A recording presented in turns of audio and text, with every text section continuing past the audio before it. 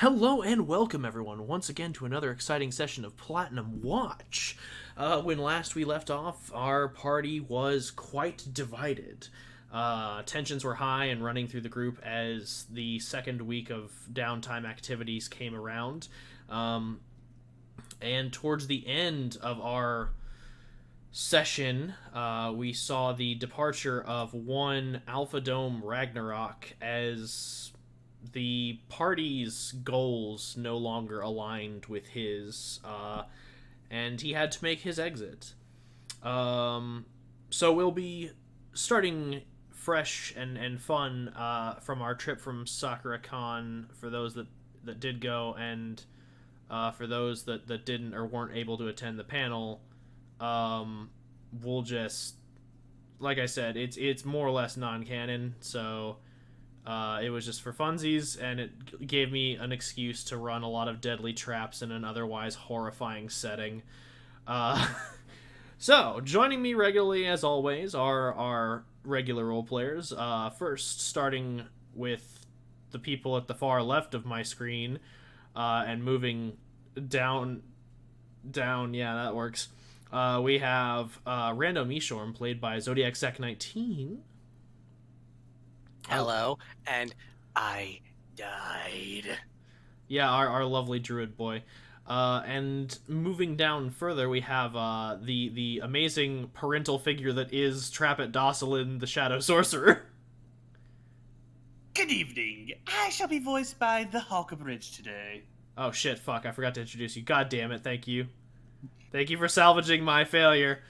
Well, a failure is just a missed opportunity, dear. Moving down, we will now be introducing a familiar player but new character, Vex, playing the amazing Artificer Ranger Lenzbor Reyes. Who's got my beer? And now it's apple juice. Sorry, that was in poor taste. Followed once again, we moved down the line to Red Beast 13 playing our monk rogue Goliath, Avot Korik. That's a lot of titles. I joined this game as a ghost, and I was the only one who didn't die. I don't know if I should be proud or disappointed in myself. Take it with a grain of salt. In yourself or us? And then the person who probably died the most in the Maze of Many, we have Merrick Gilder, played by Stormsage 13, our Bloodhunter boy. I regret nothing. As I you had should. fun.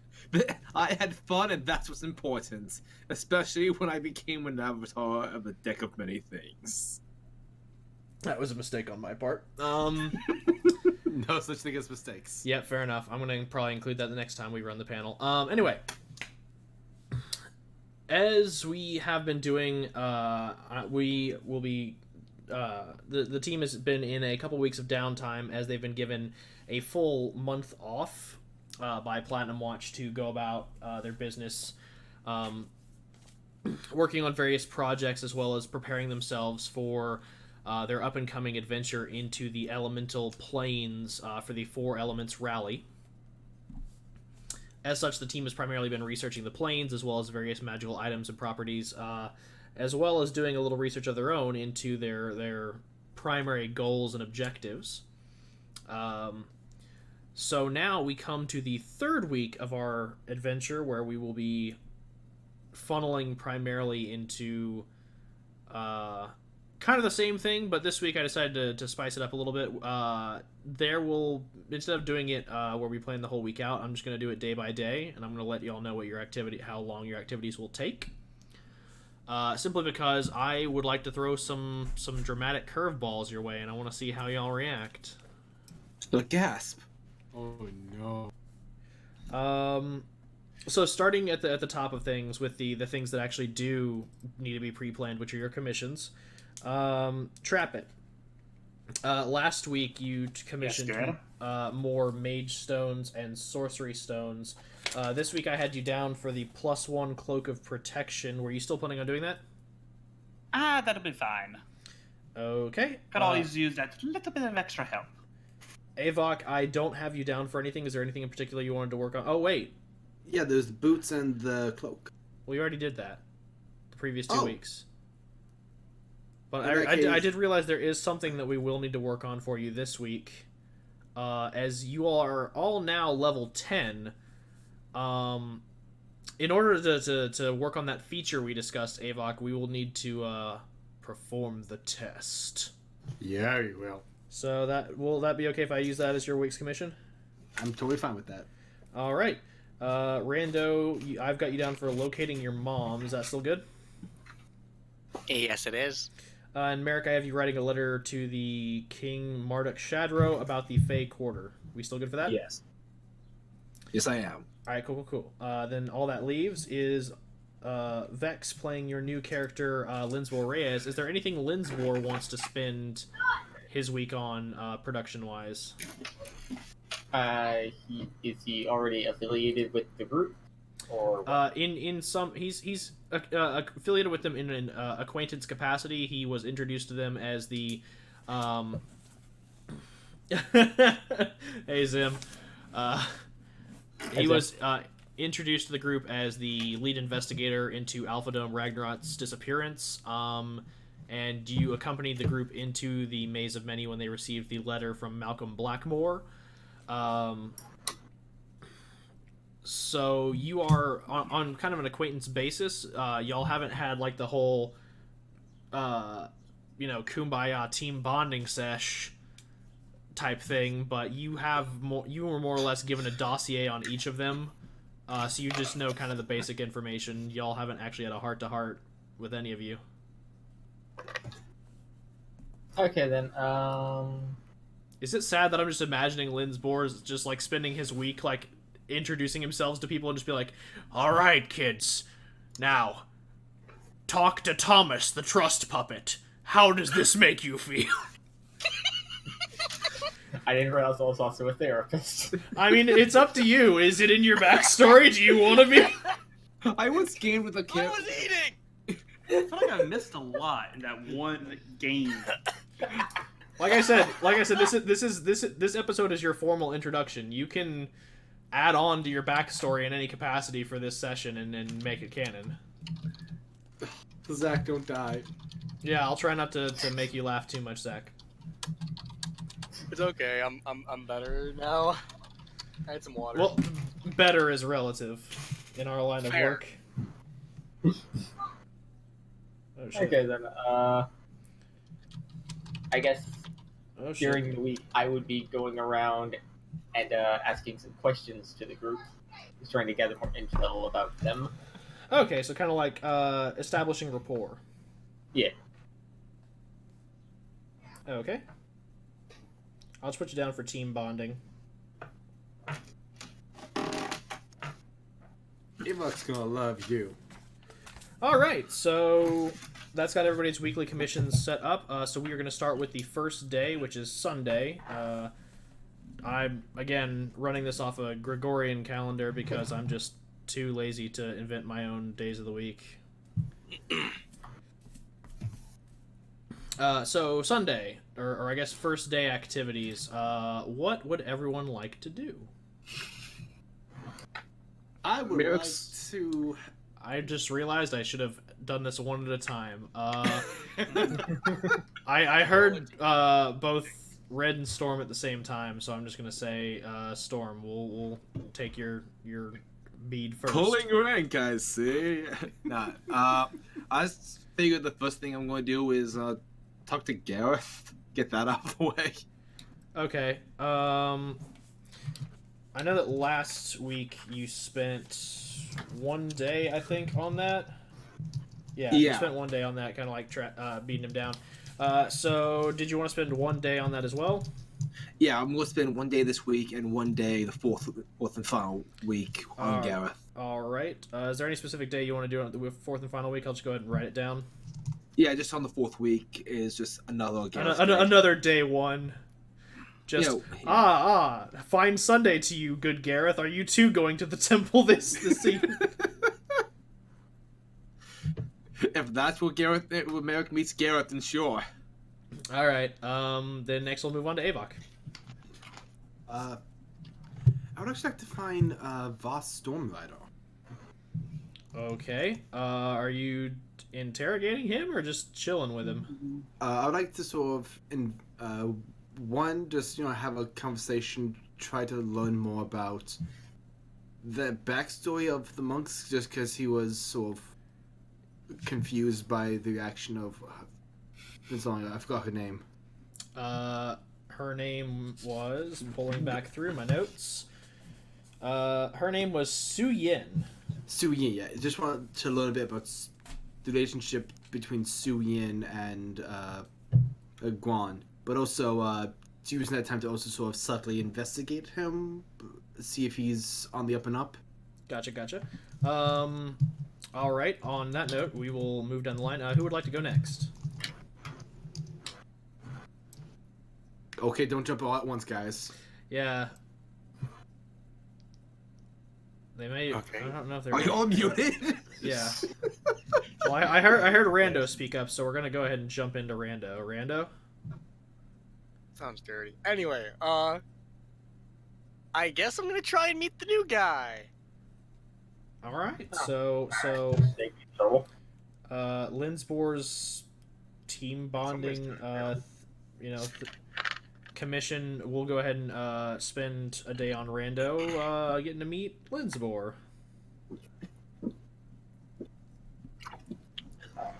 So. Okay. Oh, we're not starting. Okay. Well, we wouldn't be starting like now. I'm just doing this one at a time. Write down the events. Yeah, I'm writing down the events. Next, I guess we'll go with either Lenzbor or Trepid. Who wants to go next? I'm probably going to. Yeah, fuck it. I haven't talked to Ziara in a long time. I guess I'll hang out with her. All right. Are you going to be investigating her, or are you just chilling? I guess a bit of both. Investigating, hanging out. Okay. Did you want to just spend one day on it, or did you want to invest multiple days in it? Start off with one and see where it takes us. Okay. All right. And then last but not least, Lenzbor. Yeah. What would you like to do on the first day? I thought we established that was. Oh, right. You and Rando are both doing the team bonding. Okay, my bad. Yeah. It's a shared activity. Sorry.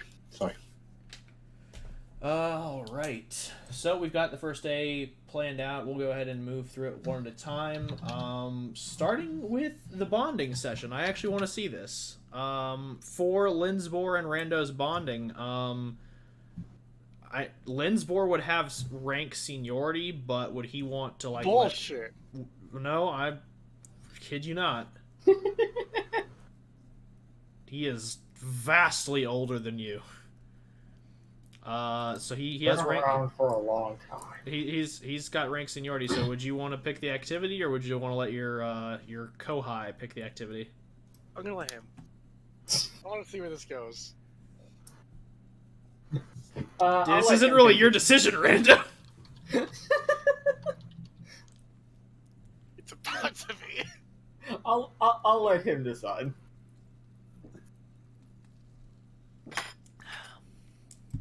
He's older than the elf.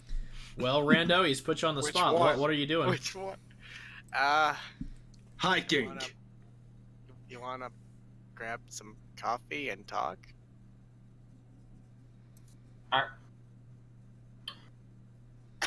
Coffee's not really my thing. It's good for late night rushes, but not so much for enjoying.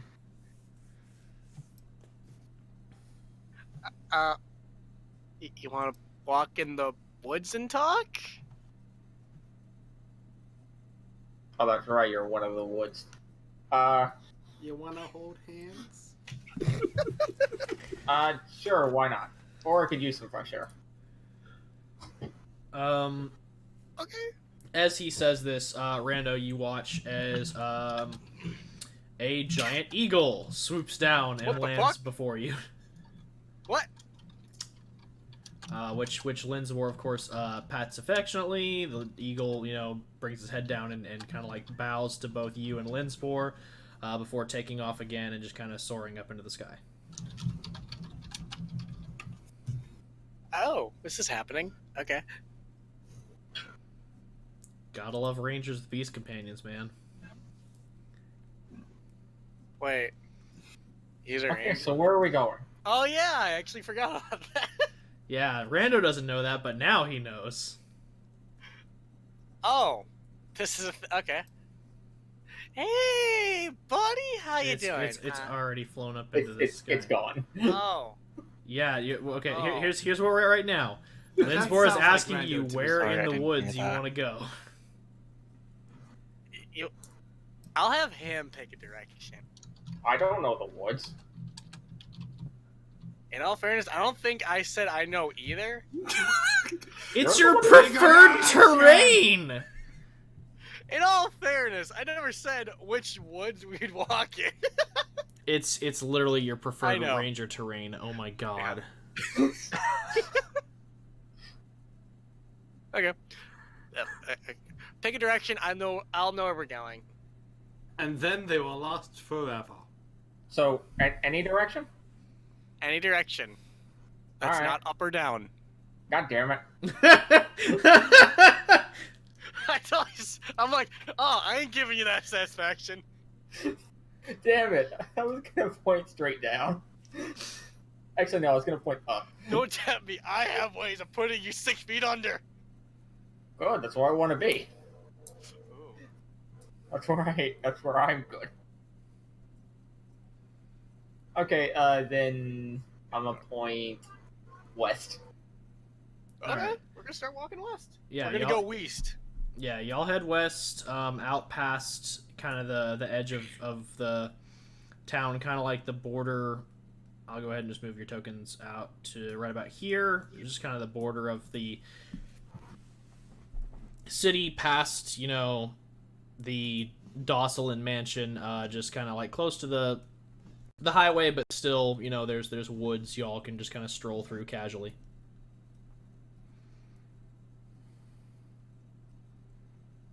And now you are alone. Converse or don't. It's all your decision.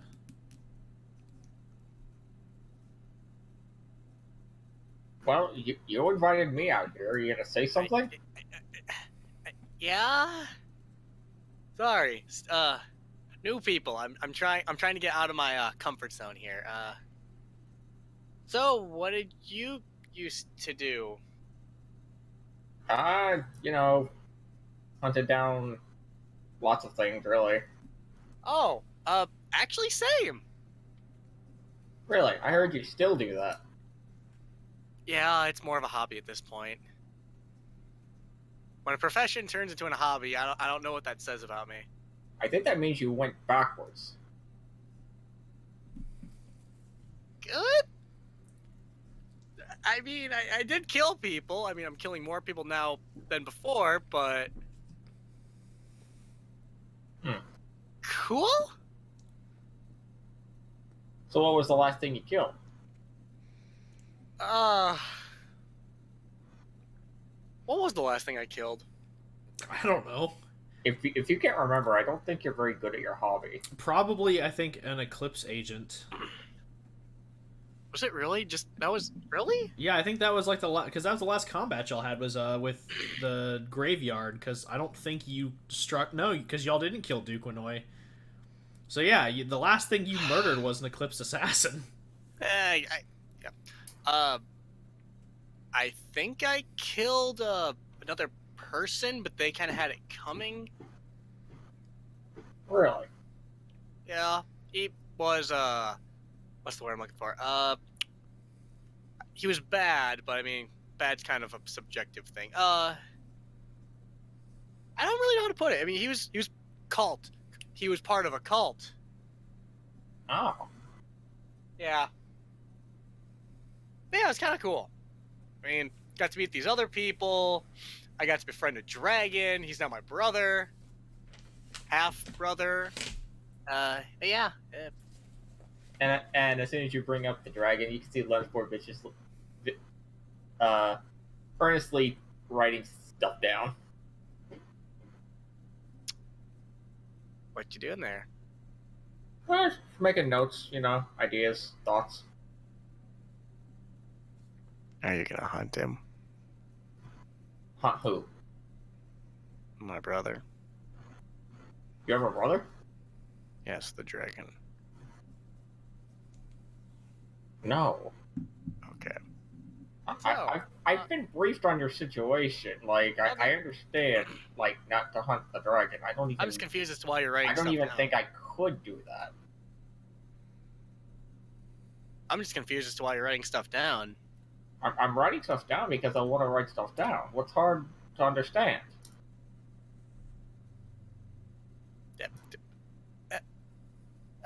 Fair?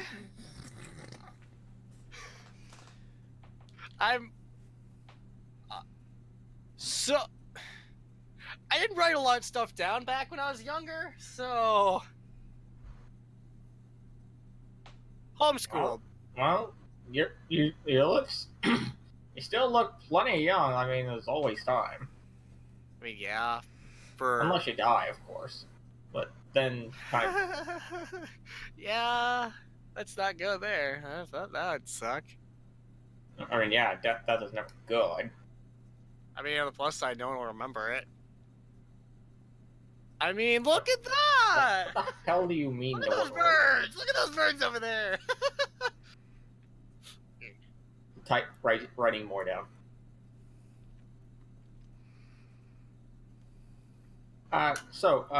Since you dragged me out here, do you mind if I ask you a few questions? Yeah? Go for it. Okay.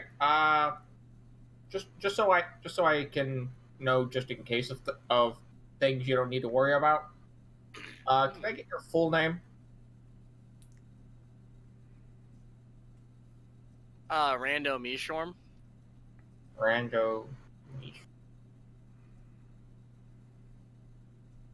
All right. And when was the last time you saw Alpha?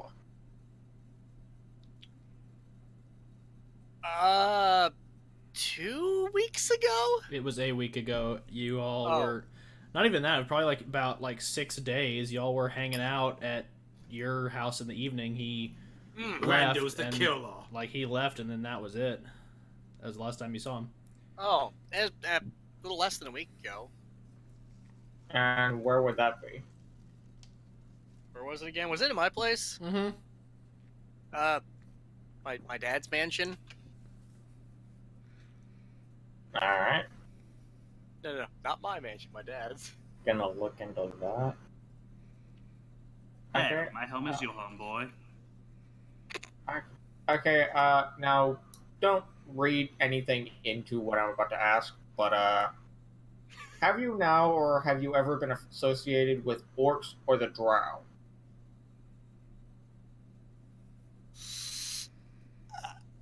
I might have at one point. Again, don't... Maybe. Maybe. Do you want it's your backstory? Make a definitive answer. I mean, my character wouldn't really know because he doesn't quite have his memories back. Remember? Well, not Never everything, said he'd yeah, come but back. not everything. But you could, to the best of your knowledge, answer with what you know. If you've Okay, ever. so from what I remember, I have not. But there's holes in my memory.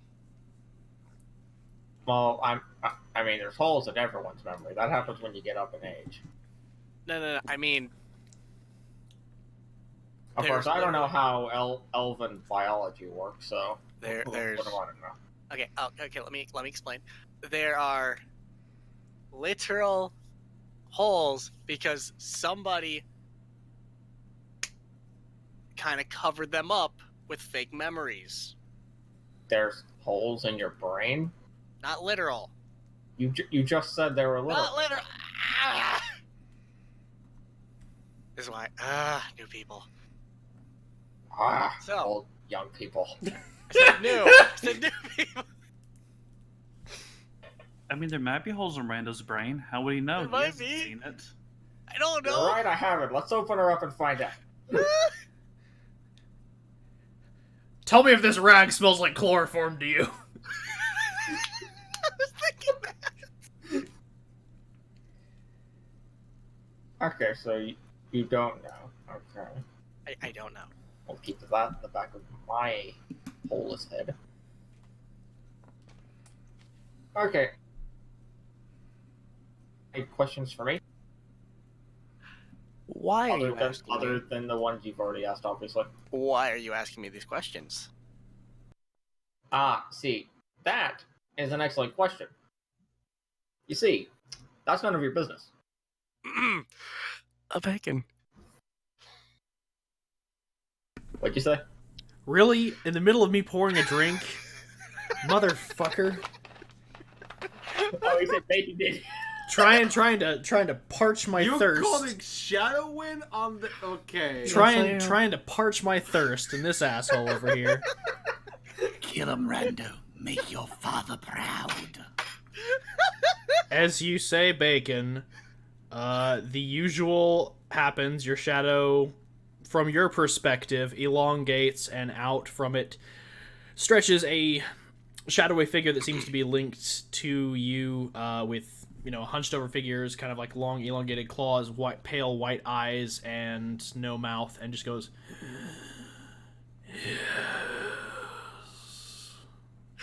So, without speaking, I'm going to telepathically ask him, or request, I don't know which one. Asking is probably nicer.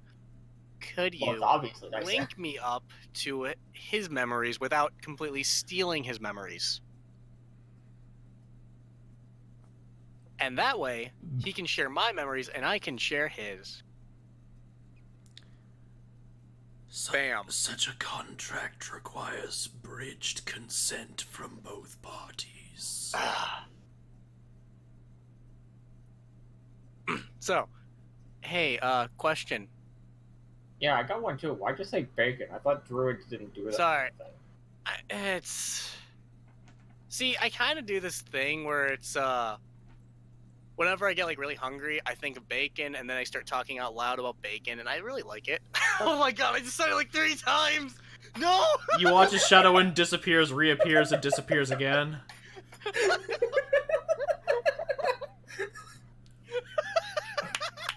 It's like flipping. It's like toggling a light switch. Is Rando also freaking out like this?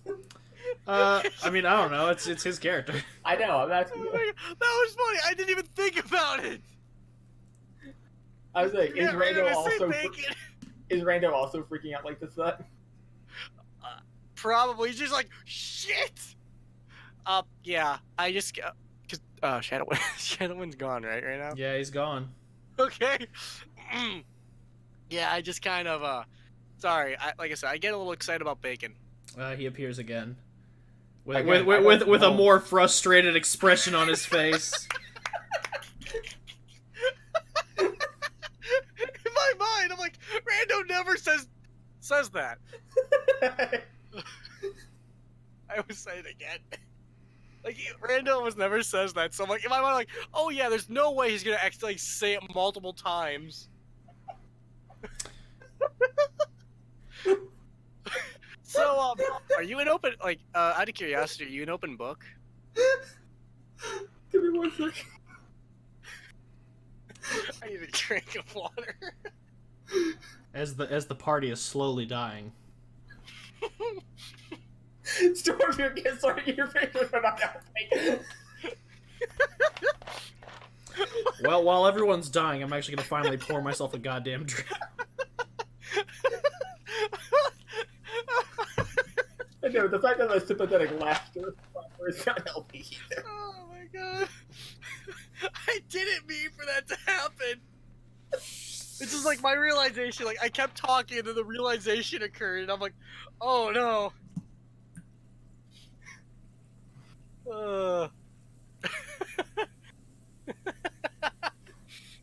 Yeah, I read pretty much. Okay, what was your Okay. question? Just out of curiosity, are you like an open book or no? No, I'm a gnome. But Do you take things literal? I think I just answered your question. Okay, that's fair. So, Give me a second. I gotta think this through. Okay. So, out of curiosity, can I learn about you as fast as I can? Son, I know you live for a long time, but I'm not even sure you have that lifespan. Is that a yes or a no that I can? Can I try? I mean, sure, go ahead, try. Alright! Consent! I mean, yeah. That is. question whether that would actually count as consent to shadow. I mean, you're consenting to share your experiences, and Rando is consenting to share his. So this counts as a bridge of consent. Alright. So I'm gonna get more out of it. So I'll just send Rando my full backstory real fast. Nice. yeah. I'm pretty sure he's already seen. Yeah. I mean, more or less, like, I will give some narrative flair to this. So as you both, Rando says, all right, the air kind of gets colder in the woods for both of you, and, kind of simultaneously, Rando, you always have sight of Shadowin wherever you go, but he kind of blinks out for a moment for you. And then That's concerning. simultaneously, both of you see him betwixt you as he clasps both your hands, and your eyes roll back as you both begin to share memories and experiences between one another. So, for narrative flair, I'll just say that Lenzbor, you watch a young Rando Mishorm bury his adopted father. Then Rando, you watch a young Lenzbor sneaking over the walls to give food to trapped animals that have been caged by Underdark slavers. Lenzbor, you flash back to Rando cleaning in his first bounty, being praised by the town for his valor, and him giving some of the proceeds to the orphanage. Rando, you then flash over to Lenzbor's years of training as a ranger and artificer, years honing his skills and craft. Lenzbor, you then flash forward to something more present, Rando's first mission alongside the other members of the Platinum Watch. And then Rando, you flash over to Lenzbor's, the death of Lenzbor's mentor, and his induction into Platinum Watch as a member of its organization, and then later leader of his own team before his retirement. And then you both flash into present day, Rando with you seeing kind of Lenzbor's debrief on being, coming out of retirement, being reassigned to your team. And Lenzbor, you see flashes of the past few weeks with Rando, just kind of like him learning more about the Feywild and his powers and his link to them. And then we flash back to the present. Shadowin releases both your hands, and for lack of a better term, y'all have basically mind melded. You now know each other's full backstories as of this established point. Do they also see the beginning of this conversation? That'd be a little too meta. So we'll just say no, because then it would just start looping over and over and over again. God, that would hurt. Shadowception. So no, it brings them up to the present day, and then stops short of them actually meeting today. And Shadowin is still very much visible and present before both of you. So, oh man, this is why I kept saying. This is why I kept saying the B word. Like, as you say the B word, like before you finish that sentence, like Shadowin just glares at you, like as if because he doesn't know if you're gonna say it or he doesn't know if you were gonna say it or not, but then when you say the B word, he kind of eases up a bit. Hey, I'm sorry. I'm sorry. Look, it was an accident. I didn't mean for that to happen. Your apology is noted, but you are not yet forgiven. Fair, that's fair. It bows to you, Lenzbor, and it says, "Greetings and salutations. I am Shadowin." Yeah, we met. Or wait, was that him? Kind of. You have now shared the experiences of Rando Mishom, so you will feel a sense of familiarity for a time.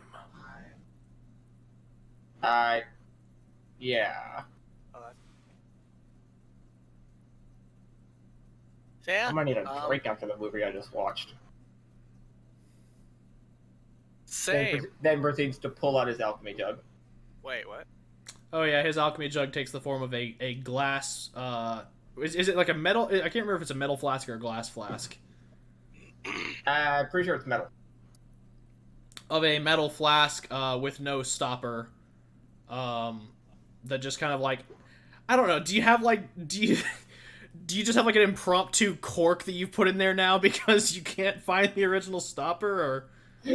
Yeah, I just sort of hoard. You know how some people hoard like bread ties that they tie bread with? I just hoard corks.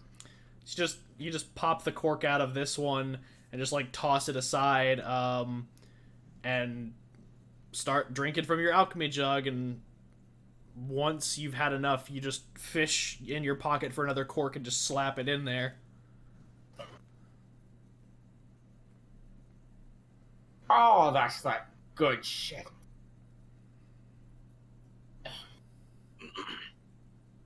Okay, where were we? It actually kind of looks good. Oh, it completely. Oh, this is the mind link. This is the mind link speaking. Are you an alcoholic? Are you like my dad? No. Boy, fuck you. I'm not that much of an alcoholic. He's like, fuck you. Pulling a Doctor Who quote. You'd never know you're an addict until you try quitting, and I've never tried quitting.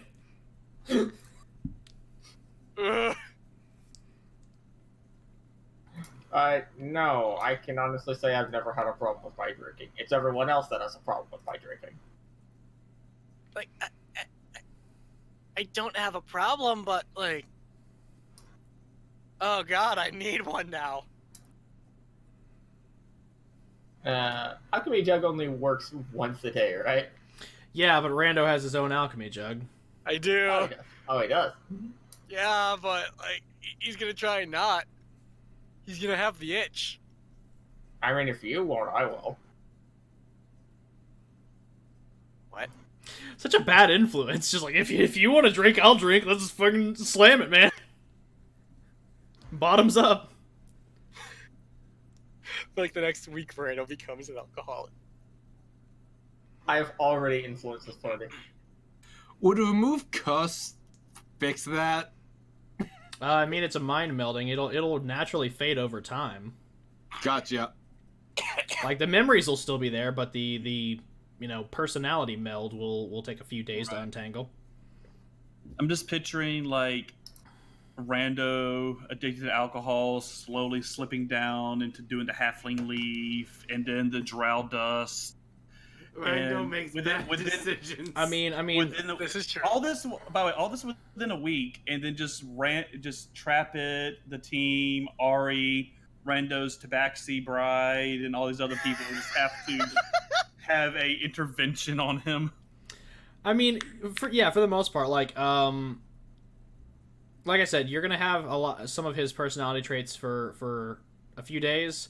On Lenzbor, it'll be the same thing. So during some social situations, you may find yourself but I don't getting. want to have a relationship with a tabaxi. Not like that. But during some social situations, you may find yourself a bit more anxious.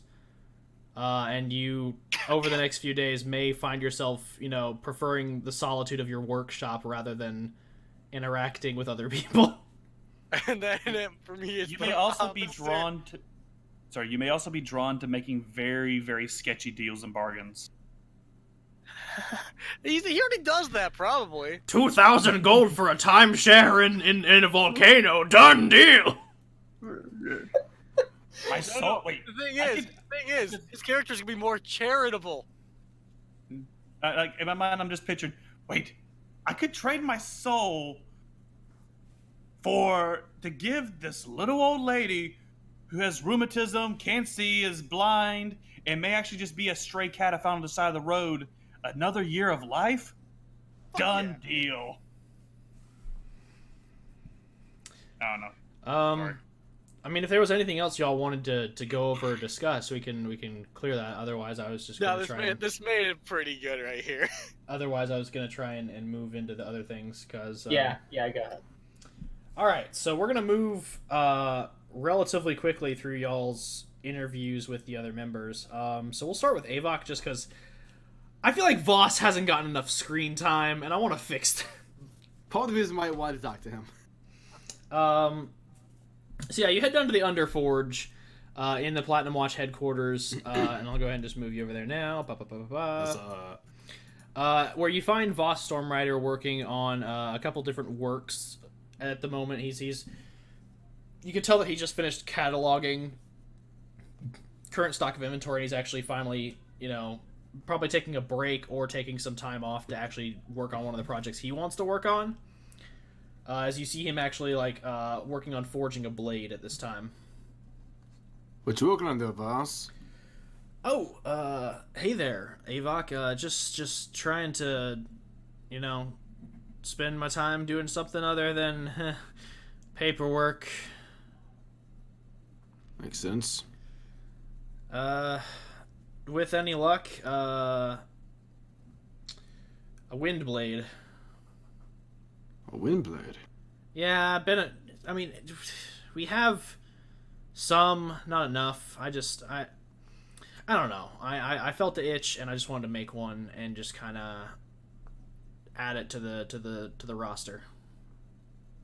What's it do? More or less, it's just. It's nothing different than a regular sword. It just has an extended range because what the enchant after it's forged, it facilitates small gaps in the blade itself to channel air, and then the enchantment forces additional pressure on that air to create a slash of wind. It just kind of extends the range of a blade's proficiency out to up to about between 60 to 90 feet. That's cool. Yep, just been a long time since I made one, and if I'm being honest, kind of just missing the good old days. Getting to fight shit, kick some ass. With Guan and Su Yin? Yeah, Guan, Su Yin. Wait, how do you know Su Yin? Let's just say I've been taking a few extra lessons. Oof. Well, I can't imagine that's been easy, what with their history. God. I had a kid called Doorman the Nuts, so is there some history that I'm just not picking up on? Have you talked to Guan? Nope. Okay, well, not really sure it's my place, but, talking helps me work, so we'll just go ahead and have story time while I'm going ahead and forging this. He just kind of focuses on his work, tapping down the metal and just kind of making sure that everything's nice and even. And while he does so, he kind of recounts you the tale. He's like, so, a long time ago, there were 4 of us. We were the star pupils of the next generation under Master Chorus. And Master Chorus was very strict in his teachings. He only wanted one way of things done. He wanted it to be practiced the way of the 4 elements. That's what he taught, and he intended the School of the Golden Cloud to continue that tradition. And suffice it to say, we felt differently. Su Yin was one for tradition more than most, but she and Guan and myself both felt that things would be better suited if we adapted with the times, and instead of practicing the doctrine of the monastic arts, we worked on improving ourselves physically with war on the horizon. We wanted to make sure that our students could defend themselves and prepare themselves for the type of world that they would more than likely find themselves in once they left the school. Made sense. We just had different ideas on how to complete that. After the war came and went, Master Chorus died during the conflict, and Guan was appointed the successor of the Golden Cloud. So with the rest of us not really having any path or place to go, we just kind of worked alongside Guan and worked our best to make things better. But Su Yin and Guan got close, really close. Doesn't seem like that. Different time. And so I got recruited into the expedition efforts, and went down into the deep to fight against the Drow in the Underdark, and I wanted Guan to come with me. I wanted my old battle buddy by my side, and Su Yin objected since he had his newfound responsibilities, and they were he puts down his tools and he kind of just turns around and just makes the symbol of a circle with his left hand, and then just points his index finger and just kind of starts moving the index finger into the circle. Yeah. In the traditional gesture of they bonin. Yeah. And he was just like, and Guan has and always will be a free spirit, so he decided to take the trip into the Underdark. That didn't go over well. After our shtick, he came back, and Su Yin had started a relationship with our other compatriot, James Blackhand, and things didn't go so well. I started forming Platinum Watch shortly after. Guan and Su Yin had a bit of a fight, and the dojo was split kind of 50-50. But Guan found out that James had been using some less than savory methods in his training of the students. James felt that the only way to really hone the martial arts, the one true way to sharpen one's talent, was fights to the death. He felt the only real way you could understand your limits was if your life was on the line. And Guan found out about this and confronted him. And they fought. And it got bloody, Avok. Su Yin eventually stepped in and broke up the fight, but at that point the damage had been done.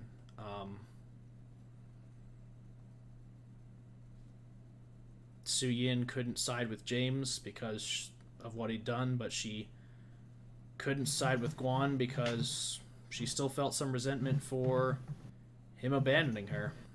So the School of the Golden Cloud got split 50-50.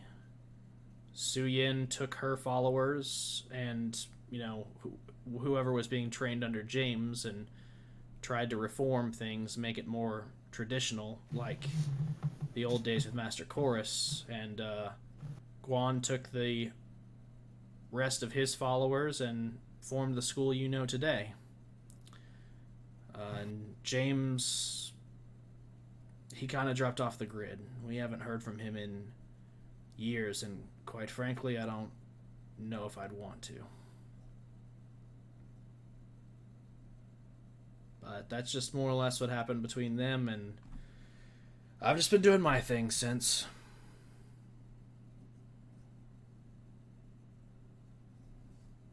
I'm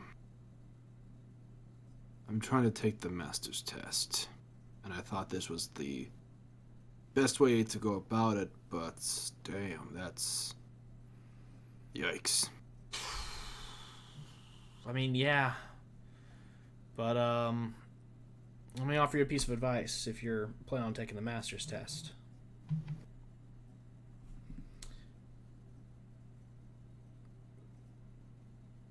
By all means. Learn what, other styles are practiced, but don't imitate them. Make it your own. Right. Thank you. Hey, no problem, man. Just take what you've seen and mix it to what you already know. Make it something new. I have a question. Yeah, and he kind of resumes his work now that he had put his tools down. He kind of goes back to his work, but he kind of turns to face you while still working pretty diligently, but he's just staring eye to eye with you. Yeah. With all that happened back then and now, do you have any regrets about what happened back then, about how Platinum Watch turned out? What would you change? Well, if we're being honest, I probably would have just sent Guan down on his own, down into the Underdark. I would have stayed and kept up things with the temple, because with how things have turned out, I mean... Or rather yet, I would have asked Su Yin to come with me. I mean... Inventory is just not my thing, Avok. I prefer to be traveling, fighting, learning new things. Su Yin was always about order and structure. Maybe if she'd been the one with Gareth and the others, I don't know, maybe things wouldn't have turned out as they are now, and maybe, she would find some fulfillment in this position that I've been saddled with. You unhappy with your position? He just looks at you and he goes, Avok, I'm a monk who doesn't get to punch things. I'm very unhappy with my position. Fair. I can totally sympathize with that. Trapped in a fucking cave for 30 years and unable to interact with anyone. Yeah, imagine that, but instead of talking to, other ghosts or at least the skeletons of people, all you have to talk to are swords and shields and armor. I saw my friends slowly decompose. I would have welcomed the company. I would just like to roll an insight check on him. Yeah, okay. Just trying to see if there's any... I'm trying to figure out if he's a traitor. Okay. Roll an insight. Okay. That's 16 plus 8. That's 24. You can tell that he legitimately does hate his position. He really despises, the fact that he worked as hard as he did, trained as hard as he got, and is stuck more or less behind a desk taking inventory all day. He would much rather be out there fighting than in here making sure everybody's weapons are sharp and their armor is sturdy. He legitimately hates his job. Okay. You can at least get the hint that he doesn't mind, his position of authority on Platinum Watch. He just hates the specific job that he has been saddled with. Alright. You can tell that he'd much rather be like Ziara out there, making a difference rather than stuck in here running the shops. We're going to be into the elemental plane sometime soon. No, we'll probably be into all of them. He kind of Would perks you up. be maybe? He perks up with that, yeah. It would be very useful to have a seasoned warrior with us. I mean, hey, put in the request to Gareth and maybe we'll see. But Yeah. I mean, I don't know if he'd let me come along. We'll just I don't know, write him a letter, petition, whatever. Just ask. You got it. I mean, we're Platinum Watch agents, and we're both monks. We gotta watch out for each other, right? Yeah. Yeah. He Alright. kind of goes back to working on his stuff, and is just like, well, I'm gonna keep hammering away at this. I got about 30 minutes before my next inspection needs to kick off, so I'm gonna do as much work on this as I can. Yeah. I'm gonna go train, and Avok would like to go prepare that letter to Gareth. Okay, as you kind of like turn around and start leaving, he's like, hey, Avok, Yeah. take care of yourself. Yeah. You too. Thank you. All right, and with that, we're gonna move into Trap-It territory. Hawk, you still there? Yeah, give me one sec. Okay, yeah. Test 1 2. Test 1 2. How do I sound? I was just told I was low. You sound good. Okay. Thank you. All right, there you go. Sorry, like the second you said it was my turn, my cat just jumped in, like knocked everything over. No, I hear you. All right. All All right, cool. so you're hanging out with Yara. Yep. Did you schedule like any activity, or like, are you just going to the HQ I was and hoping to gonna- bump into her? Picnic. Because earlier she mentioned about going to like a bathhouse or basically like a sauna or something to Yes. just relax. Yes, she did. I figured that'd be a good way to catch up with her and maybe try and get a feel of her, investigate all that good stuff. Okay. Try to get a feel of her in a bathhouse. Copy. Got it. Hey, she's like a daughter to him, I'm kidding. not in the anime sense. Glad you clarified. I nearly spit out my drink. Yeah. Okay. Like, There's a couple good bathhouses in and around the Coliseum. A lot of gladiators kind of go in there, so y'all head into the Silver District and meet up, and head to a nice public bathhouse, specifically called the Tempered Forge, and it is run by a nice dwarven proprietor. He kind of looks at you and he goes, "Welcome to the Tempered Forge. Just two of you today?" That'd be so. As far as I know, it's just the two of us. All right then. Well, we do have a couple of different services. We have the full spa if y'all are interested in a full breakdown treatment. We also have just the sauna if you're working on just getting some heat in and building that endurance.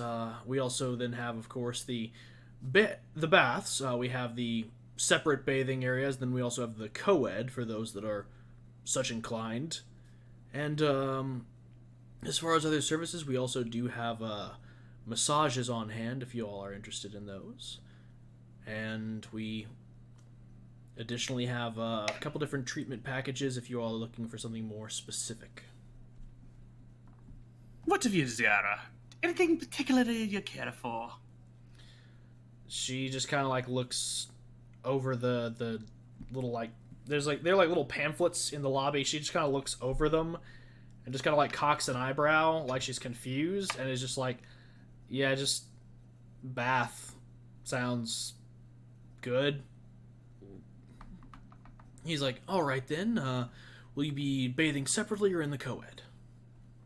A lady's preference, of course. She's like, I got nothing to hide, co-ed, let's rock it. Very well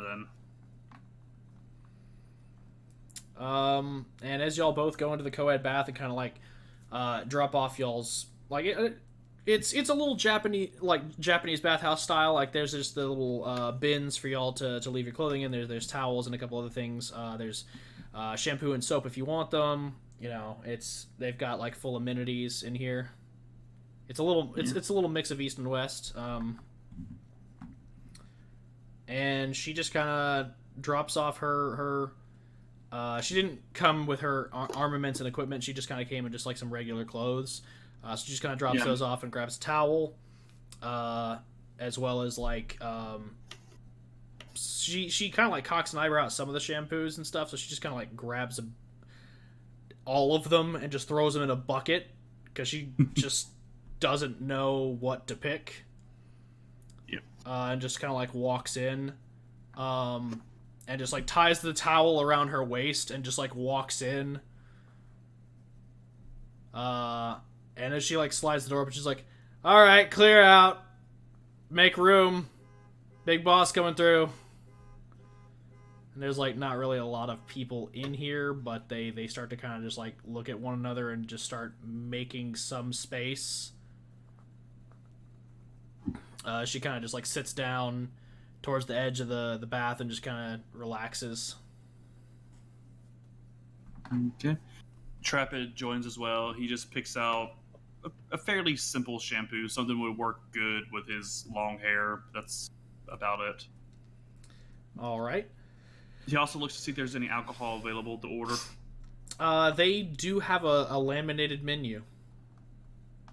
All right. I place drink orders for both of us. Okay. They've got a couple different things, variety of mostly wines. They don't really do beers or liquors here just because of the heat. So it's mostly wines. Like they have a variety of like fruit-based wines. They got like, as well, white wine, red wine. They have different types of sake.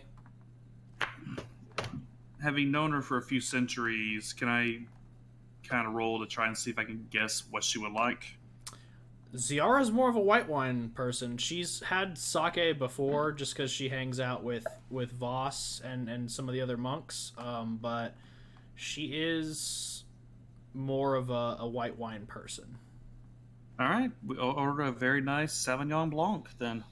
All right. As y'all kind of get in and get settled in, y'all are going to have a couple minutes to talk before the wine gets there. So she just kind of looks at you and goes, "Hey, thanks for this, man. You're paying, right?" Ah, but of course. The least I can do after you dropping everything to help us earlier. All right, I'll drink to that. When are those getting here? She just kind of like looks around.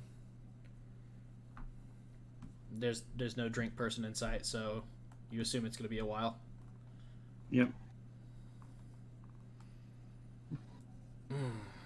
She just kind of leans back and just relaxes in the water. So, how goes the whole saving the world game? Slow. Everybody's too concerned with the red tape. They just want to law this and judicial practice that. I'm just waiting for when they decide they need a blunt instrument again. Yes, I'm kind of getting the feeling that my group's been used for such of a purpose lately. Well, you do make a very effective hammer. I always thought of myself more as a scalpel. Well, Or a bomb. I'd say, yeah, more bomb. Y'all are more bomb.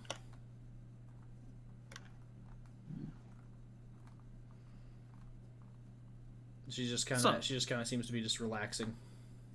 Yeah, Trapit just kind of leans back against the edge, just closing his eyes, relaxing a bit as well. So, how surprised were you when I ended up being drafted in this by Altus? Honestly, I was a bit surprised. Not terribly. I figured one way or another you'd eventually find your way over here, either trying to make a difference if you were in that kind of mood, or, the coin's good, so I figured at some point you'd come over here for merc work.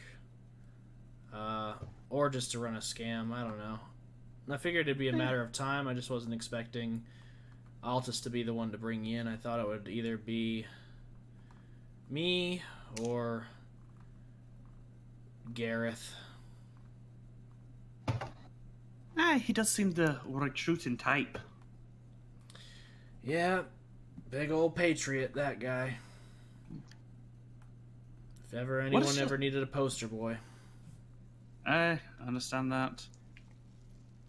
I've known more than my fair share of his type over the years.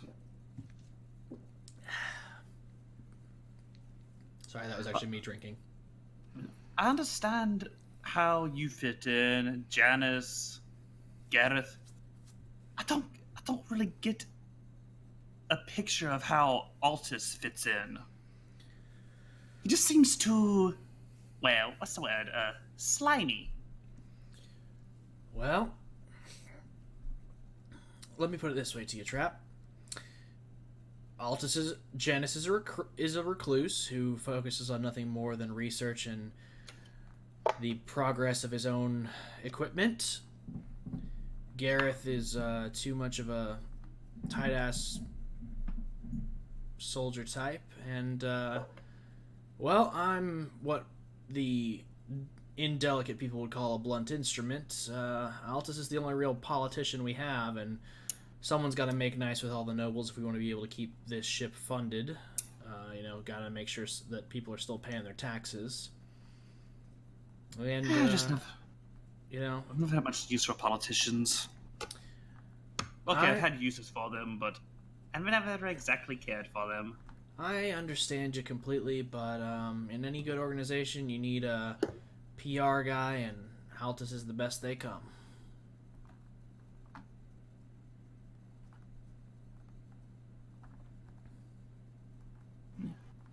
At this point, some dwarven caretakers come in, bring you a bottle of wine on ice with 2 glasses. And they kind of like put it in like a little floating basin and just like set it in the water between both of y'all. It seems to have like a little weight on it, so it just kind of keeps it anchored between the 2 of you. And she kind of like uncorks it and pours herself the first glass. And pour one as well. Well, to both of our help and to get to be a bit blunter in the future. I will drink to that. And she clinks the glass. She goes, "Speaking of blunt, how's the kid?" Which one? The blunt one. Trap is just picturing both Ari and Rando in his head. Again, dear, which one? The one that wears animal furs, genius. Okay, I couldn't. To be fair, I've just recently adopted a very blunt dragon. There's a difference between blunt and socially inept. Again, that term can apply to either. She just goes, "Daft then." Oh, Rando then. And she goes, "Yeah, how's the kid?"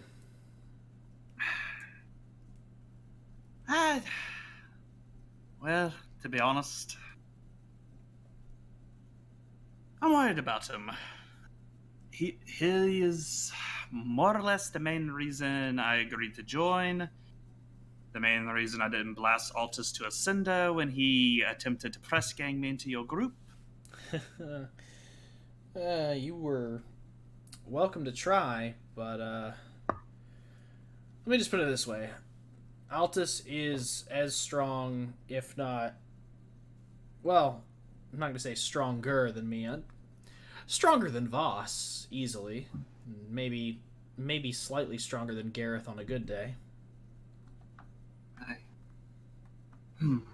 Well, it's good to know that he can talk the talk as well as walk the walk. But yep, I am genuinely concerned for Rando. He is a good boy, but he's, as you put it, a little daft. He doesn't think. I'm worried that he'll make one too many bargains or go the wrong way.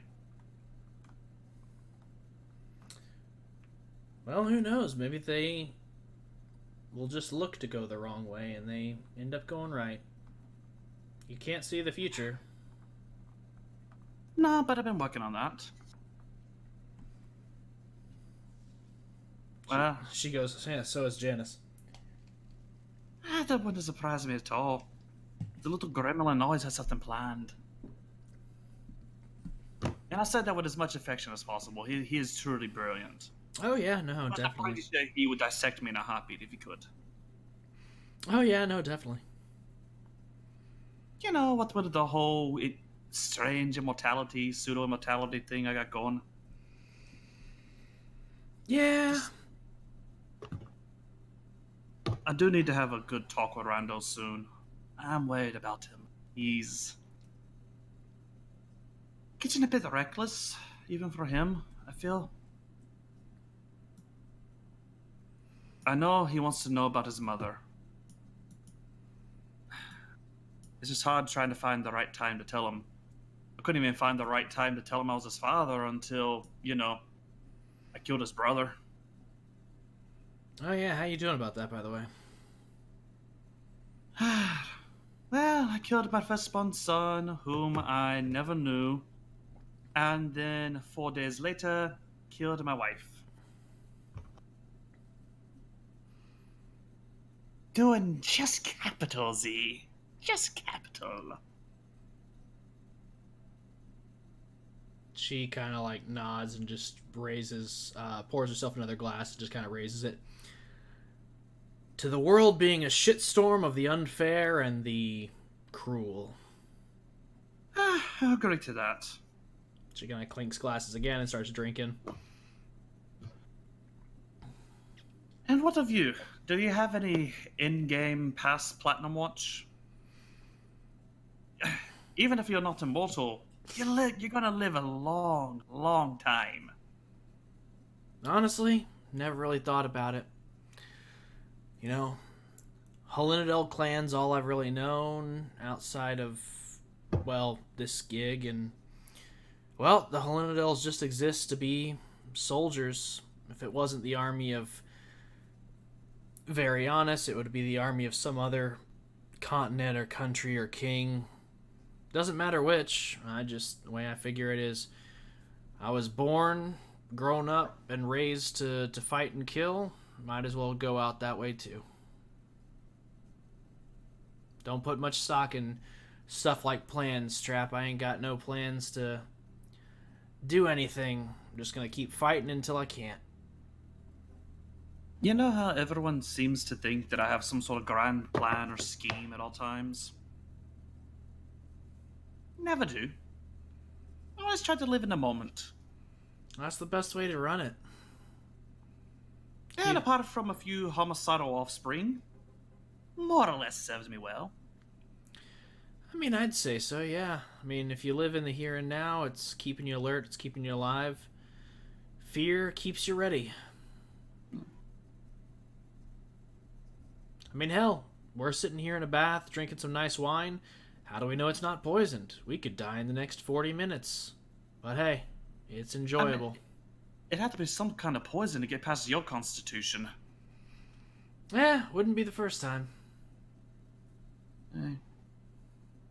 No for me. I remember there's one elven noble.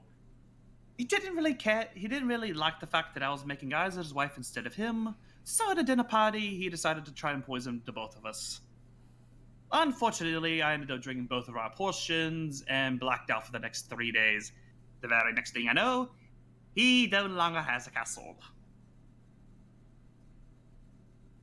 Did his wife take it, or? No. I burned it to the ground while I was like in a stupor from being poisoned. Oh, well. All right then. The wife made out okay. She took the treasury with her. Well, so long as there's some silver lining to that. You can always mark the years by how many times you've almost died or someone's tried to kill you. Aye. But I may be getting a bit sentimental in my old age, but I also am starting to mark the time by the people I've met, people I've tried to help. Which reminds me, I am sorry, Z, that I never told you of our prior connection. Until, I mentioned it to Janice to try and get you to help us. It's fine. Yeah. I mean, Hey. it is what it is, man. Hey, as long as we are, you tend to run into some old acquaintances very often.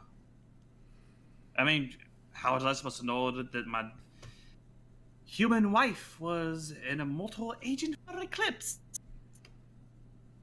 She kind of chuckles at that and just goes, well,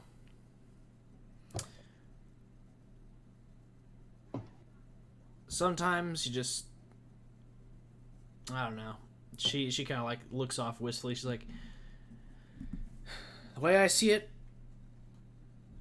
if someone's good enough to come back after everything you've thrown at them at least twice, that person deserves to live.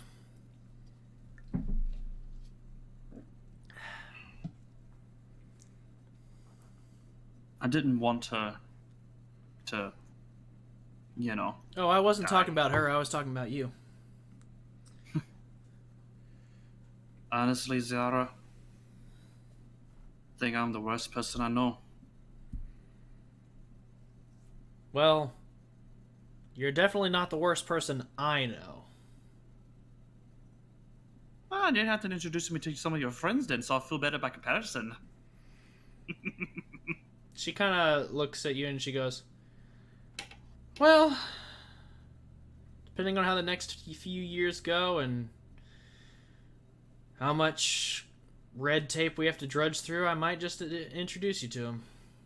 Yeah. I shall clear my calendar and mark the date. During all this, I'm trying to get what insight I can to see if she knows anything about, or anything she says is kind of setting off alarm bells. You know what I mean? Then in that case, this sentence would probably be like not the most alarming thing she said, but in y'all's idle conversation, this is definitely the one statement that has kind of stood out. Yeah, it did to me as a player too. She just kind of looks at you and she goes, well, I mean, they're kind of a group of assholes, but I wouldn't count on anyone else to watch my back, so Oh, if ever you Platinum find... Watch? Yeah. Anyone else? Some buddies I got in the org. If you ever find yourself in a pinch, they're definitely the people to call on. Yeah, I'll have to keep them in mind then. Yeah, I'll write you down some contact info for some teams. Aye, much appreciated. I do have a question for you though. You've been in this area a wee bit longer than I have. Yeah. Over the past couple of centuries, I keep running into Eclipse. I thought on the continent I'm from originally, they didn't really have any presence, so it seemed like everywhere I turn here, they're there. What's your impression of the lot? Well, honestly, I see a couple bandit bands take up the name every now and then and see a few people raise the flag and rattle the sabers, but honestly, Eclipse is just a boogeyman. It's just a name people like to say to reference... I don't know, man. The idea that there's some greater organization behind all the leaders of the world manipulating events is just kind of absurd, don't you think? The way I view it, whoever picks up the name Eclipse is just trying to scare people. Garo insight? Yeah. Alright.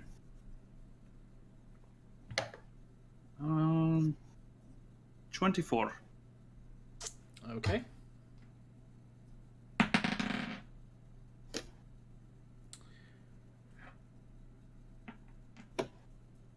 as she states this, you can tell that what she says about, the idea of one organization pulling the strings behind all the great kingdoms and continents of the world is absurd. She truthfully believes that. But all the statements about people picking up the name and kind of masquerading as Eclipse are just kind of like thugs and bandits just trying to make a name for themselves. You can tell that she knows more about that than she's letting on. I don't know. I don't. Given how many centuries I chased Marianne around, I don't really see her throwing her lot in with a bunch of thugs and just random mercenaries. I feel as though she needs something a little more structured. She was never the type to just be a sorceress for hire, so to speak. I mean, hey, who knows? Maybe Logan and the people he was working with did have an agenda, and maybe they just grabbed the name Eclipse because, well, it's well established and people already know to fear them, so you tack that name on your shadowy organization and, well, you're giving the name Eclipse more credibility. I don't know. I don't really see her falling for such frivolities. Well, She managed to survive for 5 centuries on the run, with not only me, but people all over the world hunting her. well, I mean, gotta shake hands at some point, and with how long we live, honestly, alliances change. Today's friend is tomorrow's foe, so if she happened to throw her lot in with someone this past century that had good organizational skills and kept her off the grid, then, I mean, I could see the benefit of that and the appeal of it, and slapping the name Eclipse on something that organized and that well oiled would definitely, like I said, give it more credibility. Who knows? Maybe they were trying to revive the idea of Eclipse, the methodology, the brand name. Wonder if they had T-shirts. She kind of like chuckles as she drinks another glass of wine.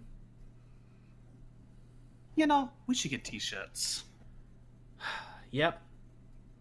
We should get big neon green T-shirts that just say, "The worst people you'll ever meet." Hey, or platinum colored shirts with bright red print saying, "Oldest bitches in Platinum Watch." She Yeah, kind we of can even get Janice one too. chuckles at that and she goes, only if it comes with a senior discount. Very well. But we need to cut out, Rando, as far as human years, he'll be applying for the senior discount in about a decade. Let's make it about 400? I mean, not many gnomes live that long, same with dwarves, so Hey. I think we could set the bar at, like, I don't know, 160. Very well. We'll set it to 160.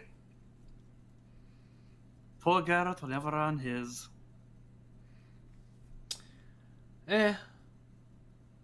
Serves him right. You can tell she's a wee bit drunk at this point. Hey. In what of you, Ziara? Could you see yourself if things were... You and I have both lived very colorful existences. Could you have seen yourself taking the route that me dear Marianne did? Sometimes I wonder if I would have done the same. Nah. I'm not that organized for that shit. Can I roll Now, insight? well, yeah, you can. I'll let you finish. She's like, not that organized for that shit. Now, if the next couple 100 years Platinum Watch just peters out and the government stops paying so good, I might pick up mercenary work again.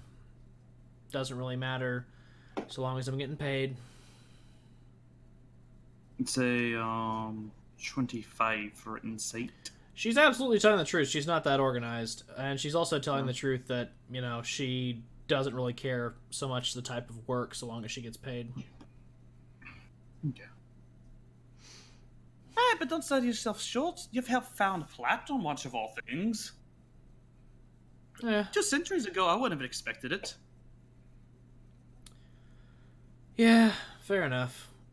I don't know. I like the organization. It definitely does its job and it keeps the peace, but there's just becoming less and less criminals to stomp into the ground. So Trapper reaches over as he pours himself another glass of wine and pats her on the shoulder. Don't worry. I think I'll make an amazing crime boss if you want. she kind of smiles at that. She goes, "Well, if you can get them active again, I will happily crush the skulls of your employees." Well, got our eventual crossing of blades. She kind of clinks glasses with you, and at this point, y'all notice the bottle's empty. She goes, "Well, we can either buy another, or we can get out."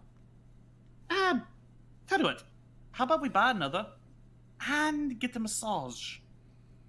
Sounds good. Treat yourself. She looks at you and smiles. She goes, "Treat yourself." And with that, we'll kind of do a wrap on that, because after that, y'all just kind of start drinking and kind of more shooting the shit than having more serious discussionary topics. And with that, we'll move into the last social event for the day, which is Merrick talking to Gareth. Hey. So we'll say that you're hanging out at Lathander's temple, overseeing the shrine work that's going on, and Gareth comes in, which is a bit odd. You've always seen him more at the temples of Bahamut than anything else, and occasionally he visits Temple of Cord, but you're just seeing him in the Temple of Lathander, and he's kind of walks in, notices you, he waves politely, and then he goes over towards one of the head priests and starts talking with them, and as the head priest walks off, he kind of looks over at you and just kind of nods, and he seems kind of just uncomfortable being in this temple. Merrick walks over to him so that he can share in the social awkwardness. All right. As you approach, he just goes, Merrick. Commander, how are you doing? What are you doing at the Temple of Lathander? Just running the rounds, as it were. We're running a bit short on clerics and paladins in the organization these days. I'm just seeing if anyone has any of the priests have any potential converts that they're looking to induct into a larger organization. I've been kind of putting my feelers out in a lot of the priesthoods to recruit to Platinum Watch, and unfortunately, a lot of our priests these days are not as trained for combat as they were in my day, so getting a lot less volunteers than I was expecting. Merrick's gonna dimly cast a light cantrip on his amulet and just sort of chuck and go, "Well, I'm working on it, if that's any comfort." He kind of smiles and he goes, "It's always good to see people taking up the divine arts." Yeah. Kind of runs in the family, apparently. He kind of chuckles and he's like, yeah. Your father." Yeah. There's some how's he there's doing? a lot of stuff there. Good, I think. Last time I saw him, I extended him an invitation to visit. So, though I teleported away, need to deal with a lot of other things. But he's currently in Asher's Falls in High Rock still, I think. Good. Wouldn't surprise me if he's helping with the reconstruction. He was always kind of that guy. Yeah, he was. And he kind of smiles a bit and he goes, I haven't had much time to talk with the men since I've assumed leadership. Apologies, I'm not sure I know much how to do this anymore. Right, small talk. It was never a thing I was good at either. You kind Actually, sir, I actually have a question for you, sir. yes. What made you wanna form and serve with Platinum Watch? Why do you fight? He kind of chuckles and he goes, "Oh, now that's an old one, not one that I've heard in a while. Well then, I guess I'll give a bit of personal history. I'm from the Vyson clan. We have always served kind of as the royal guard for the imperial family. So there hasn't always been much choice in the practices I've wanted. It's either take the fighter's path or take the paladin's oath. So I took the paladin's oath. I served at the Temple of Bahamut, where I got my training and certification, and ever since I can remember, my family's been devoted to maintaining the peace and order of society, so seemed as good and noble an aspiration as any once I reached my career years. And, well, I started out in the Vault of Military, and after the war, a lot of us were struggling, so the Empire decided to bridge the expansion efforts to kind of gather riches, as it were, from the populations that were a little less than savory. So we began with the Underdark expedition, which is where we formed my little team of the Platinum Wardens, and, well, it was just something that we all kind of agreed on. We felt that there needed to be more structure, more order after the war, so we banded together and started finding people who we thought were qualified. People who we thought could understand the mission at hand and work to better society. For the first few years, it worked really good. Lately, though, I've seen more than my fair share of abuse within the organization. Really? You feel those in our organization that's untrustworthy? Where do I start? Well, not to get personal, but on your team alone, I'm not certain I would trust Rando Mishorm to tie his own shoelaces, let alone make any military expeditions. Trapet Dosselin has his uses, but not necessarily the most paragon example of trust and honesty. And, well, we already saw what happened with Miss Eileen and Mr. Blackmore. Yeah. So, no, not really. I feel like we started with a noble goal, but for any organization that gets too big, it's gotten polluted.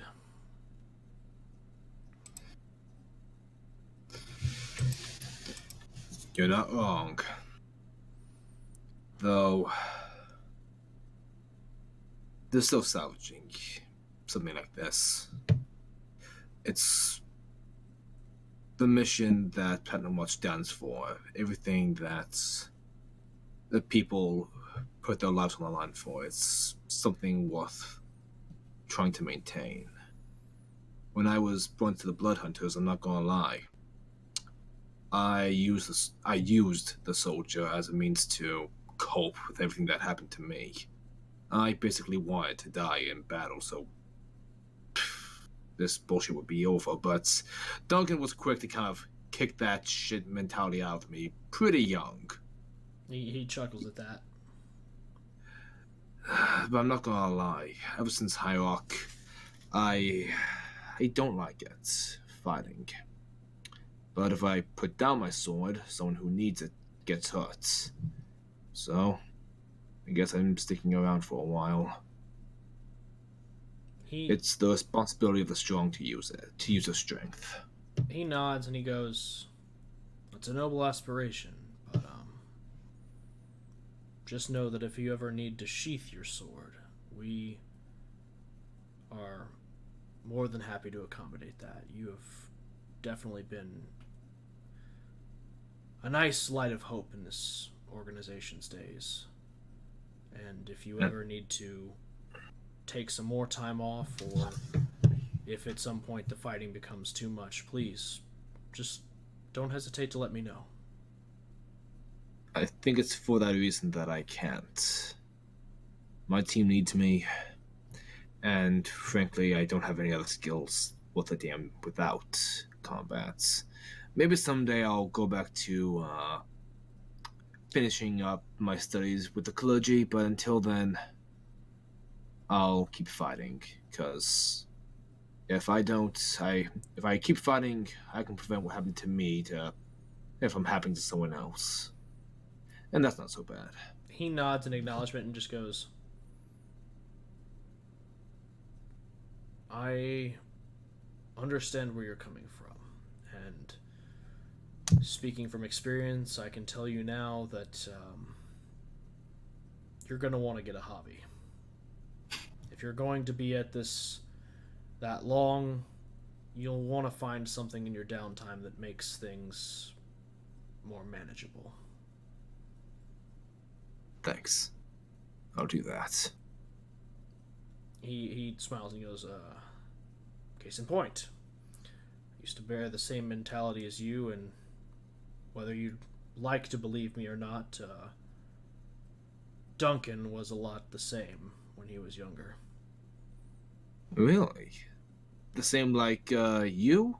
Or like my God, no. stupidity? He laughs and he goes, "God, no.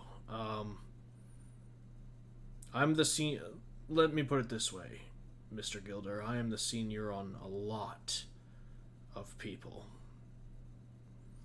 I oversaw the training of a lot of different men throughout the years, and Duncan is one of the few that, while I didn't train him personally, I oversaw some of the later stages of his education.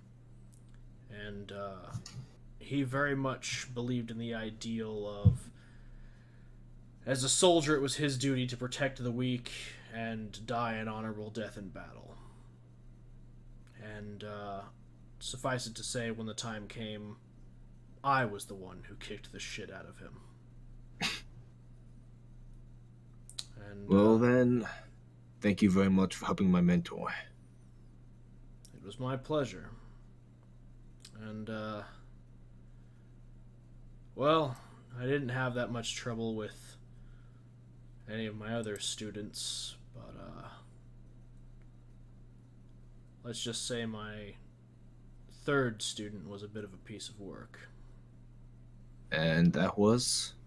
He kind of smiles and he goes, this snot-nosed little whelp who didn't really have the idea of dying in battle as his perpetual state of existence, but who always kept barking on about honor and glory and what it meant to be a true knight, serving under Lord and making sure that the gods were pleased with his progress.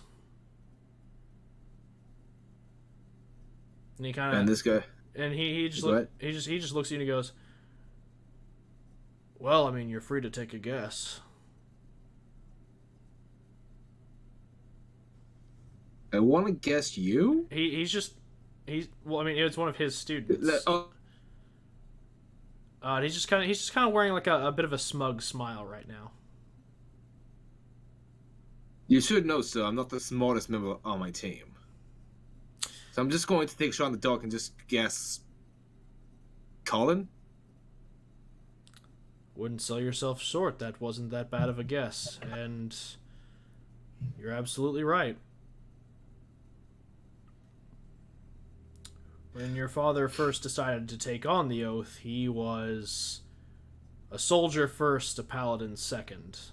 And while he didn't have any ideas of being a martyr, he definitely had his own ideas on what it meant to be a man.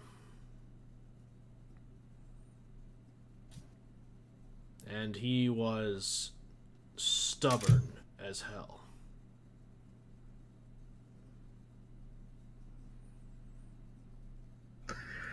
Yeah, I think I got that from him. I was just about to say you remind me a lot of him, so glad you said it before I did. You know, a month ago I would have taken that as a bit of an insult, but thankfully, a lot's changed since then. He kind of chuckles and he goes, well, I must be making my rounds now. As the head priest comes back and just kind of like hands him a small piece of paper, he just goes, and he kind of like looks at it and there's like just 2 names written on it, and he goes, well, that's not a long list of volunteers, but thank you, sir. And he kind of like turns to you and he goes, well, off to the next temple. I've got rounds to make. Take care, sir. If there's anything I can do, just let me and my team know. I will. And can I make a general insight check for the conversation? Yeah. Ooh, that's pretty good. Let me just pull up my stuff.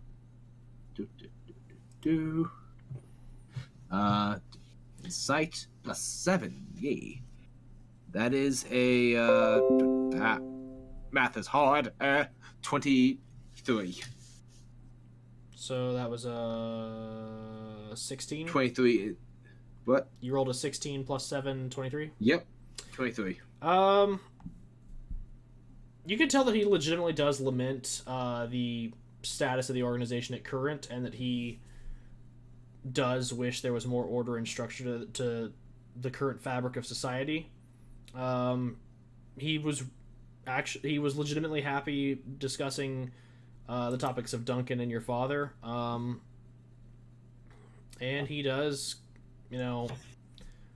hold a lot of what he said was very true. The one thing that you can tell he had some, not necessarily untruth about, but just more of withholding, was when he was discussing the founding of Platinum Watch. Just because when he said, we built this organization, you can tell that when the Platinum Wardens initially voted, you could probably tell that it wasn't entirely unanimous that they formed this organization. Gotcha. Okay, thanks. All right. It goes back to making petal shrines with little paper mache figures, like lighting candles, praying to Daddy Pelor. I just want. I was AFK, so Storm, did you mention the thing Avok messaged you about? Oh, right, yeah. Merrick runs back over to her. By the way, for the elemental rally that we're going to be going on for the Emperor, any chance that we can borrow someone? What's his name again? Valdas? Voss. Voss. We borrow Voss Stormrider. At the mention of that, his expression kind of darkens a bit, and he goes, while I would love to be able to lend you Voss for that expedition, simply for his expertise in combat alone, let alone his nature as a Genasi, I feel that given the current state of things after the High Rock Rebellion, his services are needed here most of all. There are a lot of things you must take inventory of, and a lot of equipment from our dead agents that needs to be cataloged. He kind of says with a very solemn tone. Yeah, given the sudden tone shift, I want insight that. Okay. +7, 19. he's definitely being forthright about needing to have him here to like make sure that the equipment is up to date, and also make sure that we catalog everything from the dead. You can tell that there are other reasons that he wants Voss nearby, but you can feel that those are more personal than professional. Gotcha.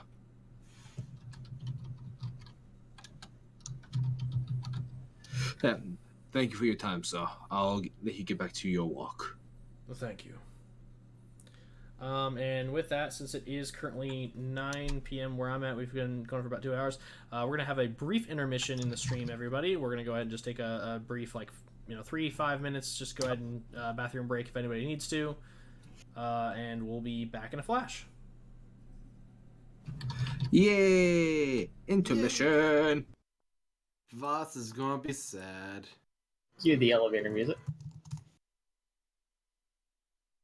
Yep, poor Voss. Poor man. Petition #free Voss. If Voss is a traitor, I'm gonna be sad. Like my Petition monk buddy. hashtag give Voss more work. Yeah, exactly. No, so he can never leave. Get him more field work. Yeah, fieldwork. Come on. No. We need him artificing or whatever. I have no idea what he is. Man, he said he's a monk. Yeah, he's a monk. I know that much.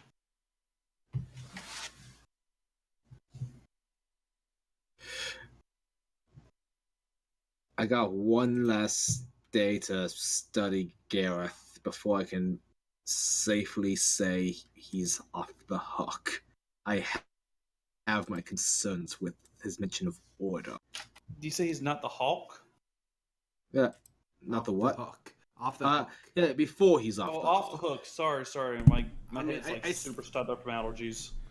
I gotta talk to Janice and Altis. Damn, this is gonna be tight. Yeah, I still got what 2 more for Ziara. Yeah. Just to either clear or condemn her. Yeah. Yeah. One thing I thought about doing, because it's something I kind of want to have done, I want someone to teach Ari self-defense techniques. I was like, hey, maybe I could use that as an excuse to have her around. Well, if you want him to defend himself, put him in the Blood Hunter orders, where nothing ever tragic or menacing happens to him. Yeah, we have had like 1 success out of like a shit ton of failures for the Blood Hunters of this game. I mean, I don't know what you're talking about. There's no law saying that some blood hunters succumb to the darkness that they consume, causing them to go wild. There's nothing like that. Nope. Trapid's using Ari as his surrogate son. He's not going to condemn him. Besides, y'all wouldn't be able what? to know how the fucking hunter's elixir would affect a dragon. Oh yeah, that would be weird, especially if we went Lycanor at all. You know what who would be good for that, Chapit? Mm. Your buddy Avok. Who? Your best friend. Yeah. Who? Oh, you mean that person who's dead?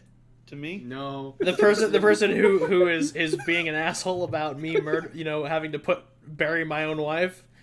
Yeah, me having to put my own wife down. The person who keeps consistently giving me grief over that. Also, Yeah, that guy. welcome to the party, one Edgy McFrick. It's wonderful to have you here. Same with you, Zim. Hey, welcome. Yeah. I want to say this is. In Avok's defense, he was robbed his closure. In his defense. In my defense, but at the same time, Chapit is very valid. Oh yeah, that's why I love this drama right now. Both of you have valid points. I'm just waiting for you guys to fucking get it over with. I'm just. This is legitimately my Days of Our Lives moment. Avok and Chapit are just gonna kiss. Avok goes to find out I am your mom now. Oh, I knew it was you, Sar.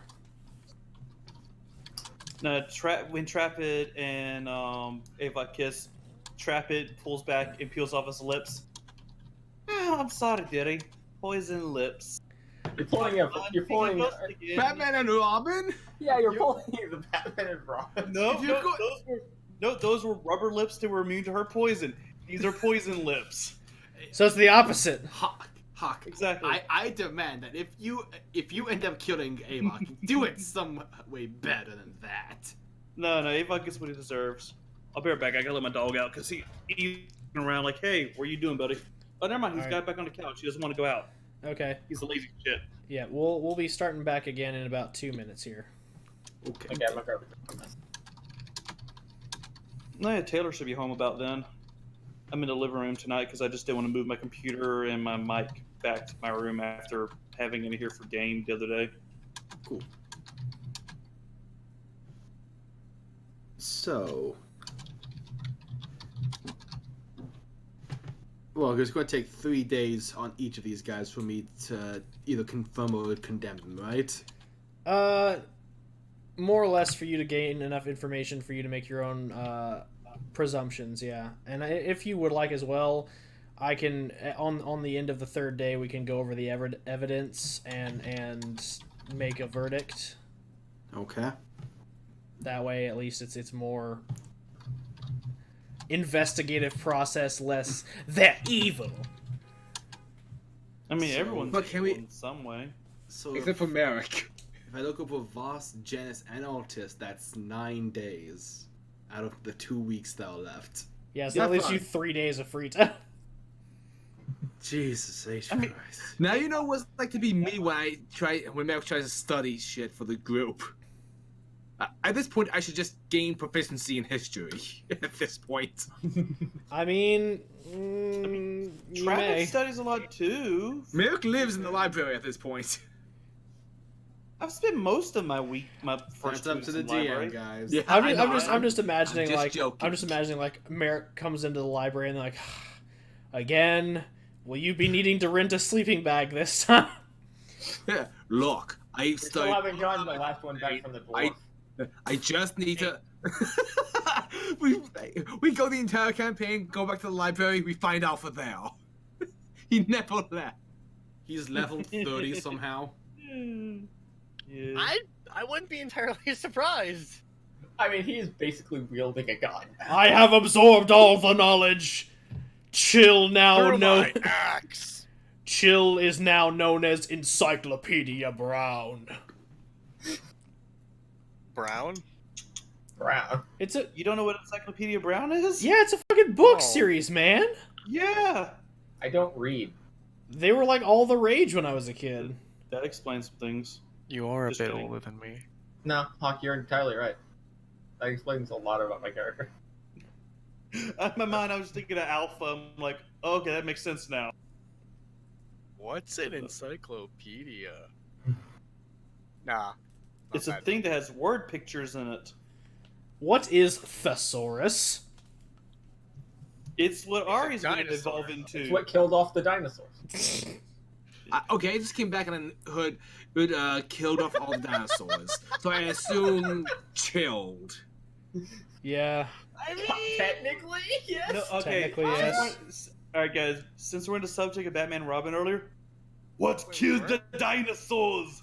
The Ice Age! I would like to roll an attack on Fucking- Hawk. We're all fucking terrible people here.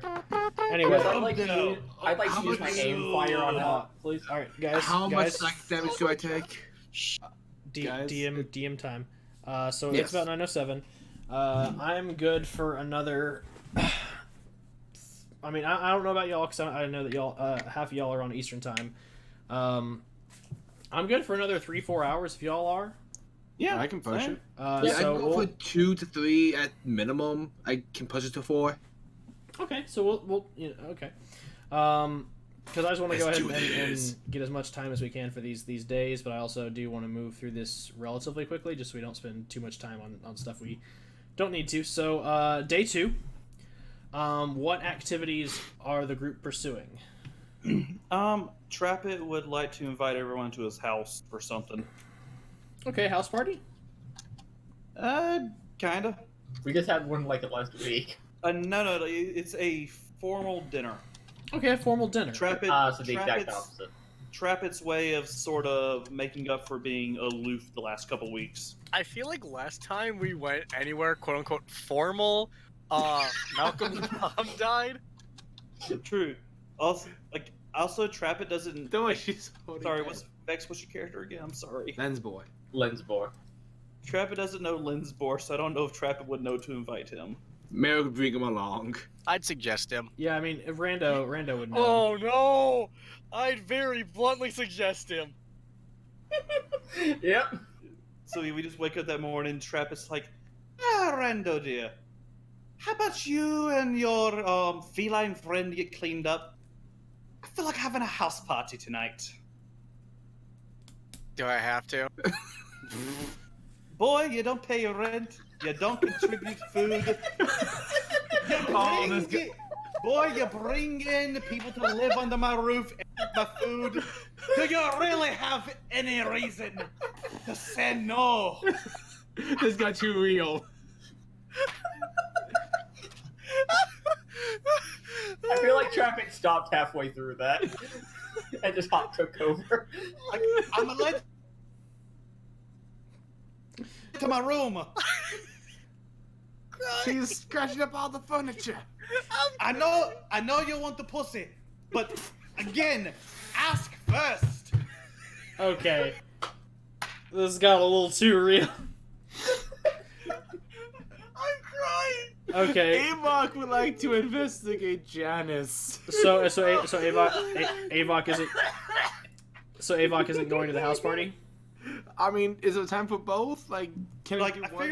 figure we'll do that. At the Yeah, end I of mean, the we night. could do that at the end of the night. So if Avok wants to investigate, Also, like, Trapit will just be he'll be preparing and practicing Draconic and Common with Ari.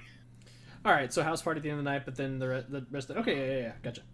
Yeah, that way you don't have to worry about anything for me. Rando, what are you doing? Yeah. I guess I'm getting the place cleaned up. All right, Rando's clean. Am I gonna have a drink during all this? Rando's cleaning the house. Got it. Nothing like making other party members cry from tears from laughter. Merrick, what are you doing? So I can't remember if I've already done this. That one Platinum Watch agent, Evan. Have I already talked to him? I believe I have. Evan? Yeah, that guy who. Aaron. No, Aaron. Yeah, I was about to say Aaron. I know an Aaron. I don't remember introducing an Yeah, Evan. I already approached him for when it came to my Inquisition. Right? I think so. No, you have done no recruiting for that whatsoever in the past 2 weeks. So yeah, I guess what I'm getting started on. Your Inquisition. Yes, please. All right, I can just go ahead and put it down as recruiting. How many days do you want to devote to that? 3. Because I need to catch up. Yep. And I would be pulling from people I trust from Platinum Watch, such as Aaron, and people from the Blood Hunters that I also know, like Bragi. Gotcha. That I know I can trust with this, and who could, in theory, continue to have the Inquisition grow while I'm away with the Elemental Rally. Okay, gotcha. Do you have your own cult? Not called Inquisition. I am the Inquisitor from Dragon Age. Oh. The Inquisition's here. And it's here to stay. Hashtag Inquisitor LaVillain, best Inquisitor. Fucking fight me. I can hear you of the sound of Inquisitor Trevelyan. Fucking fight me. I can't hear any of you over the sound of me not knowing what this reference is. Dragon Age Inquisition. Play a goddamn game. But that being said, I work 3 jobs. I know, and I respect Okay. you deeply, so you are a soldier, and nothing but respect. Anyway, sidetrack. Yeah, Yes. sidetracked a bit. Lenzbor, are you going to be doing anything today, or are you just... I probably should have stormed about this. I was going to talk to Merrick. Oh, whoops. You can talk. You you can talk can- to Merrick at the party. True, but I'd want You to can do also catch something. me between different people that I'm talking to. That's true. Is this thing just full of, like, Taylor people? This Inquisition? No, it's not going to be.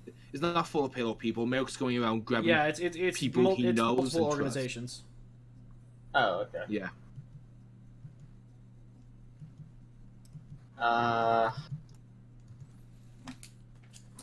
I've gone ahead and written it down, so you'll have time to interview Merrick today.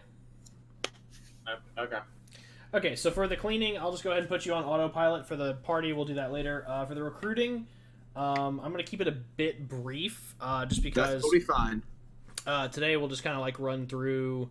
Aaron is the main one you wanted to talk to today, Yeah. so we'll just go ahead and have that conversation, and then we'll just say that you pull a couple other people.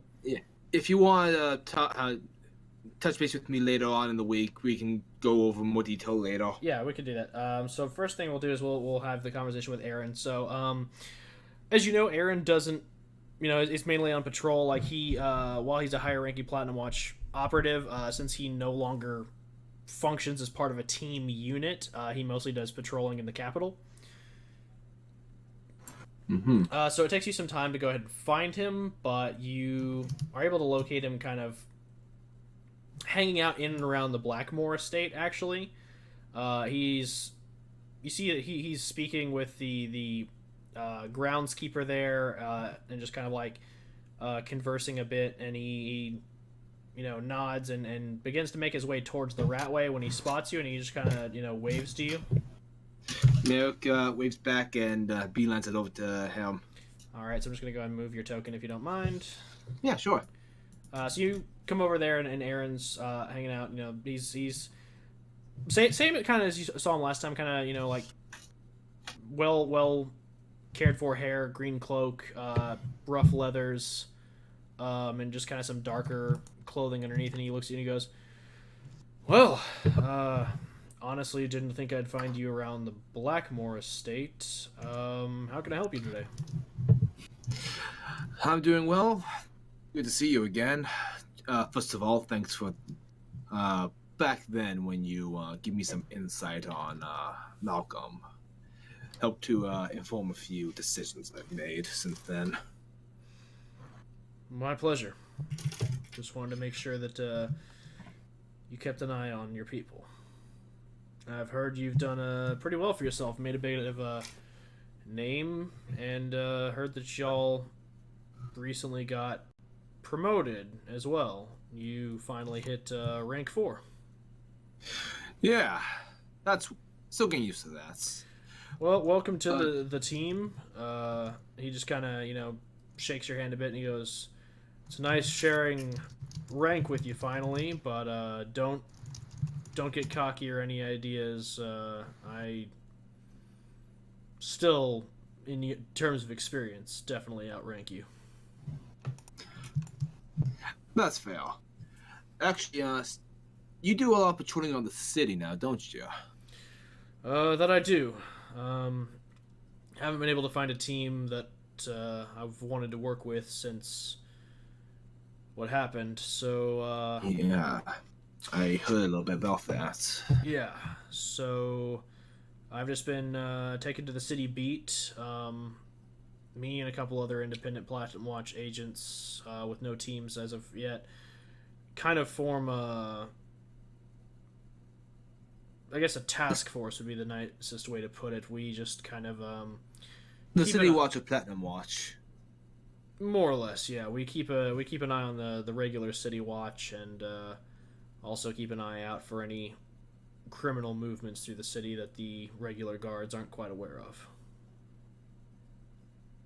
That's good, because I was actually hoping to find someone like you who has their eyes open constantly for unsavory business.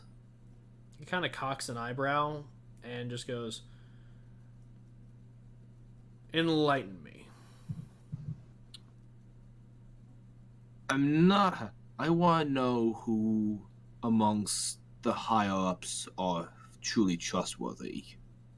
Those who don't stretch their power beyond its means. He kind of takes stock of what you're saying for a moment and kind of pulls you a bit off to the side, like off the main street, and he's like, "So let me get this straight, because I want to make sure that I'm absolutely interpreting what you're saying here correctly. You're asking me for my personal recommendations on who to investigate the leadership of our organization that we are already loyal to. Yeah, I'm asking you for that to make sure they are still loyal to the organization.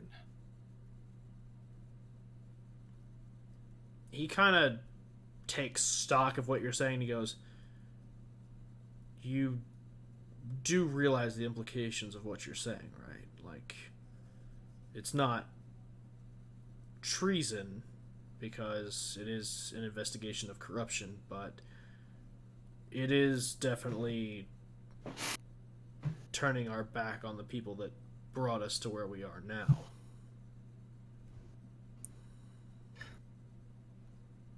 Is it turning our backs on them really if we're weeding out the ones that have turned their backs on what they brought us in to do, and the ones that are still loyal, we don't do anything to? We're clearing them of any suspected wrong. Basically, a lot of shit's in motion right now, and we need to make sure Platinum Watch and the Blood Hunters are ready for this. To make sure that all of our forces are just that, our forces. He takes a moment to kind of take stock of what you're saying, and he sighs a moment and he goes, okay, what do you want me to do? Just keep your eyes peeled, inspect the high-ranking commands of the Platinum Watch and the Blood Hunters, and any other governing officials, the nobility as well if you can. Check them for signs of corruption, and if possible, any mentions of the name Eclipse. Okay. I can do that. We're keeping this as secretive as possible. That for now, it's under orders of the Platinum Emperor that we're investigating these groups for corruption. And if we find signs, bring this to my attention, and I'll take the necessary precautions to find suitable replacements, so we don't leave a power vacuum in the process. All right.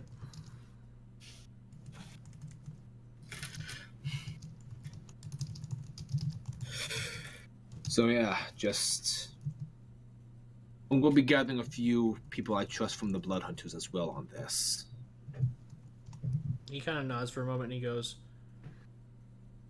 I only have one question then. Yes. Who keeps you in check? Well then.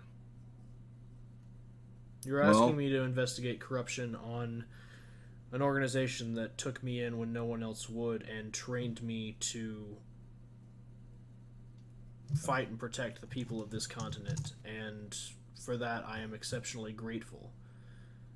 I am loyal to this country and I am definitely loyal to our emperor, but if what you say is true and the organization does have roots of corruption and we need to root that out, and especially within the higher ups and nobility, who stops you when or if that corruption rubs off on you? Well, firstly, let me say this. Questions like that is why you were my first pick. You were the first one to inform me of Malcolm's more sinister natures before anyone else did, even some of the Platinum Watch agents before Maxine. And I appreciate that. Secondly, I answer to the Emperor. I answer to Pelor. But most of all, the people I serve with keep me in check, and that includes you now.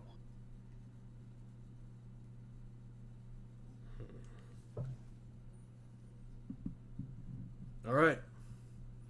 He extends his hand. You've got my trust. Make sure you don't run too far with it. Welcome to the Inquisition. I shake his hand. He nods and goes, well, I've got to get back on patrol, but I know a few people who we can go ahead and bring in on this. I'll be discreet when I bring this up. Appreciate it. Out of curiosity, are there any names that you know of already that I should keep my eyes peeled for? For corruption, not for consideration, to be clear. He thinks on it for a moment. And he kind of grits his teeth a bit, because it, like, asking him to root people out is rough. But he goes, well, speaking frankly, I don't trust any nobles. Even if their intentions are pure, they are politicians first and foremost, and a lot of them have been given everything since birth. They don't know what struggle is. And those of them that do are the ones that we need to definitely make allies of. Agreed. But as far as anyone from the organization to keep an eye on, I don't trust the head of the Ghost Slayers, but that might just be because he's an ass. Yeah, he was already on my watch list, not gonna lie. And as for anyone else, I'd say that don't trust the Order of the Mutant either. Too shady. Work too closely with criminals. Yeah, I was afraid you'd mention that. That's What they do is none of my business if it helps people. But if they are abusing their right and their power, then I think the people have a right to know. I agree with you. Don't get me wrong, I take no pride in saying this of another Bloodhunter order. We give up a lot to do what we do, but we don't need to become monsters. As for corruption in Platinum Watch, he just kind of chuckles for a moment. Throw a rock. Oh boy, and here I was worried that this would be hard. And he goes, that's not to say that everyone's bad, it's just with the necessity of my work, I don't trust anyone. Especially not in our organization, given how closely everyone's ambitions seem to run towards career advancement. That's fine. I mean, that's really why I need someone like you, and why I'm frankly flattered that you have trust in me. Until hopefully I won't abuse it or lose it. That being said, if anyone asks you about the name Eclipse, you've never heard of it. Sure. Can I roll insight on him real quick, just to make sure everything's dandy? Yeah, okay. I'm super paranoid. That is a 23. This is what you do to us, Walker. He's definitely going to abide by your word, and he will not, if anyone asks him about Eclipse, you get the sense that he'll only divulge what is necessary to the present conversation, whichever conversation he's engaged in. You can tell that he's definitely trustworthy. Okay. In that case, I shake his hand and bid him a fond day and a fondue. It's a fondue. Yes, have a fondue, good sir. Just to go ahead and keep the ball rolling, as you exit the alleyway, you come across a familiar deep gnome face of Lenzbor Reyes. Hi. Hi.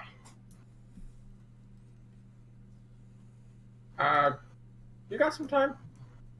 Yeah, I got some time. What's up? Can we go somewhere to talk for a minute? Sure.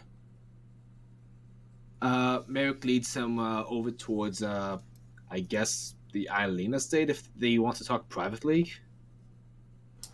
Is that what you want to do, or they? Yeah. Okay. Okay, so you head over to the Eileen estate with Lenzbor in tow. Y'all, I guess, along the way, just make casual small talk, just like, "Oh, weather's Yeah. nice today." And then once you arrive, that's when things go to business.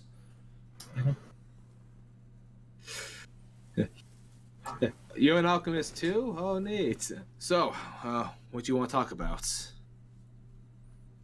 Well, my original plan was going to be to go to all of you individually and ask you questions, about the stuff I was brought on for, finding Alpha, that kind of stuff. Sure. But, An open book. Mostly. He laughs at the term open book. Something interesting happened yesterday. Yes. I spoke with the one called Rando, Yeah. and he did something. I'm still not entirely sure what he did. Yeah, a lot of us aren't. Yeah, but now I just got, and then he starts getting it. Then he just puts on a very serious face. I got some different questions for you. Yes. So, you want to tell me about the scales? The maiden scales. How do Yes. you know about that? I just told you. How? Rando told you about the scales? Told would be the word.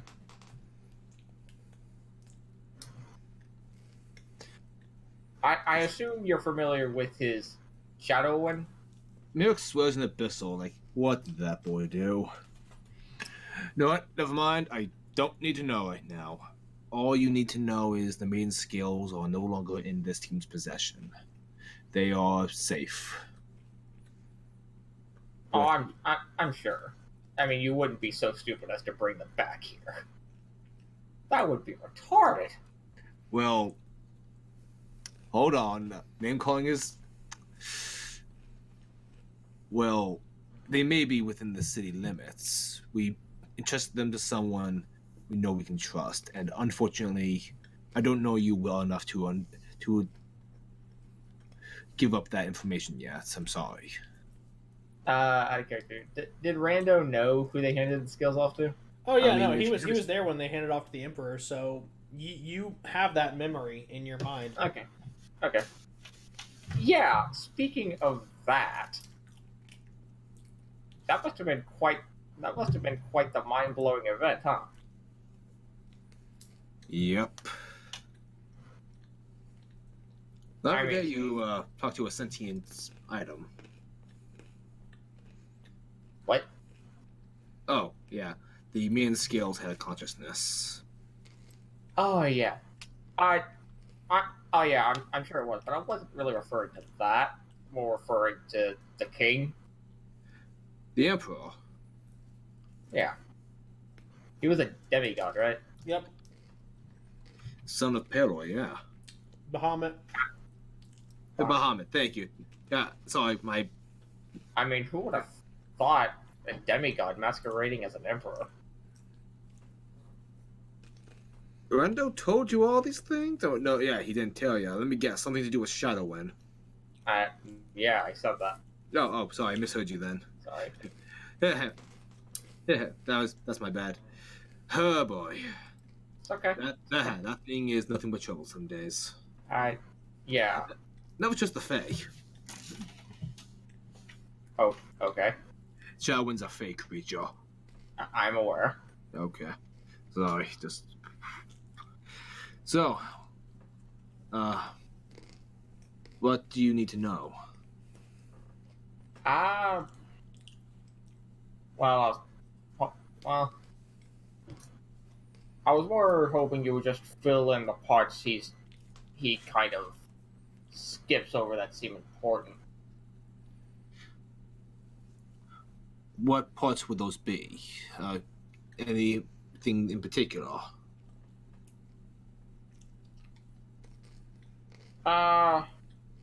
Like say, and this is I'm making this whole thing based on my memory of this. Yeah. Mm-hmm. Or I'm just gonna say like the memories are hazy, so some stuff mix can't quite piece it together. Mm. What exactly happened with Malcolm? Malcolm Blackmore. You mean during the maze or before you joined this team? Oh, so we actually remember the maze. Bits and pieces. It's very foggy. Yeah, he before the maze. That's its own thing. Yeah. I do remember him fucking with us quite a bit. And him dying before our eyes, which, not gonna lie, I shouldn't take pleasure in that, but I do. I'm sure you do. Yeah, there's history there.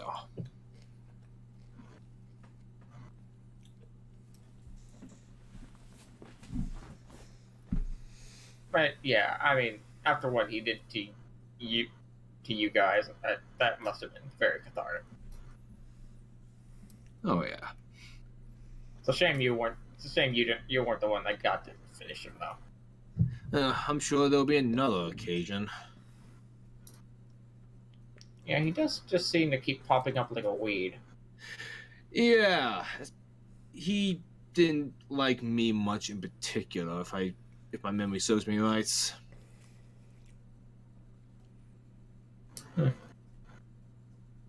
There was one more thing I wanted to ask you about. Name it. What exactly can you tell me about Trap It? Oh boy. Disregarding the fact he's Rando's son and all that, that was. Well, he's Rando's dad. That was a hilarious surprise, by the way. Yeah.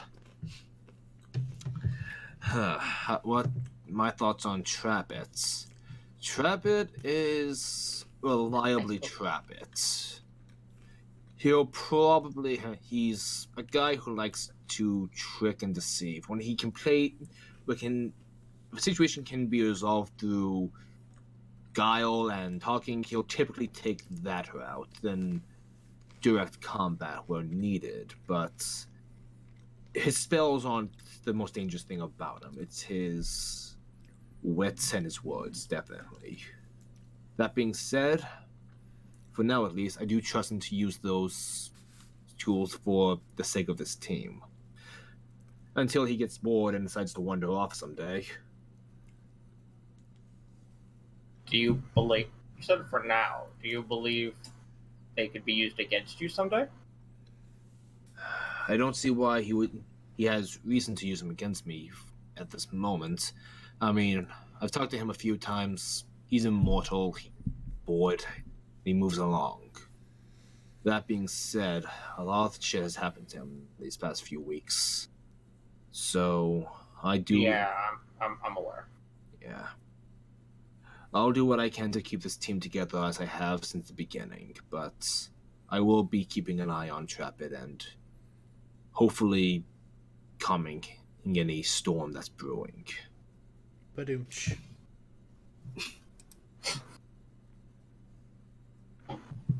Alright then.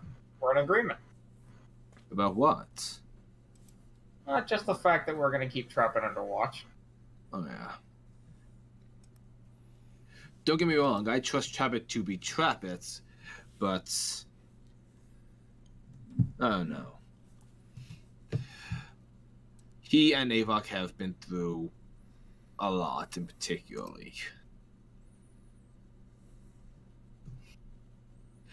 Yeah. I have this weird thing why I need to trust people in spite of the world telling me I shouldn't. You know, try to have a little fucking faith. That being said, temper faith with wisdom. You're right, we do need to keep an eye on them. Yeah, we also need to make sure Avok doesn't try and do anything to trap it when we need while we still need him. Don't worry, Avok, while angry, I trust him that he won't act out unnecessarily. He's patient and disciplined when he needs to be. And I've talked to him in the past. He can be tempered. As long as he gets his revenge on the Watcher and Kane, the others who killed him and his friends, I believe he will be satisfied. Killing Trapit only weakens the group, and he knows that. Or do anything to push Trapit away even further. He'll probably have their own little snarky comments towards each other, but for the time being, we can trust that it won't escalate yet. Let's not wait for it to get to that point, obviously.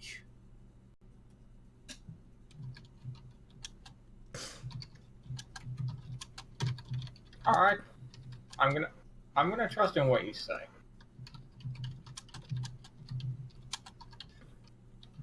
Now, Thank you. do you have anything you want to know from me? I mean, obviously, the fact that I just know this stuff, because I'll be honest, I still don't know how. I'm still not entirely certain. What are your thoughts on this team?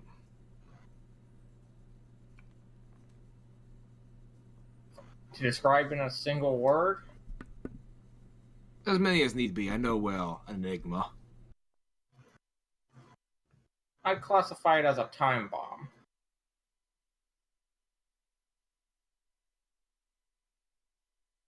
It appears stable from the outside and from far away, but once you're right next to it, you can tell just how devastating it could be if it blew.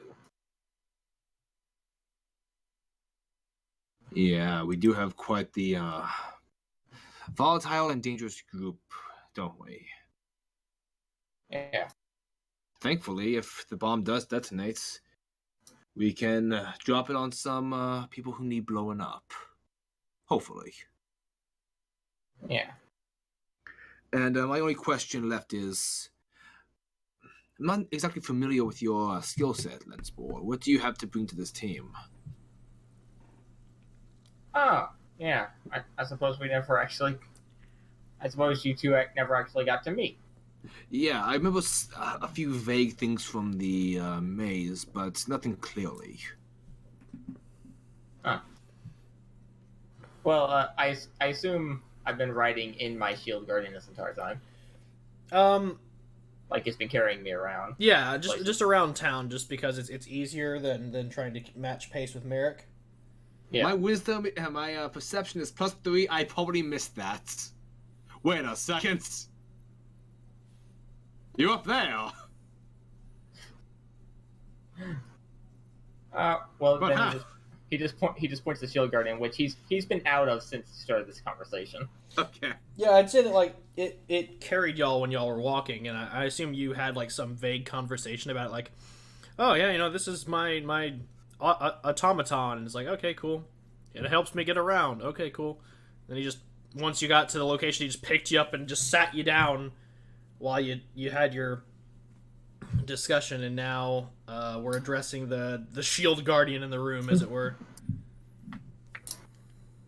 But yeah, this is Luke. My daughter came up with the name. I did not. I would have named him something else. Still not entirely sure what, but I would have named him not Luke. That's a dumb name. You have. That's a dumb name. You definitely couldn't build a trilogy around that shit. Alone. Why not 3? Yeah. Technically. A triple trilogy. A trilogy of trilogies. A saga, one might say. And did we go in the place, or are we just? Yeah, well, we can be inside. Or outside, if I... Yeah, we can be in the I mean, backyard. y'all are on the patio that's on the backyard.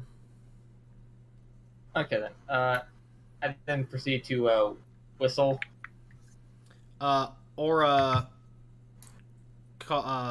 swoops down and lands before y'all. Does a bit of preening and then just kind of like cocks its head and looks at Merrick. Hi. I can't do it. I can't do eagles. Just fucking. That's all I was hoping for. That's all I was hoping for. It just no. It just looks you in the face and just goes, freedom. That's what eagles sound like in your world. Excellent. Yeah, Every eagles just when they screech they go Murica, and then when they talk they just go freedom. So that's cool. Yeah, this is Aura.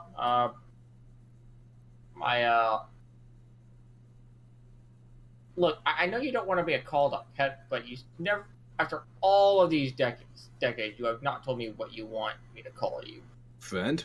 to other people. Yeah, it just kind of like it kind of trills at you.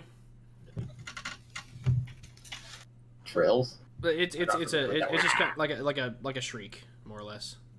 Ah, okay. And what does my giant helm of comprehend languages? You can more or less piece together that it just says, you know, like it just says companion. That's kind of bland, isn't it? Oh well. It just as soon as you say it, it's kind of bland. Just kind of like it just pecks the table that y'all are sitting at, kind of angrily. Just don't. What a friend. Just don't eat the petunias, please. The hydrangeas. It just kind of cocks ahead at you, like confused by the fact that you would assume it would eat flowers. I don't know what giant eagles do. Look, there's only one animal that I vaguely understand, and I turn into it. It just kind of shrieks at you indignantly, and kind of like flaps its wings a bit. I bark at it back. Woof. It doesn't peck you, but it kind of like it bumps heads with you. I like this thing. I like this one.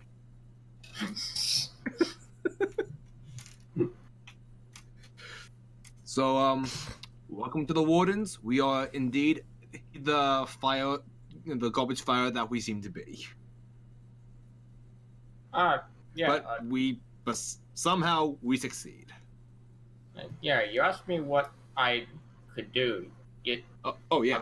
I've only introduced you to the things I have. As you say things, Aura again kind of like shrieks indignantly. I'm sorry. Okay, companions. Okay. You might be a companion. Luke's a thing. It kind of like pecks at Luke. Luke's feelings are hurt now. And Luke just doesn't move because it's a shield guardian. So yeah, what kind of skills you got on the table? Oh no. Well, Okay. I don't know if you noticed. And he pulls out the sniper rifle off his back. Yeah, I don't think I've seen anything remotely like that in my entire life. It's a gnomish side sniper rifle. Honestly, like if Merrick were to hold it, he could probably do it one-handed, like a lever action rifle. Or like a sawed-off shotgun, more like it's just something that for Lenzbor's size is perfect. For you, it's a little tiny. Noisy crickets. So, do me a favor, just points in a random direction out, not towards the house. Point at something for me. Okay. Merrick goes into his inventory, pulls out that, sable hunting cap, and, throws into the air. Pull! I shoot it, and I'm going to use the clockwork amulet to make sure I hit it, and then I'm going to aim fire it. All right. Giving a brief tap to your clockwork amulet, it begins. It kind of glows a faint bronze color and begins ticking. And you don't even have to look to know that you're going to hit this cap. So you just kind of you brace it with both arms still, but you just don't, you know, you don't halt locking eyes with Merrick, and you just fire, and it pierces through the cap clean, and it just falls to the ground.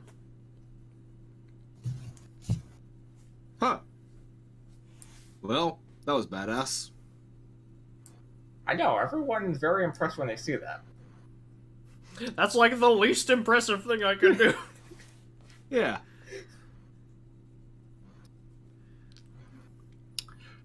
I'm glad we have you on our side, because that looked like it would hurt. I mean, it's meant to kill. I mean, let me just put it this way. There's not much left of the hat. Like, it's a hunter's cap. It is like a Robin Hood-esque hat. He has blown a hole the size of a golf ball through it. You could tell that if this was at longer range, it probably wouldn't have been as big of an impact, but this thing has some force to it. And it definitely would do a considerable amount of damage. Right. Welcome to the Wardens. We have cookies. I like cookies. Aura shrieks as well and flaps its wings. I bring them Okay. inside for cookies. We both like cookies. I'm not sure she can. I'm not sure he can fit inside. Aura tries to bend down through the archway and just, like, realizing she can't fit, just kind of huffs and, like, marches out a bit and just kind of, like, perches and waits for someone to bring her cookies. I'll get them. That's kind of all Merrick had in way of conversation. All right, cool. He proceeds to be awkward. I would want to show him what Aura could do real fast. So. Oh yeah, sure. Yeah, cool. Because I'm a shield guardian, people could probably. Or you can save some for a dramatic reveal later on if you like. Nah, Lenzbor's not that kind of guy. Yeah, sure. So He might with everyone else, but not with the leader of the group. So as y'all eat these cookies, you kind of show him what Aura can do by, like, having Aura perform tricks in exchange for cookies. Miracles too. Okay. Yeah, so you kind of, like, showcase the armaments that Aura has and kind of points them out. Specifically the saddle crossbow armament, as well as the wing blades. But for the most part, you just kind of, like, show off as well, like, Aura's adept maneuverability within the air, so that and how these armaments don't hinder that movement whatsoever. Okay. With that, we're going to go ahead and move over to Avok, who is working with Janice, and then we're going to go ahead and move into the party. Man, I've been thinking a long time about how to talk to Janice about this, so I got nothing, so this is going to be interesting. All right, you go into the workshop, and Is he in there? Yeah. Dang it, I was going to try and loot the place. But go ahead. So Janice is in there, and he's, like, peering over a table, and you can see he's very carefully measuring out ingredients and, like, putting them in a basin. What you doing there? He just is sitting there. He doesn't acknowledge your presence. He's just very carefully placing these ingredients in one at a time.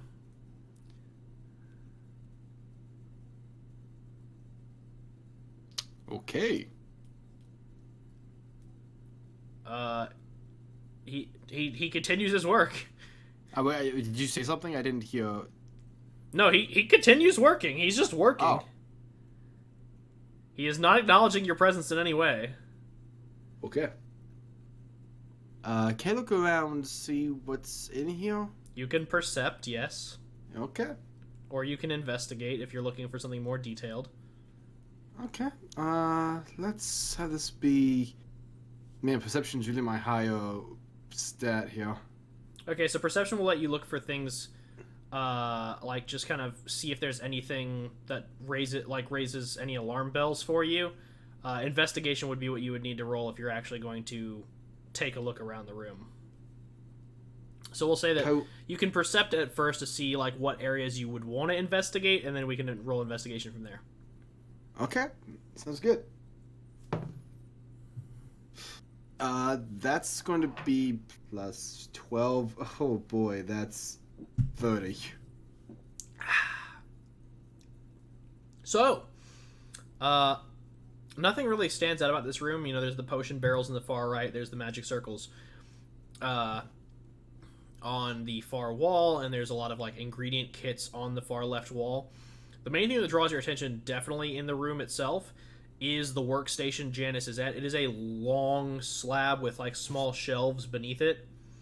And in the shelves, you can kind of like, just peering kind of around the room, you can see that a lot of the components inside the shelves are exceptionally valuable. And a lot of them as well could be potentially dangerous in the wrong hands. But the main thing that draws your attention is that on his work base itself, there are a variety of small handheld orbs. Do I recognize these orbs at all? You'd have to roll an investigation. Okay, now this is only going to be a plus 2. That's fine.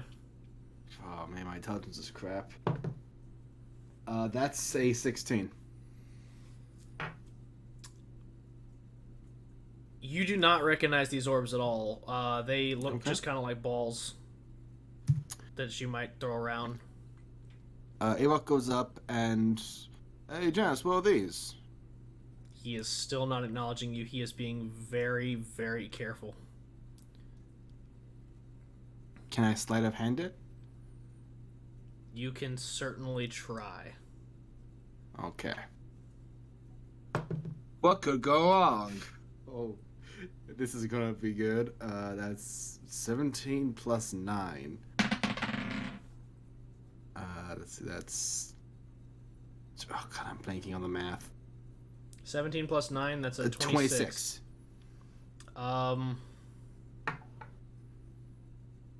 Yeah, he doesn't see you take it.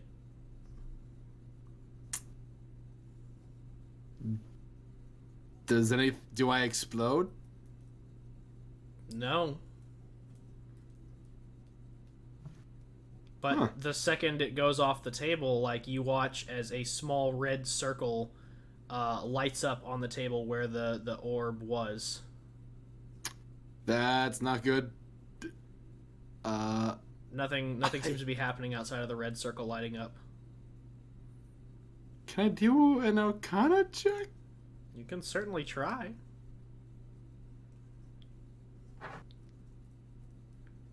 Avok about to explode. Oh, thank God. That's 18 total. Yeah, that's an alarm. Putting it back. You set it back and you watch as the red circle fades. And Janice seems to finish what he's doing, and very carefully you see that there's two like sides of this basin, like almost like a folding lid, and he folds them in very carefully, and as he sets it down, you see him move his hand over a dial in the middle, and you watch as arcane runes of gold and green begin to light up around the edge of the basin, and you hear what sounds kind of like mechanical whirring, and he slowly steps away and he goes, "Whew. Another one complete." Another one of what? And he just looks at you and he goes, "What the hell are you doing in here?" Hi, Avok Kork, how you doing? "What? You... How long have you been here?" Been talking to you for, like, not long. Or maybe long enough. I'm fucking with you. I just got here. He looks around the room very carefully. Okay. And I his didn't eye is take immediately anything. drawn to the orb directly in front of you. I may have poked it. You did what? I poked it. I didn't take it. He just stares at you with this dumbfounded expression. And then you watch as he like lifts his wrist up to his mouth and he goes, "I'm going to need a quarantine team 6 in the main laboratory. Got an idiot." And he puts it down and he goes, "Whatever you do, don't move." What did I do? Don't move. What did I do, Janice? What did the idiot do? You handled something you had no business handling. Don't. I asked you. It what it is key in this situation that you do not panic. I'm not panicking. I'm asking a question. You seem to be What? panicking. I'm not. No, I'm not panicking. You're panicking. I'm not panicking. You're panicking. Nuh-uh, you're panicking. One moment. And What did I touch? And you see him like pull out like a small book, and it just says "Social Encounters for the Inept." And he reads over it, and you hear him muttering to himself, and he's like, "In situations where things are likely dangerous, please always make sure to provide hope to the hopeless."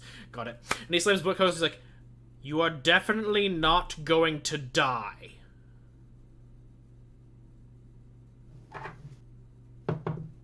And he raises his wrist up again. What's the status on that quarantine team? Janice, Yes. buddy, old friend. We are not friends. We are now. What did I touch? Something that is definitely not a deadly toxin. That definitely doesn't give the user 13 minutes to live. That's funny. Okay. That sucks. And as you say that, the quarantine team enters, and they Hey guys, high five. I'm fucking with you. Don't touch that. they bring in like a lead box and put it over the orb, and they quickly like administer like a small magical barrier around you, and you begin to see them like chanting healing incantations. And Janice is like, "Don't worry, everything will be fine." So he's got like 30 seconds, right? "We are definitely going to save you." And he's just like, Cool. and he's just chatting with the med tech, and they're like, "Sir," and he's like, "Yes," and he's like, "This isn't the poison one." "Oh. Then you are definitely not going to die." You know, I was looking forward to being a ghost again. That would have been fun. When were you a ghost? But were you just not paying attention that entire time you made me a communication device that would strictly hold us up to my spectral form? I do not remember making anything of that variety. I remember Walther making something along those lines, but I do not remember making anything of that specific design for you. Might have been Wolf then. I don't remember things too well. I delete things that are unimportant. Oh, well. Touche. Did you come in here with a reason? Oh yeah, I just want to talk to you. Did you come in here with a better reason? Nope. Would you mind leaving? Yeah, sure. Just answer a few questions. You're not going to leave until I answer these questions, are you? Oh, hell no. Very well. Quarantine team, you may leave now. And they're like, but sir, he's not toxic, but we still need to quarantine. And he's like, you may leave now. And they're like, but you may leave now. Get them, boys. You may leave. And they all very shyly leave the room and close the doors behind them. And he goes, "What do you want to know?" If that wasn't the poison one, what did it do? Well, we're going to find out in about... Well, most of them have a 13-minute timeout, so we'll find out in about, give or take, 45 seconds. If I change to a woman again, I swear to God. Well, the quarantine team said there was nothing toxic about it, so I think you'll be fine. Just want to know, been curious. How did... You and all the people person? No. No.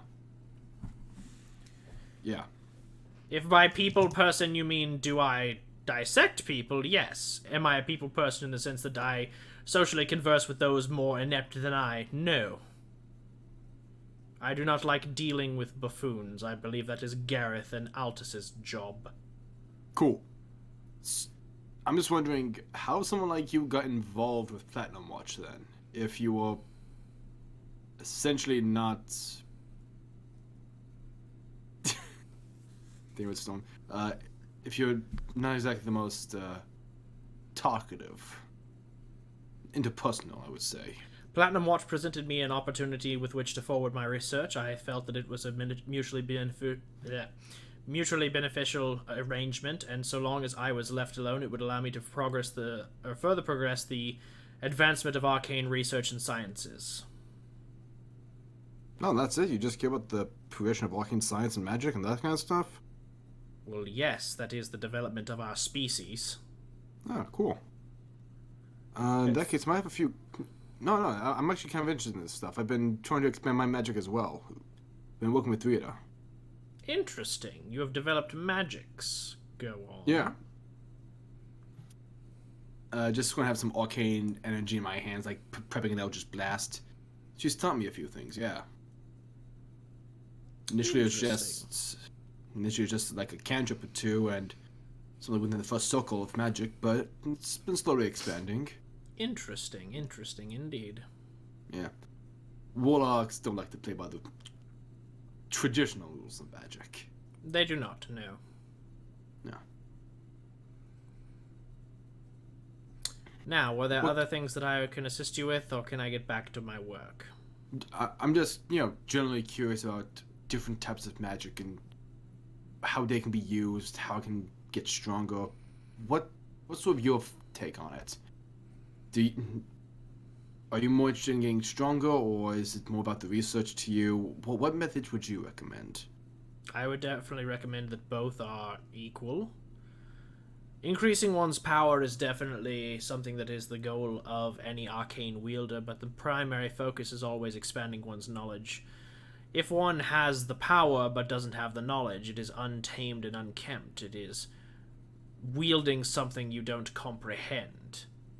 Even a sorcerer with all their natural magics must still understand the basic principles of how to cast their power, how to evoke the actions by which they seek to channel their energies. Yeah, makes sense. Knowledge is the end goal, power is just a means. So for anyone looking to study the arcane, I always recommend expanding your knowledge before you seek to expand your power. Power is something that you gain through practice. Knowledge is something you gain through education. I mean, I'm just... With Platinum Watch focusing on the safety of everything, they gotta restrict what kind of knowledge you get, right? I mean, it's gotta be, for the sake of peace and all that stuff. There are restrictions to what we can and cannot research, yes, because we have to abide by the treatises of the Pax Arcanum. It is the laws by which we must govern ourselves in order to make sure that there is not a repeat of the Third Age calamity. No. As we all know, that's a good thing, right? It depends on your perspective, I guess. Me personally, I feel that it is always good to expand one's knowledge and understanding, but not to let that knowledge and understanding rule you. The issue with the Third Age is that everyone thought to expand their knowledge and boundaries, but didn't think to stop as to whether or not they should test these experiments. Delving So into you would- planar research is one thing, trying to open a gate to the Nine Hells is another. So you would do things differently then? But of course. I feel that knowledge is something that should be available to all members of society, no matter how light nor dark, but that the practices of such things should be contained and controlled. After all, we wouldn't want blood mages running about willy-nilly, and we also wouldn't want people of the Conjuration School opening breaches into the unknown, or people of the Evocation creating meteors and calamities left and right. Understanding is the first thing that we should teach when exercising magic, and the practice of such magics should be something that is in a controlled environment. I get that. Malcolm and Logan, they seem to be more obsessed with the power and didn't know how to control, or at least they were tempted away from control. Now, with that, I disagree. Really?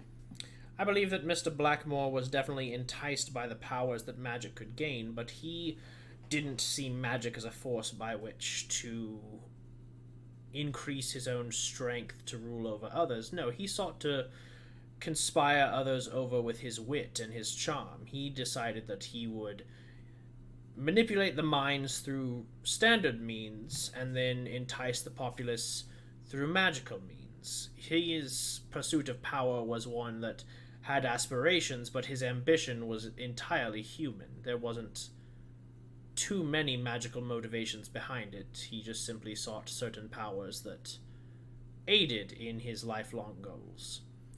And Mr. Mueller, I would say, definitely kept true to a lot of the ideals I myself hold. He just decided that on the standard of ethics, that would be where he would breach. He decided that it was better to expand his research portfolio as quickly as possible and opened himself to outlets of the less savory nature. And you hold yourself to the ethics. I hold myself to the standards that if something is worth researching, you don't get it easy. If you want to know something, you have to learn it. You can't just expect handouts. Mr. Mueller wanted knowledge quickly. He accepted the handouts. Alright. I just want an insight check to see if, generally the whole, is there any, double talk here? Yeah. Okay. That's a natural 20. Well then. 28. Yeah, no, he's absolutely being honest. There's definitely double talk, but that's just, I apologize, that's how I myself, Walker, tend to speak sometimes. He is definitely being as forthright as possible. Any alarm bells going off for me? No, there's nothing that's ringing. This guy is totally fucking evil.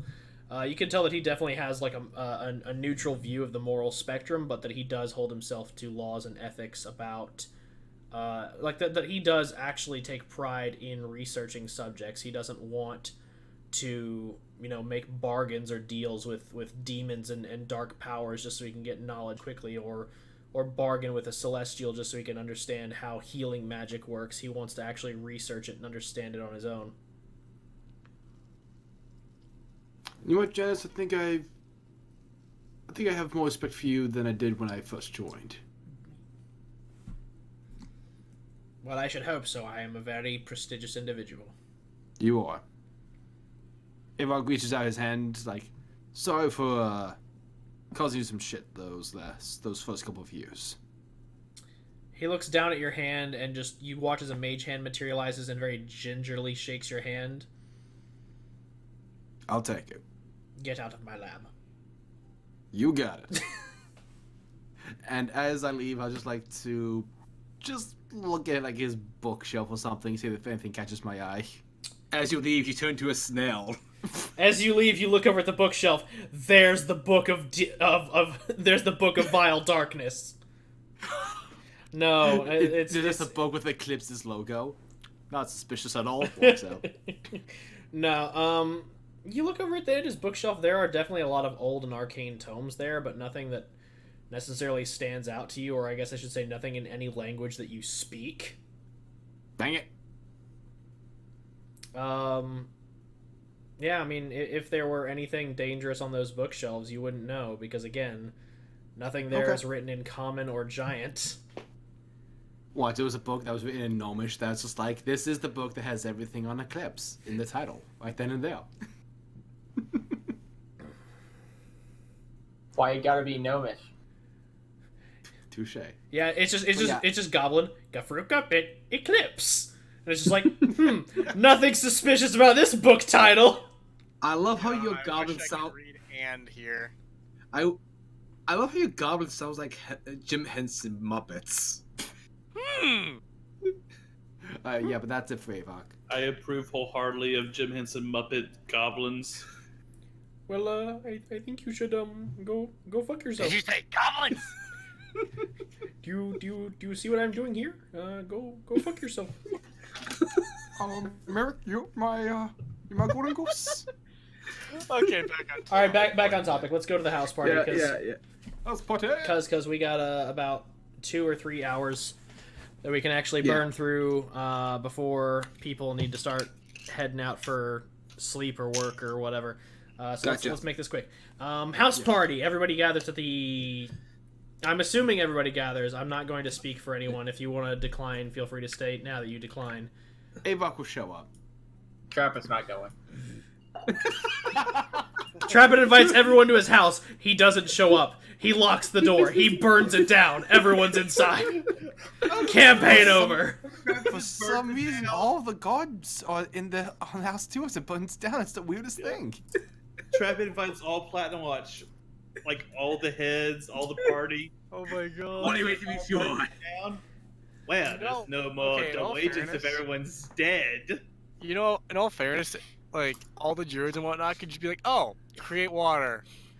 I'm just imagining everyone's just like, "Where's Trappin?" It's like, "Hello, everyone. I'm glad that you came to this event that I've invited you to this evening. I would like to say welcome and salutations from the High Priest. Burn, bitches!" And the building just bursts out. Merrick just looks over. Play a game. Merrick looks over at Rando. Okay, so we're never going to any casters' house parties ever again. We're 2 for 2. In all fairness, if you think about it, it'd be our most chaotic teammates inviting. That's something I'm actually gonna go ahead and do. Avok and Rita would like to invite you guys over for dinner. That's something. Okay, for Guys, dinner. what's Walker saying? That's something I need to do before next session, is actually design the interior for Trappet's mansion and make maps for it. But anyway, we are now flashing over to the Dosselin mansion. Rando has done a spectacular job getting everything clean. That create water spell really come in handy.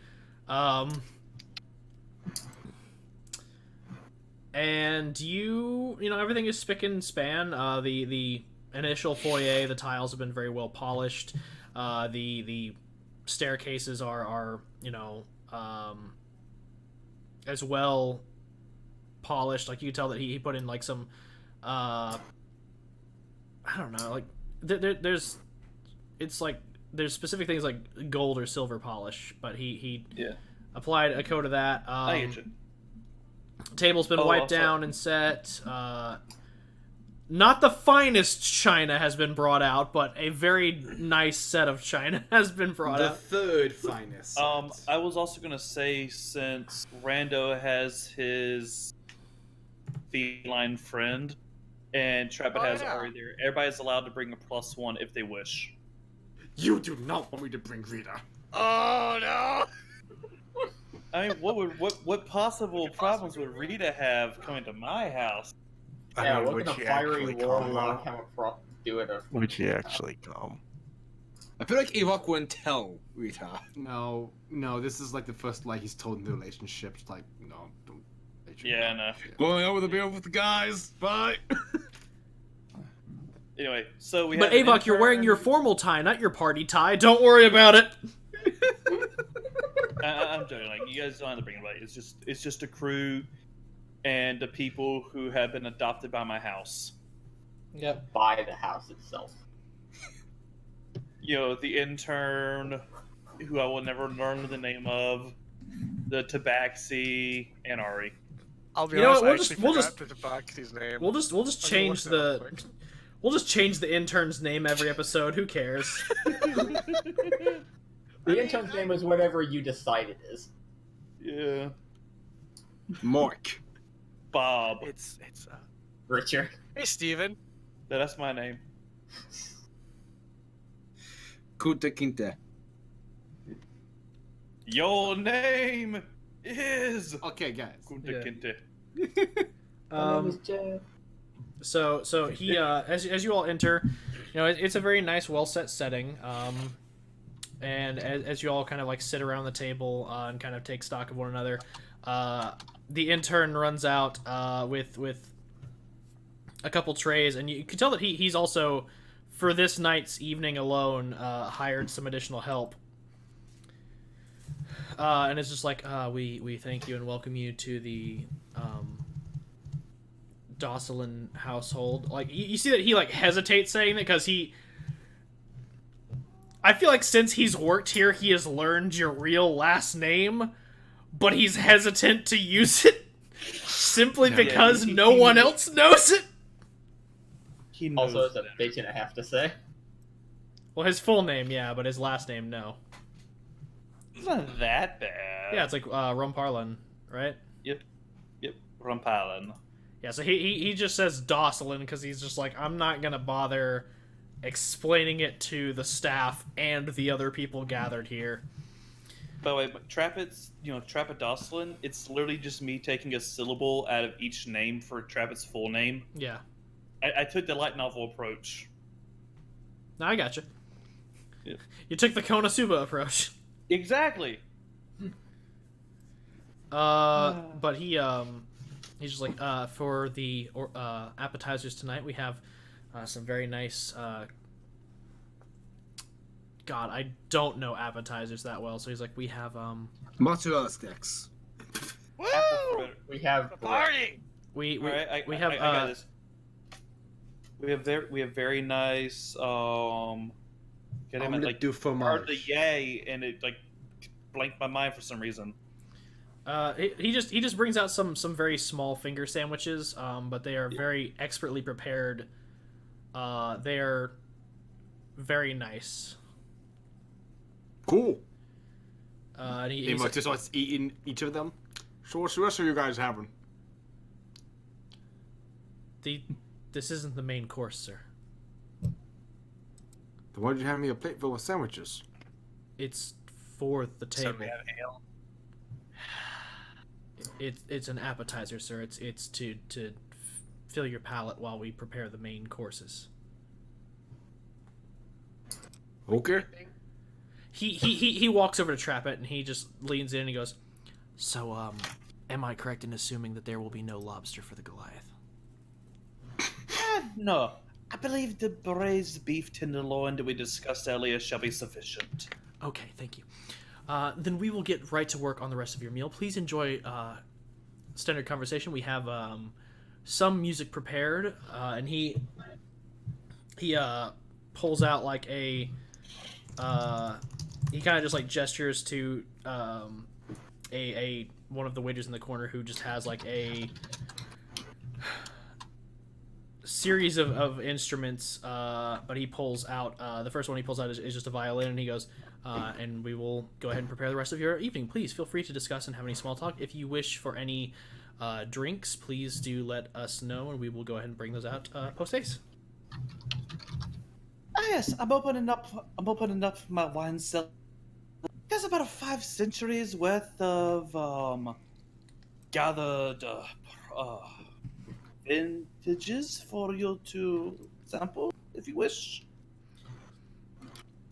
We don't necessarily have a menu, but if you all have any preferences on drinks, I can make recommendations based on your preferences. You see, I have wines and liqueurs from countries that don't even exist anymore. As well as a fine selection of ales and beers. You had me at ale. Yeah, I'll have the ale too. What? Any specific preference on your ale, sir? Make it a pint. Son, He looks at Random and he goes, the usual, sir.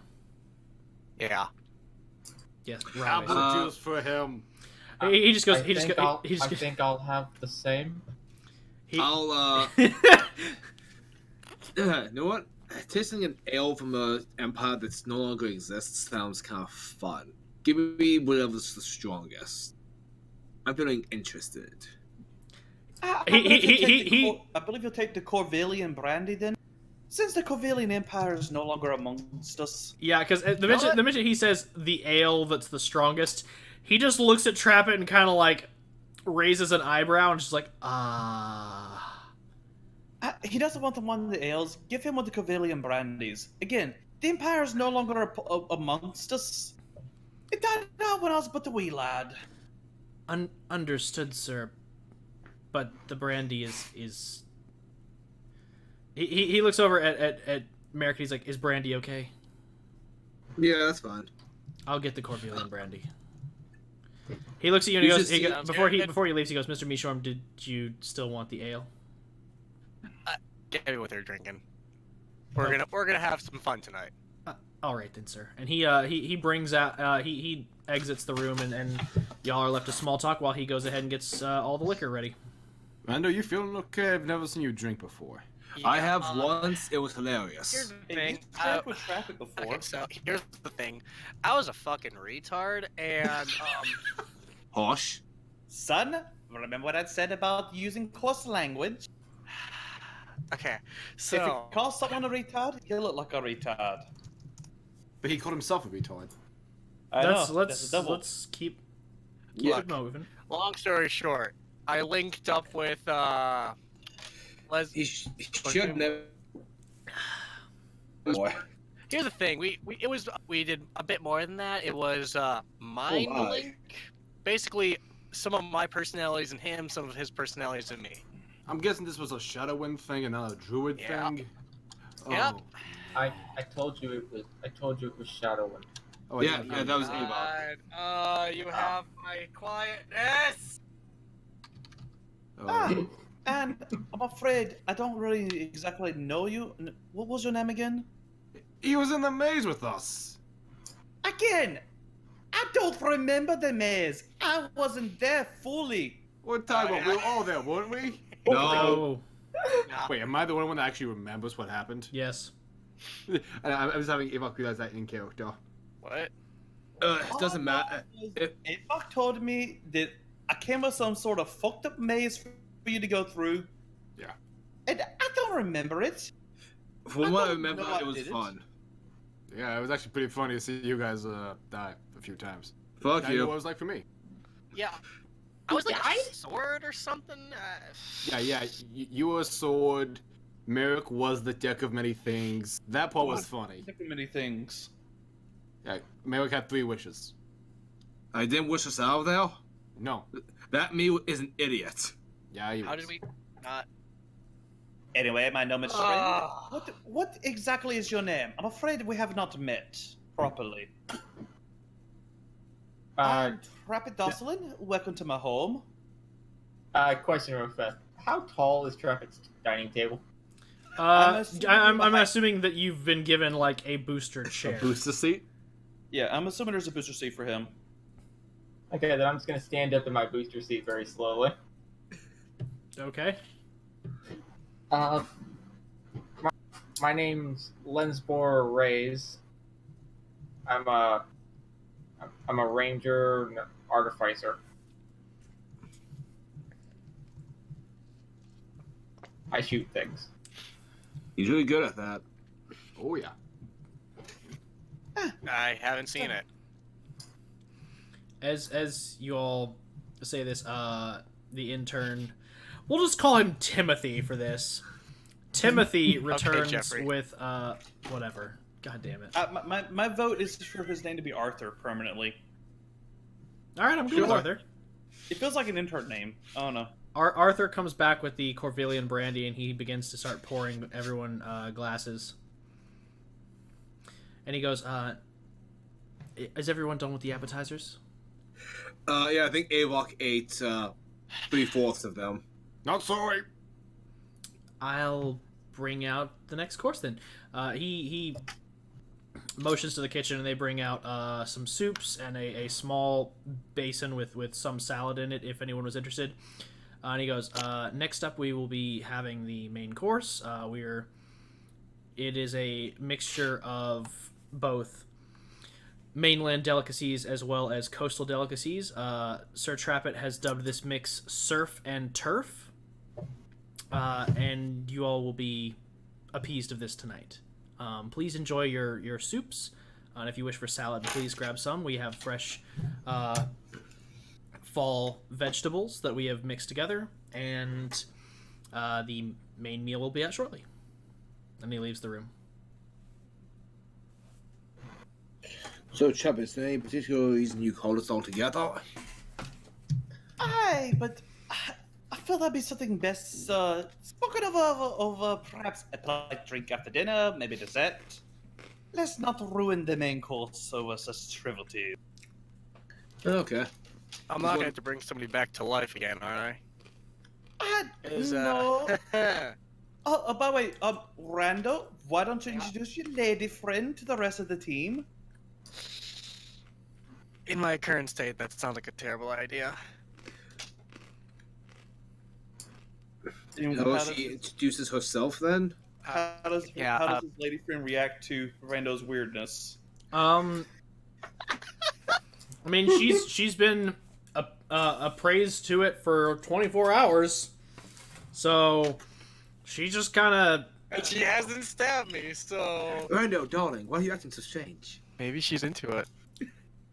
She Yeah, just kind of. I'm probably either ruining your relationship or enhancing it. I don't know. It's not even a relationship. We're just friends. Were you able to pull the document? I actually can't find in my notes what I saved her name as. I have it actually. I just. So it's Anala. Yeah. Anala? Alana. Alana. Huh? Anala, I think. Yeah, Anala.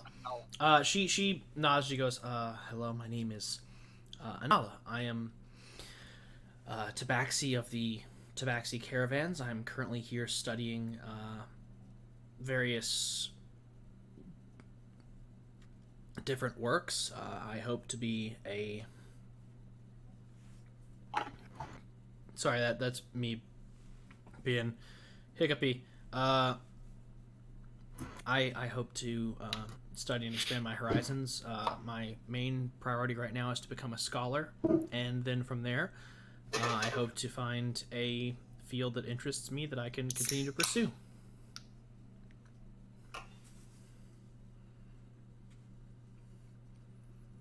See, there you go. She's pretty awesome.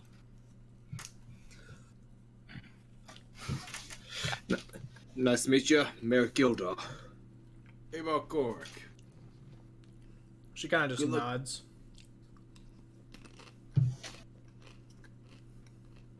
Good luck on whatever you end up loading. Thank you. I feel like this should be a positive influence on Rando. The last seems very grounded. I mean, yeah. Give me like, I don't know, 48 hours and I should be fine. Something like that. Rando, you're my Yeah. son. I love you. Are you ever really grounded? Apart from today, where I grounded you and made you help me clean the mansion. Okay, so I know I'm kind of being a douche right now, but You may not want to finish that sentence. yeah. No more you might No! regret in the morning. Where is that food? Lenzbor just has this look on his Gosh. like, am I a douche? Just gonna down his ale. Is this what happened when he drinks? And know- it's not an ale, it's a brandy. So you basically just Oh. downed like more or Oh. less 3 shots. A brandy is a nice sipping liqueur. You just slammed it back. Yup. Woo! The entertainers at the back of the room are just kind of concerned by this behavior and just continue playing, but this is like you can tell there's some discourse in their actions. You know, play by heart will go on. No, they slip into the reins of Castamere. You bitch.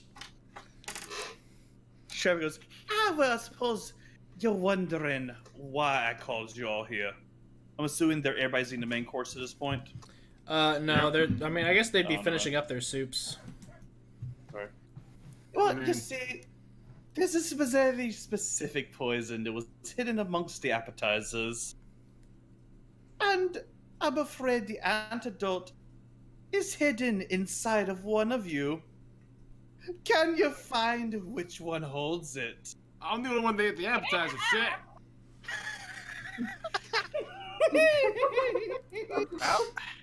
Guess I'm dying. Anala just looks very confused, and Arthur comes in and goes, "The main course is ready now." Wonderful. I was running out of jokes. They bring the main course out, and everyone is treated to a very nice dinner. There's a variety of things. He has the main course itself consists of steaks with small crab cakes on the side, and for certain plates there are lobster tail. Avok, you notice that yours is bereft of lobster tail. Trapper knows of my allergy to shellfish. How curious of him. I mean, you'd still die from eating the crab. True, fail. I'm kidding Wait, anyway. what? Yeah, crab's It a is- shellfish. Yeah. Shellfish It- is crustacean. yeah, it's a crustacean. Shrimp, crawdads, crab, all that Also, good shit. Avog probably doesn't care. He's just like, yeah, touche. And the meal overall is very delightful. I don't know if there was any actual like serious conversation that y'all wanted to have at this Yeah. dinner. Actually, I do have a thing. I was just going to basically wait till dinner was done in game. Yeah. Okay. So as dinner wraps up and the music winds down, Arthur.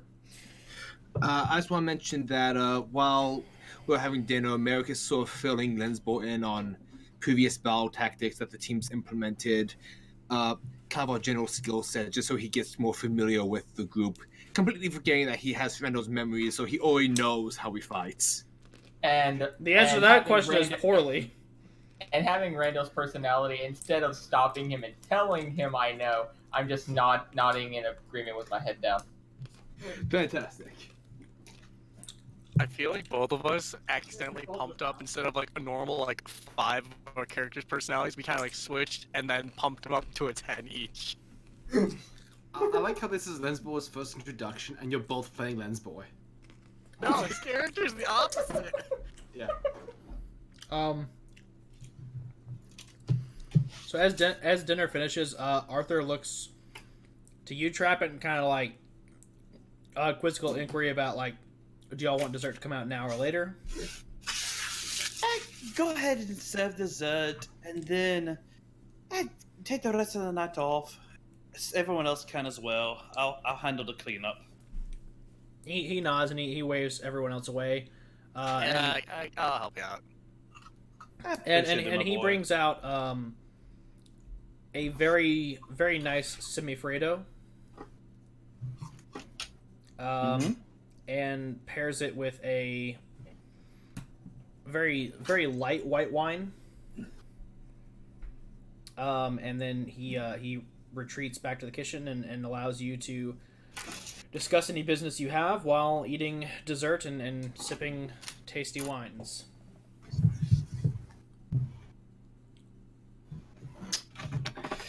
You just call us here just to have us be impressed by your food? Not exactly. Still better dinner than when we had Malcolm. Very true. There's far less death, horrific ramifications, matricide, double talk, all that fun plot. Oh yeah. Did we It's even fun, get fun, to eat then? No. Yeah. None of us did. No, That was a we waste did of not a even night. get the meal. But by the way, Walker, all the servants, entertainers are out, right? Yeah. Sorry, what's the Baxi's name again? Anala. Anala. No. Nala, would you please be a dear and give our team a moment? She nods because she's finished up her dessert and she wasn't really wanting to drink the white wine, so she just kind of like stands up and just takes her plate to the kitchen and just sets her glass in front of Rando because of the way he's been drinking tonight, and just assumes that he's not gonna stop. So she just takes her plate into the kitchen, and then y'all are left alone. Lenzbor, also, no offense, but I do not know you. I do not know if I can trust you. Rando, you have Oh no, he's good. He's good. Yeah, that's what I was about to say. Look, what I wish to discuss is somewhat sensitive. I do not really wish to have an outsider present for what I'm about to reveal. Well, like or not, he is part of this team now. You have to trust him. Now, you see, I was not consulted on adding him as part of the team. It's not something I was aware of. It was just sort of thrust upon me. Well, No to be fair, offense, to be but fair, none of you got a gone through vote. what we've been Guys, through, Walker's you'd be a talking. bit suspicious as well, Lenzbor. Yeah, to be fair, none of you got a vote. Oh. Yeah, Merrick, Avok, and Rando and Trappet were not consulted. Lenzbor was more or less applied as an investigator initially, and then was permanently assigned to the team via executive orders.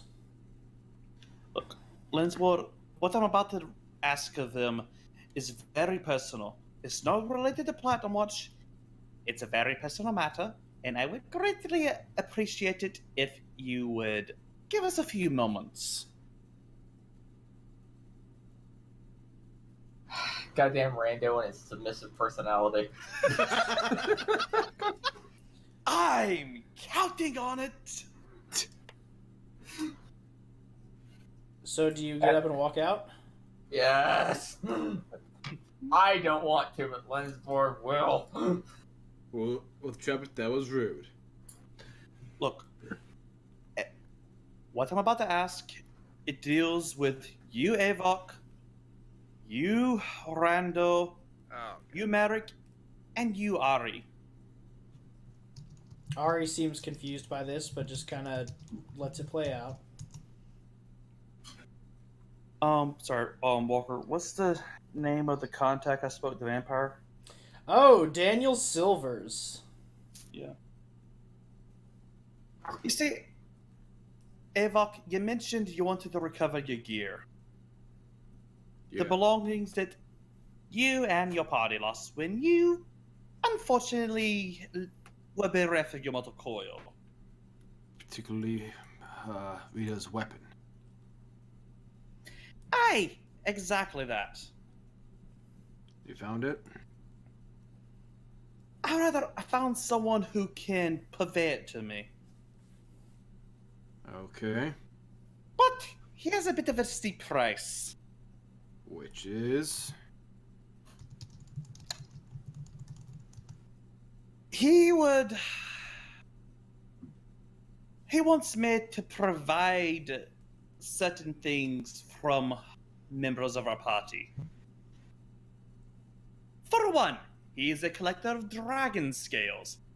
And the Emerald Dragon scale is the one scale from which he cannot purvey. He'd also like something touched of someone from the Feywild. let's say, looking at Rando. It was the other two. Sorry, Walker. I'm spacing in my. The other two were, if I'm remembering correctly, it was a Goliath's pinky toe and a tuft of, or a vial of werewolf blood. So what is he? Wait, what does he want from Rando? He just wants something. Yeah, a lock of hair from someone who's been to the Feywild. Well, he can really fuck off. Yeah. Aye, he wants a little bit of hair from Rando because he's been touched by the Feywild. He wants a vial of werewolf blood, and he wants a pinky toe of a Goliath. Hold on. So we're talking like dander from a dragon, blood from a wolf, Rando's hair, and I gotta chop off a toe? Yeah, this sounds kind of bull. That's I mean, do you want?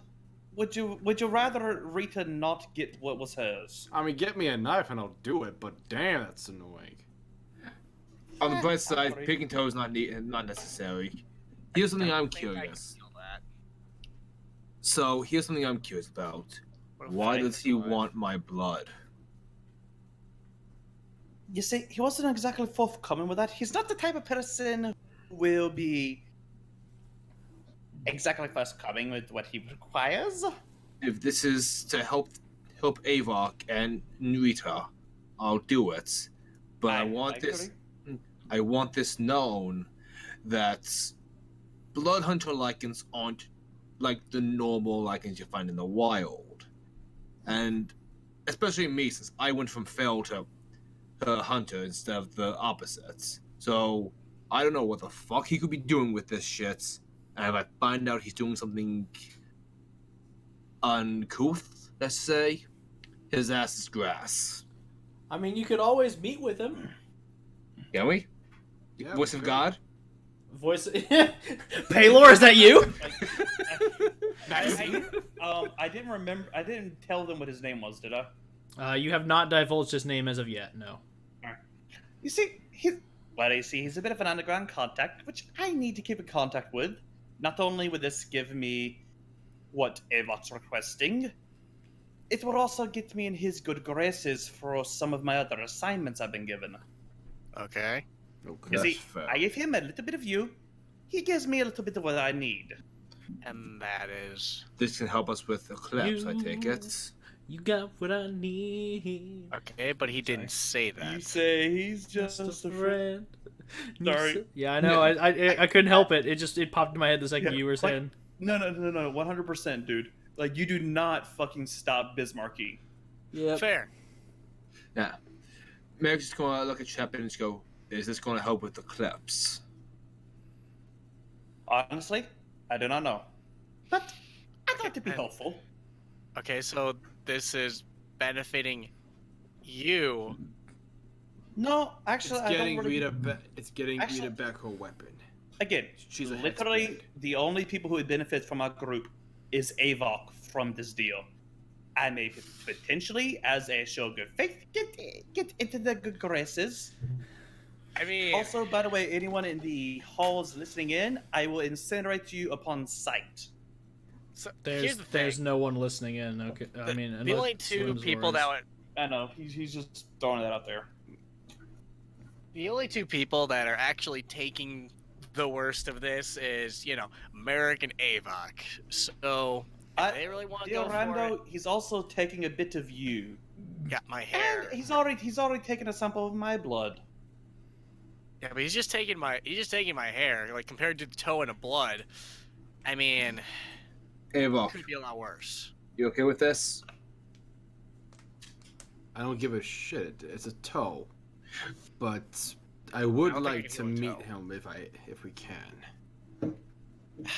I'm just imagining he just meets Dana Sewers like, all right, I heard you wanted a toe. Snaps his toe off. Here you go. Now, the Avok, you see, here's the problem with that. He barely trusts me. And let's face it, none of you trust me. I am the worst member of this party. I'm the one that the entire world expects to betray Platinum Watch. If you barely trust me, the worst of you, do you really think he'll trust you? Mr. Goliath of Justice, Mr. Assassin for Platinum Watch, or you, Mr. Hound of the Good, I or never you, said. Dale Rando, Bounty Hunter of the Damned. Travis, Yeah, pretty much. I never said I wanted to meet him. I Actually, said that's I a want. pretty good I nickname. I'm gonna wanted to claim that. see him. He doesn't have to see me. I'll stealth. I just want to observe. He's a bit. Well, you see, what's the problem with that? He's a bit more observant. He's about as long-lived as I am. More or less lived in my shadow until I've, turned the righteous path and joined you lot. Yeah, because you're righteous. Enough. See, I'm much better than he is. You say so. Let's face it, Avok. You need me. You may not like what I do, but I'm the only one in this group who can do it. All right. I'm just going to take my Kurosawa Gamma. I was going back to my dagger, actually. Just throw it across the table. I'm just gonna keep eating. I want to watch this. I mean, do you want me to do it on the table? before- I mean, Alright, before you cut off a toe, you cut your hair, you draw your blood, I want to make sure everyone's on board with this. So, I want to meet him. I'm afraid I cannot let you meet him. I'd like to inside trap it real quick, just to make sure everything's on the up and up. Okay. it's not on the up and up. That's what we're being told. That Trap is telling us everything that Trap knows to be true. That he believes that he cannot introduce us, or this shit will not work. Alright, go ahead. Yeah, inside that's 19. I can say Travis being 100% honest. Okay. Well, at least Trappet believes it. At least as far as Trappet knows, he's being 100% honest. Okay. He looks over at Ari. Look, Ari, I do not want to ask this of you.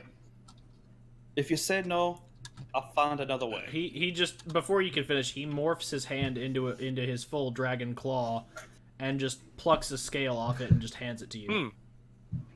I really appreciate this, child. He just nods. As I'm sure Avok and Rita will as well. He looks at Avok and he gives you a thumbs up. Avok gives him a very bloody thumbs up as As he's already cut off his toe! as Avok snuck attack himself. So is this like, is your foot on like the table like rude house guest trying to trim a toenail or Oh something? yeah. Oh yeah. So here's the thing: how much hair are we talking? You said a lock, but we never say how much a lock is. It Headlock is a single strand. well, no, a lock. That's a strand. A lock. yeah, a that's lock right. is like the end of Rando's ponytail, or like I'd say roughly a lock would be considered about a tuft of hair, likely about Here you go, Rando. 2 inches long and about maybe an inch wide. There you go, Rando. And I Yeah, throw him the fuck it, I got dagger. a lifetime. I'm I- gonna I- cut off my ponytail. Well, I throw mean, him you the wouldn't need to bloody cut off the dagger I whole used thing. to I cut am off my toe. to you. I am giving this to you, and that means a lot. It's kind of like the flute, which I can no longer get back. Alright, look, Rando, you do not need to cut off your entire ponytail. It's fine. I can just shave a little off your bangs. It's that'll be already enough. gone. Okay, so apparently Rando is short haired now. You got We're going Zuko. Shorter. Yeah, pretty. Actually, that's kind of what I was thinking. Yeah. Yeah, all right. You got Well- a little Zuko tuft. Rando. Trapper Yeah. just stares across the table at Avok. Well, I wouldn't cut off my toe. I know. I've given him a blood. Merrick will likely give his. Rando's Yeah. give his hair. Here's my question. You would just bleed on the floor, or you got like a container you want? Trapper just pulls out a long needle and syringe in a vial. I mean, I thought that's what he gave you anyway. Yeah, he did. Yeah, I forgot he gave you a syringe. So yeah, he's. 1 second. Rando, can you do something about my bleeding stump now? I cast Cure Wounds. Oh, sweet. I can okay. cauterize it if you wish to. It's already done. We need to move Yeah. this along. Yeah. So Merrick transforms and lets out some blood. figured that it would be more worthwhile in my transformed state. It doesn't matter either way. Like I said, we do need to move this along. Merrick doesn't know that, so he just transforms. So he Well, he takes the blood. Trap it. You've got everything you need. Well, Merrick Very eats a well. cookie. I give him a finger sandwich. I give everybody who donated a sandwich. Well, let's not let this somber the mood. Everyone, continue the festivities and all that. So everyone finished. Lenzbor comes back in. Everybody finishes up their dessert and their wines. They have a. Trapit apologizes to Lenzbor and gives him a glass of very fine wine. Why is all this blood on the table? Y'all have a great rest of the evening. Like I said, we're only 2 days in, and we've only got like an hour or two left. We got to move quickly. Yeah. My things will be easier. So America's got I know. 2 days of recruiting. The third day of the week. What does everyone wanting to do? We'll start with Avok. Avok wants to do more investigation, probably this time on Altus. Altus, got it. Trap it. Trapit is going to deliver his recently acquired items. Got it. Rando. I'm gonna go. Yeah, but because of this personality that I have, I'm like, you know what? Fuck it. I'm gonna go find my mom. Oh wait, hold on. Do you want to talk to No. Trapit about that? Nope. Trapit can literally just tell you her name. That's that. I mean, Did you already you can tell do him? that, but I mean, I did. yeah, you can tell him, but he's still gonna go look. How many days do you want to devote to that? Well, actually, I can already tell you how long it's going to take. Probably the rest of my week. Yeah, that'll take the rest of your week because your week's commission would have been spent finding out her location. So the next 5 days is just travel to and from. Just hi, mom. Bye, mom. More or less. And last but not least, we have Lenzbor. This is taking care of the personal personal communication shit now.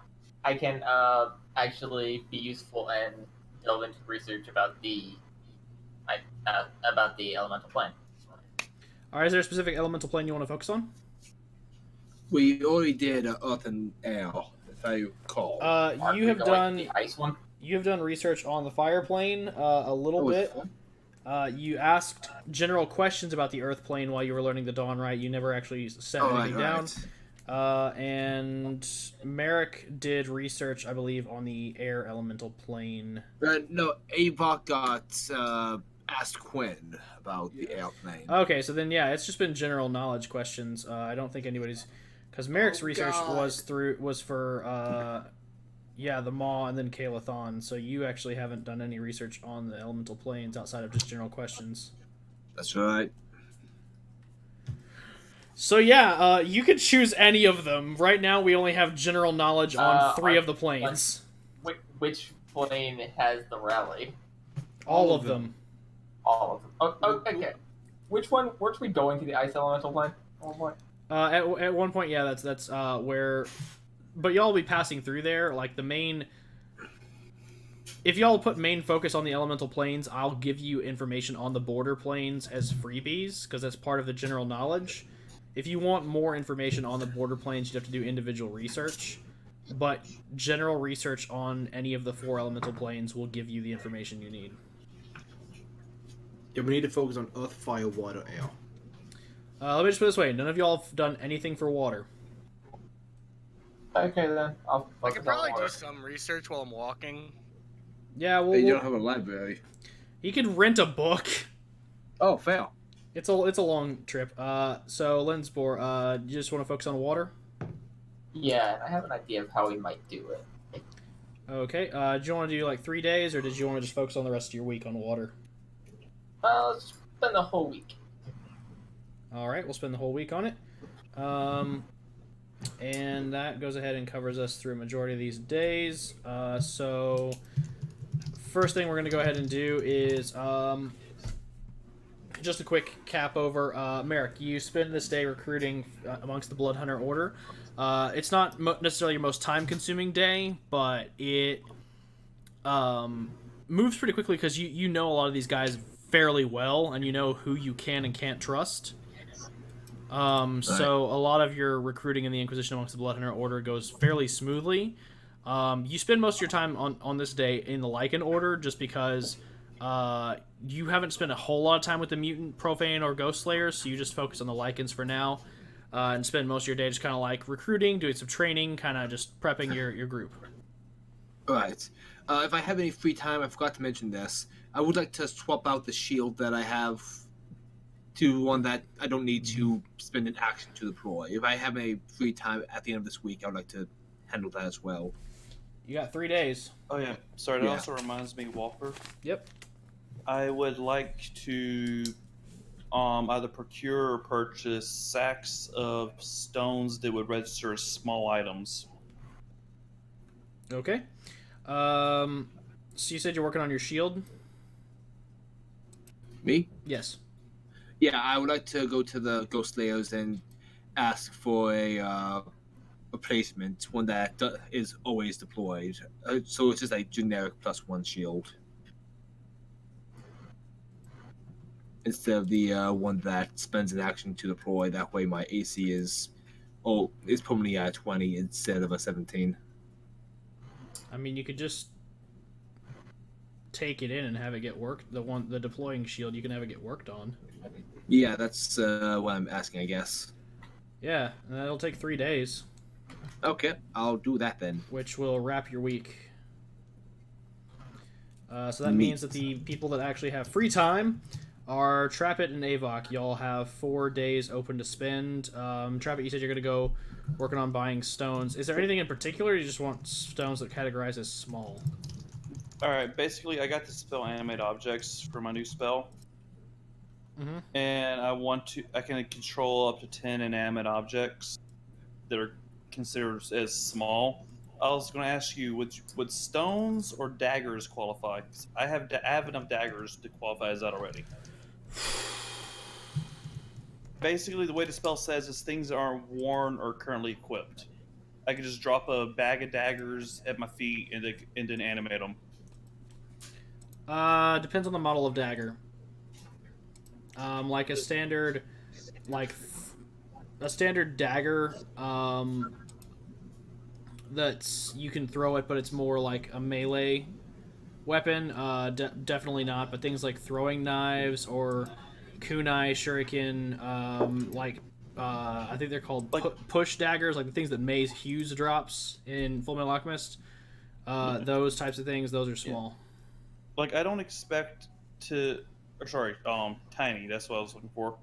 Oh. I don't expect it to be, that's what I was thinking, like, just rocks, because they do, like, a 1d4 or 1d8. Like, I just want to get a bag of items that are tiny and a bag of items that are small.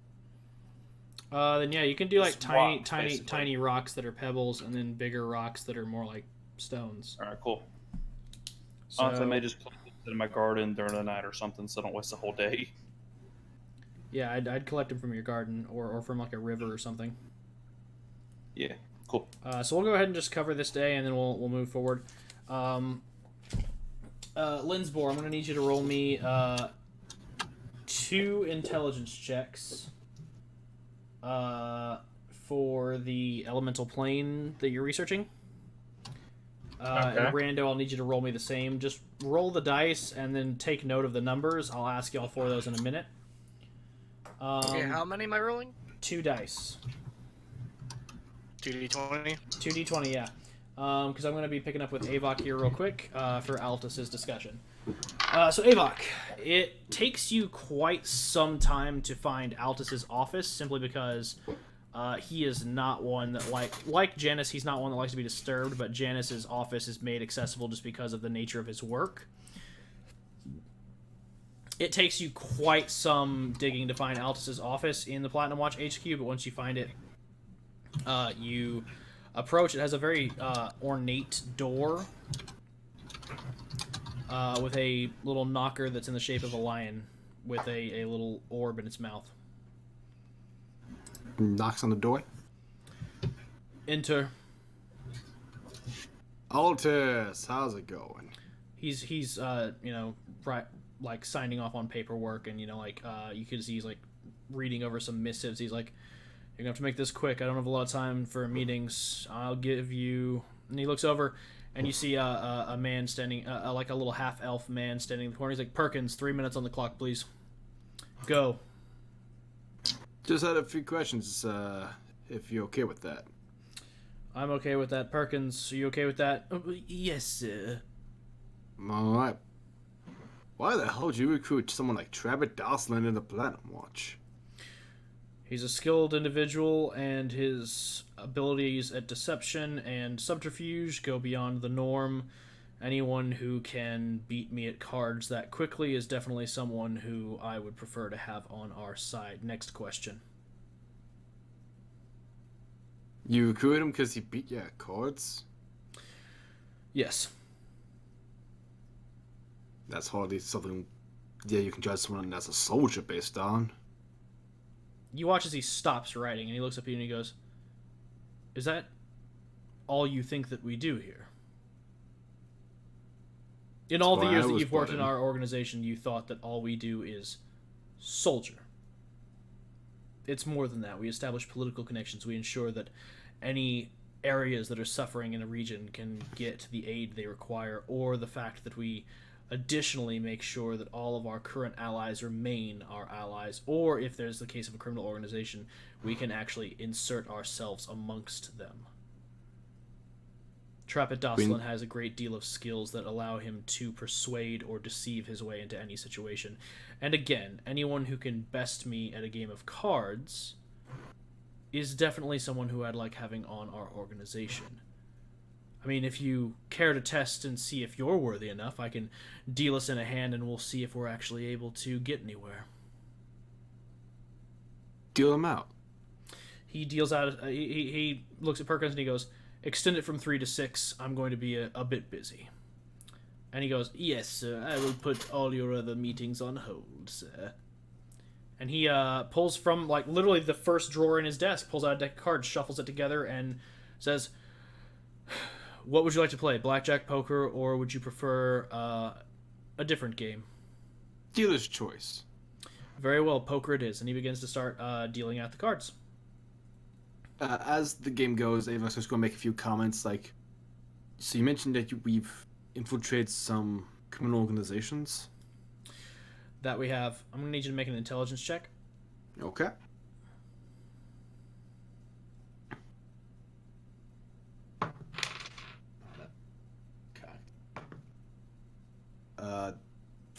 That's not good. It's 10. It takes about not even a minute, and he wins the first hand easy. Damn. And he reshuffles the deck and he goes, yes, we have worked on infiltrating a lot of different criminal organizations. One in particular is the organization of a Mr. John E. Scabs. I'm sure you're familiar with its workings. I am, actually. That is one of many that we have infiltrated within this continent, as well as others that pose significant security risk to our own continent and kingdom. Is that what you do around here? Is that like your big thing? Infiltration and political stuff? Infiltration, no. I just handle the political side of things. I make sure that our allies are content and are able to continue providing the support that they need. Infiltration is more of Ziara's field, when she's not actually running through the field herself. She manages the entirety of our spy network. I see. Well, this time I thought you were just some kind of pompous, arrogant dick. No offense. None taken, and he clears you out again. Oh, damn it. And he deals the cards out again. Oh. Another intelligence check? For this third hand, yes. Okay. Okay. Decent that time. 17. Okay. 1 second. Okay. As you... I'll let you get a couple questions in, simply because I will say this. You do win this hand. Okay. So you can get a couple questions in, and this maybe throws him off his game and what allows you to win. Okay. So if you want to do any invasive questions, now is the time. Okay, so... And what about those that are unloyal, disloyal to Platinum Watch?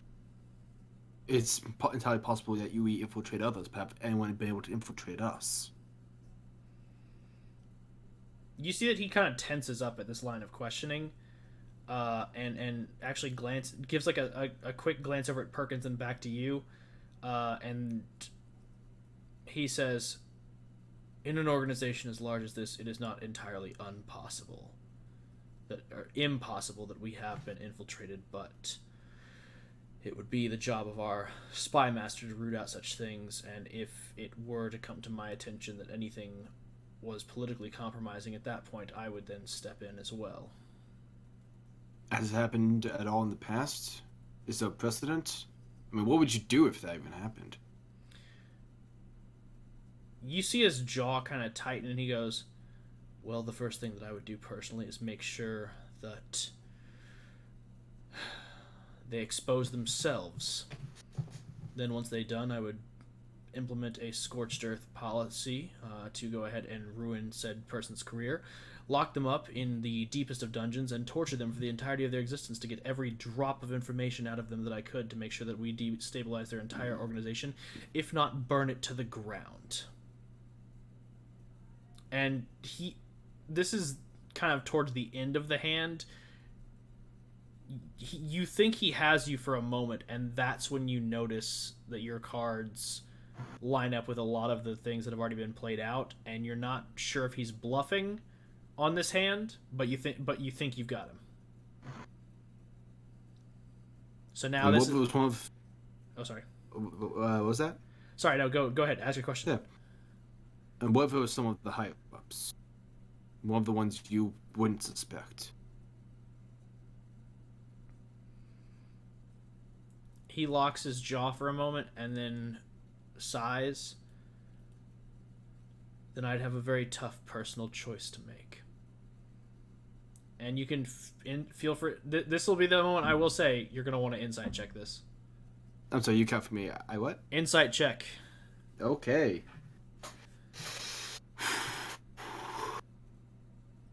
Come on, Daddy. Ooh, that's a good one. That's 23. He's absolutely bluffing on his cards. You've got him one.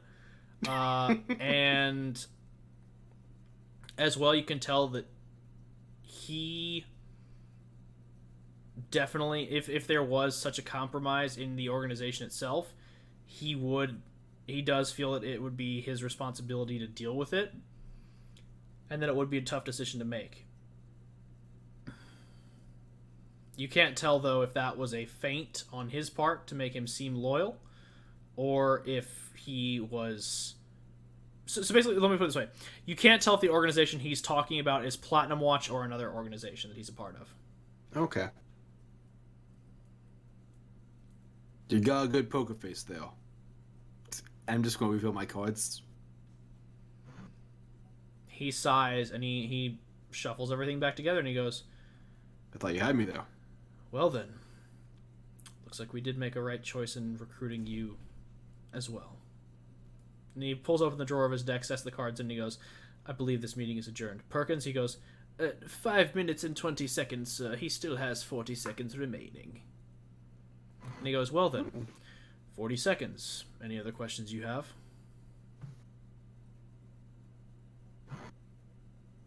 Were you speaking from experience when you told me what you would do if you found a traitor?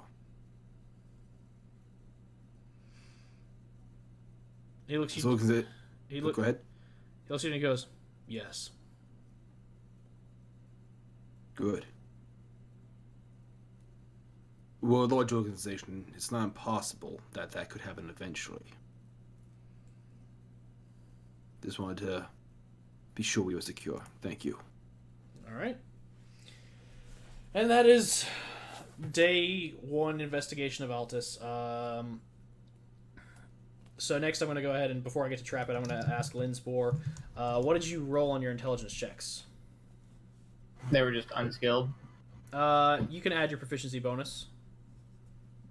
Then those were a 18 and 20. All right. So, since Lenzbor is adept with research, as it's been part of your profession for your artificer work, it does not take you long to find the right resource materials to research the water elemental plane. You discover that primarily it is full of water. There are islands throughout, as well as deeper seabeds and underwater communities. A variety of different flora and fauna flourish inside this ecosystem, as well as the fact that the main prevailing factor of the water elemental plane that makes it so volatile is that the tides are consistently changing, but they do not follow any lunar cycles. Whereas the tides of the material plane follow the lunar cycles of the moon. The water elemental plane has no moons with which to follow lunar cycles, so they can be unpredictable and erratic. Sometimes you can be sailing across clear waters and then suddenly a tempest will pick up. Other times you could be sailing through choppy waters, then suddenly a whirlpool will appear. Or you could see a whirlpool before you and then suddenly it turns into a water spout. It is incredibly unpredictable. The main way to tell is either to bring someone along who is native of the water elemental plane and is used to its currents, or to actually have a form of navigation that reads the shifts, the minute shifts in the water pressure. With the other intelligence check, you get full information on the border planes to the water elemental plane. The first is a plane of swamps, which borders between the water and the earth elemental planes. In the front end of it, since it is coming off the tail end of the earth elemental plane, there is increased gravity, so a lot of the swamps are actually sunken down, and many of the trees bend very low. Further in, as it gets closer to the water elemental plane, it becomes more brackish water with a lot of different creatures that pose a threat because of their adept skills with camouflage. Once it reaches the water elemental plane, the waters clear up and actually widen a bit, so the tributaries are easier to navigate. The main threat of the plane of swamps is the creatures itself, as well as the variety of different swamp gases that can cause a variety of effects from poisoning, hallucinations, to paralysis, depending on the areas of the swamp you're traversing. In addition, at the far end of the water elemental plane, bordering on the air elemental plane, is the plane of ice. The plane itself is entirely coated in thick ice, with the fringes being a bit thinner, whereas deeper in, the permafrost goes down for thousands of feet, sometimes even miles deep. And the main telling of the ice elemental plane is the fact that there are deep caverns that run through the plane itself, full of a variety of different creatures and denizens that are both friendly and hostile.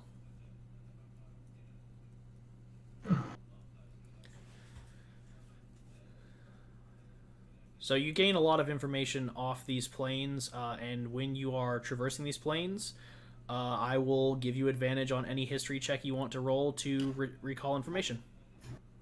Woo! Good rolls. So now we're going to move into Trap It, and then after that we're going to cover some rando stuff. Alright, Trap It. You are meeting back again with Daniel Silvers. I think it's Daniel. Was it Damien? Let me check. I think it was Damien. Damien Silvers, yes it was. Damien Silvers is who you're meeting with. So as you head underneath the bar into the deeper rooms, once again you find Damien in his gambling hall, just idling behind the bar, and he waves you and he goes, "Ah, Trap It, welcome, welcome. How may I assist you today?" Well, I believe it's that is assisting you in this circumstance. Oh, really? And tell me, what have we brought to me today? Well, it depends. Do you have the items in which I asked about last week? Well, I have worked to procure them. We are still acquiring some of the items themselves, but I have a few on hand. Ah, well, I have the entire lot of which you requested of me. Well, someone's a bit of an overachiever. Well, indeed. I don't believe in West. Well, I may be immortal in all that, but I do not believe in a Western time. Fair enough. Well, I am, again, like I said, in the process of acquiring the final bits of the items. It does, after all, take some time for cross-continental transportation. But Of course. if you are willing to take a partial return, I can go ahead and give you what I have now in exchange for what was promised. Well, forgive me, but you know our line of work. Do you really think I would give you everything I have now for only partial of what you have? Fair enough, fair enough. I should have known better than to try and pull a deal on you. Very well, we can certainly see what comes of this.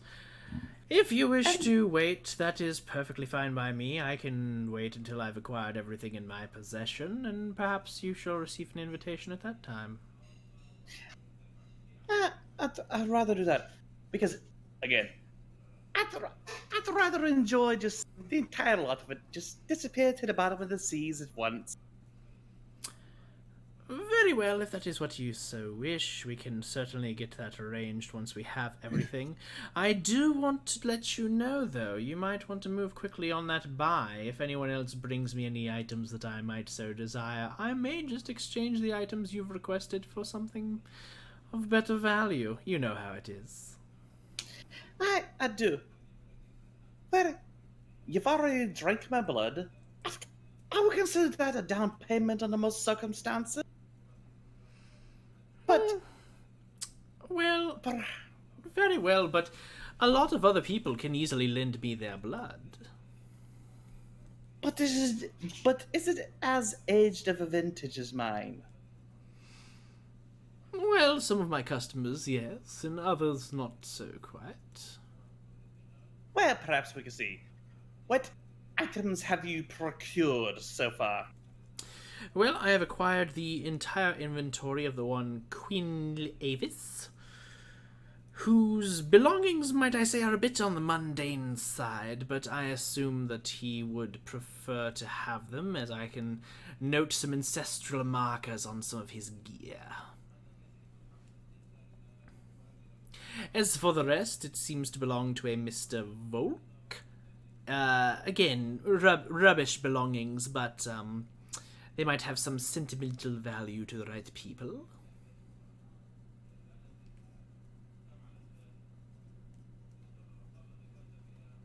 And you have not acquired anything from anyone else at this party? Not at the moment. I am currently working on acquiring everything from the Sonia McQuay and Rita, but it is taking some time. After all, the collectors don't seem to wish to part with it.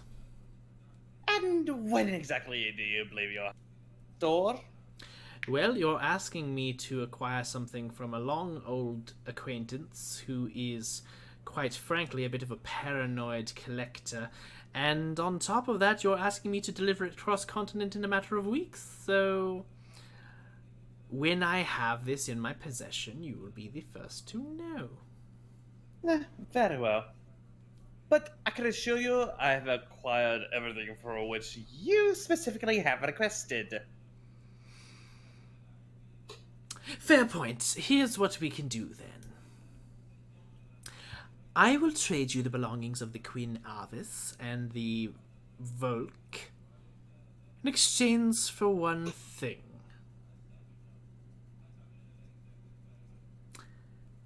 May I have that Emerald Dragon scale? On a side note, Walker, with my high roll last game, you said that he just is legit just collecting these things, right? Yeah, he's legitimately Dragon just scale. collecting these. There's no ulterior motive to it. It seems that he literally just wants to have a set.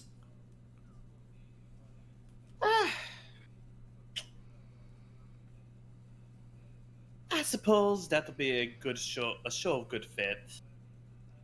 But of course.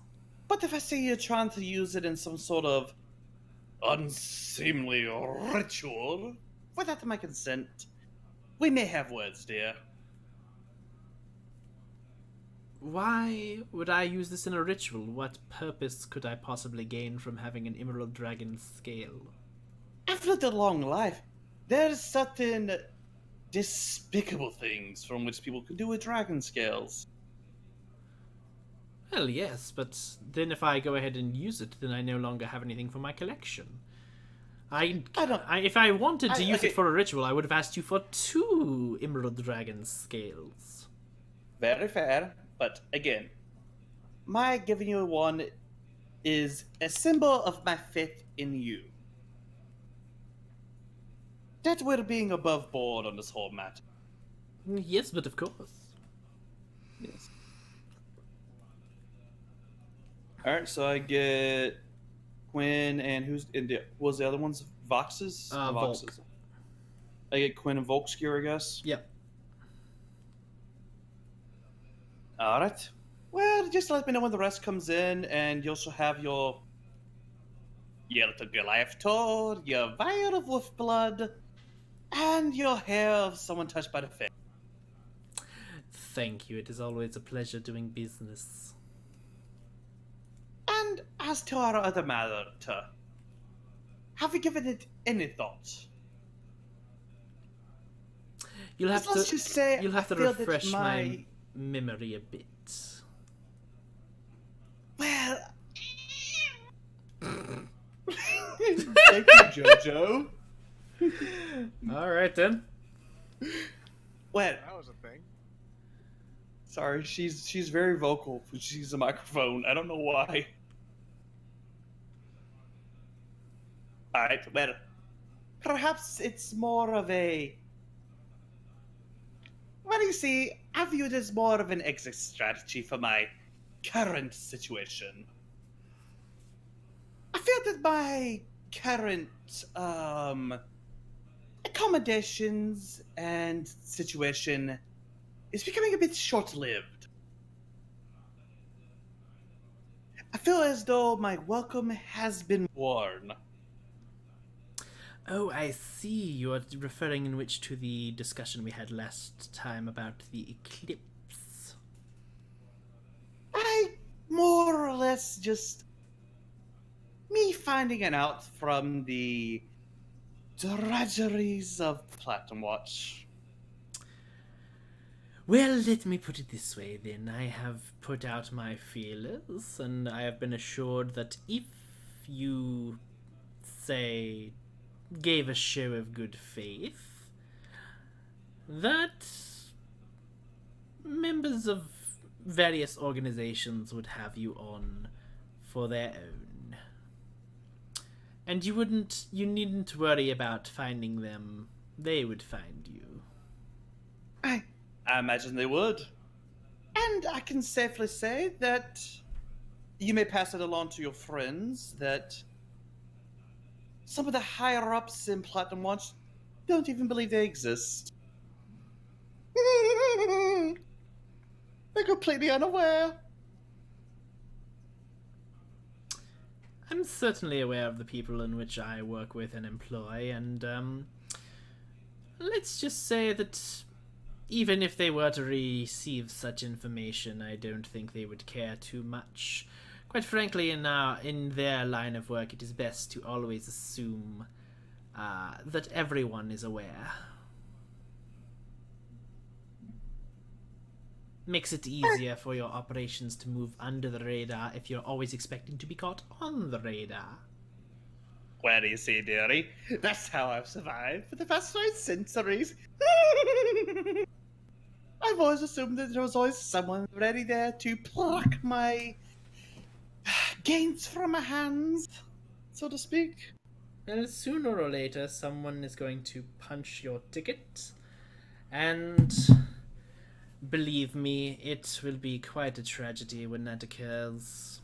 But Are you the one who is planning to punch my ticket, dear? I don't expect to, so long as my business is able to continue moving unimpeded. And I am fine doing favors so long as you keep providing business, but the second that the business begins to outweigh the value I'm getting from these transactions, I might seek better means for which to profit. Let's just put it this way. Right now you entertain me, and that is why I allow you to continue doing business, because, well, quite frankly, you do have some rare items I would like to get my hands on, and you have a means of which to get them to me. But if under any circumstances moving forward in the future, any members of your organization were to find their way here in force, well, then our next meeting would be a little less than amicable. Well, you see, dear, here's the rub of that. You and I have been competitors for quite some time now. I've never seen the need to interfere upon your business. You've never interfered upon mine. I feel as though that's a situation that we can continue having. I have no interest in stopping you from what you do. For one, I believe what you do is a very valuable service. It's something, if you don't do it, I myself would do. But I don't want to do it, so it's wonderful that you do it. Therefore, I don't see the point in anyone in my organization knowing that you exist. Because there's no reason for the little wolf boy, the Goliath idiot, my son, or anyone else in the Platinum Watch or any of the subsidiaries to even know that you exist. Well, I mean, to the right people, I mean, I would still like to do certain businesses, but, yes, Do you really think any of them are capable enough to do business with you? He looks at you and he goes, surely you know better than anyone else that a man or woman properly motivated will always find a way to procure something of interest. Case in point, he smiles, he goes, it must have taken real stones for that Goliath to ask you for a favor. Must have been quite a slap in the face to him in order to get you to get all his items together. Granted, I don't think he's quite aware that you intend to burn them and sink them to the bottom of the ocean.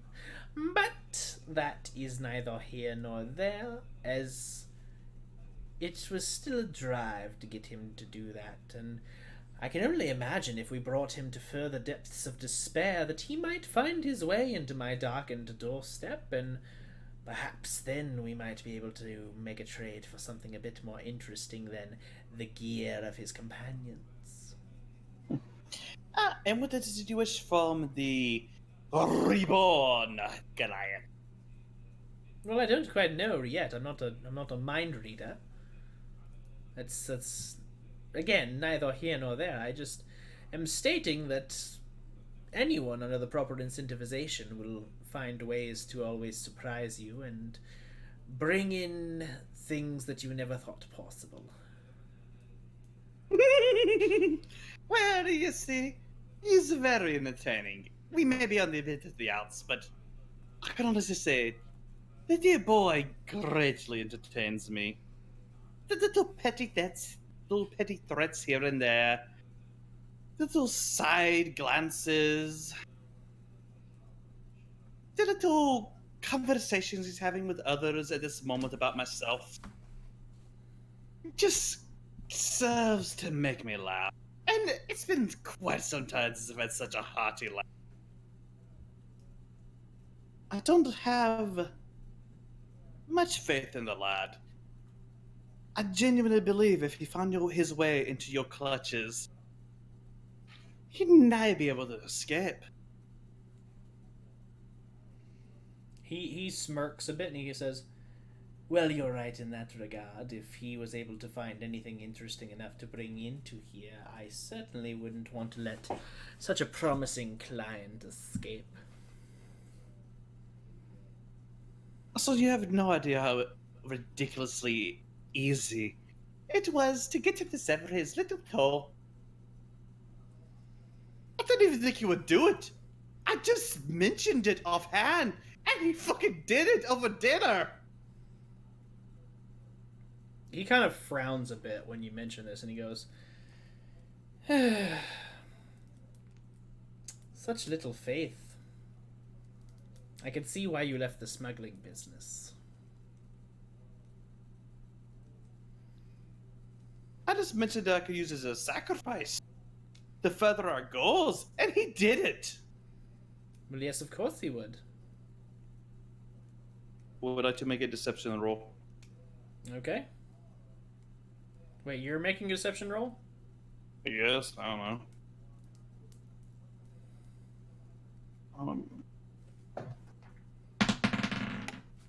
Where's my dice at?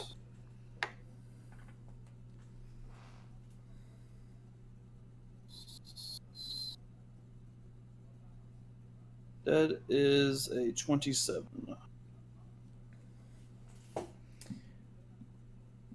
He looks at you and he goes,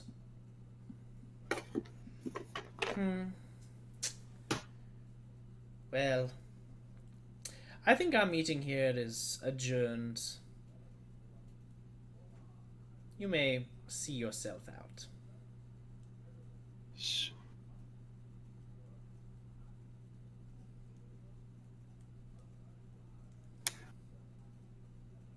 And what's with the sudden cold shoulder? Well, in my line of work, I'm used to people Sorry, you cut attempting. out.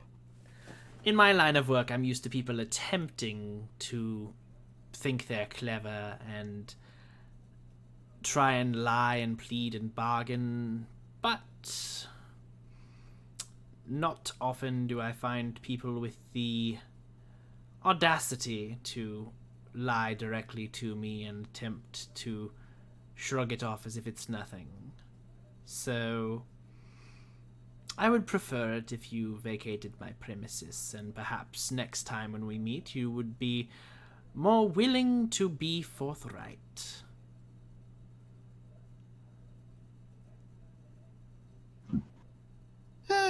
Alright, very well.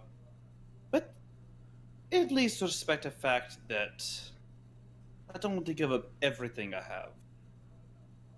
And I don't, if our situations were reversed, I don't think you would either. Oh, if our situations were reversed, I would certainly make sure that I kept my cards close to the vest. But if I were to lie about which the methods I obtained the items of which you were seeking, well then, that wouldn't be very good business, now would it? Now, see, I don't even know the methods of which you were procuring the items of which I want. I have no qualms about giving you what you've asked for. I just want to make sure I have the genuine goods. Well, he points to the chest of which you've been provided where the gear supposedly lies. He's like, feel free to crack it open and take a look if you feel me being dishonest.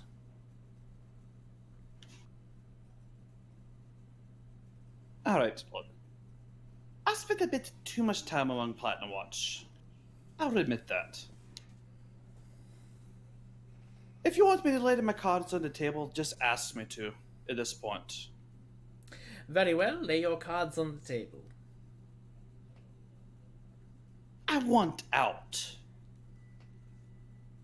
I can't stand a single second more of this sippering group.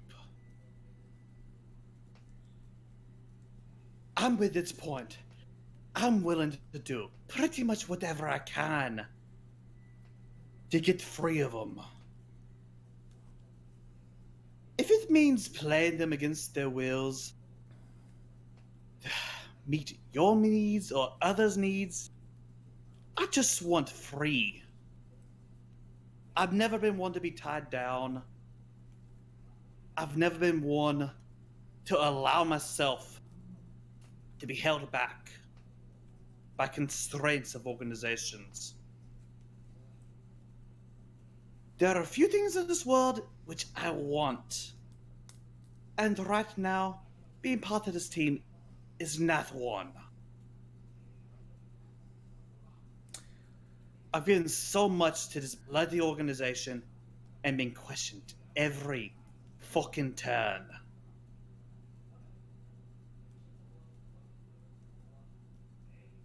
So yeah, I may have lied about a few things, but I can genuinely assure you, lad, I'm not lying now. He still doesn't have trust in you, so you're going to need to roll either deception or persuasion. Don't say which, just let me know what the roll is. Okay.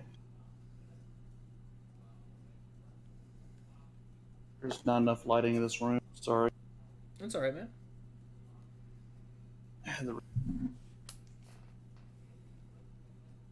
I'm going to need to rewatch the stream. This is good.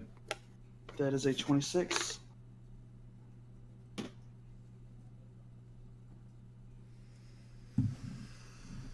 Okay.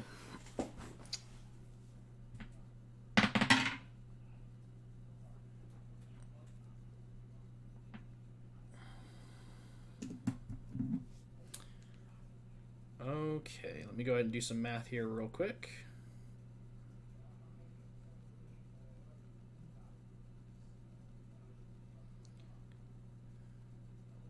I really wish I made this character sheet more accessible in my notes.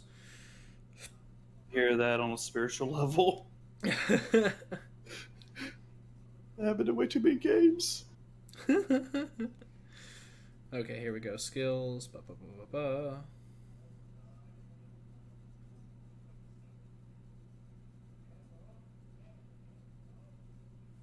Okay.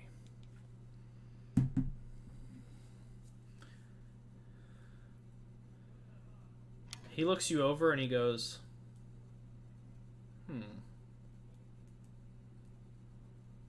interesting. Well, perhaps we'll have more interesting conversation next time.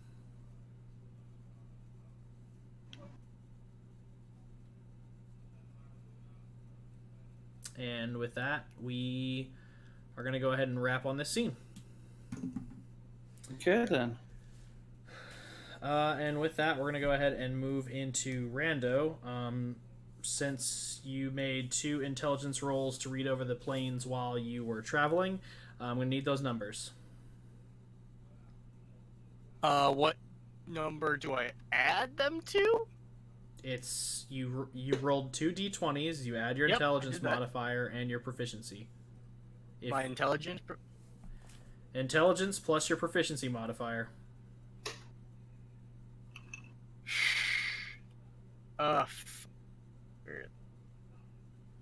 I'm derping right now. 1 sec here. No, that's cool. It's late, I know.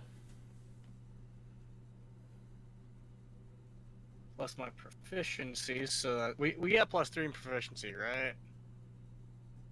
I don't know. You tell me, man. I'm fucking. It's your we character have a plus sheet. 3 right now.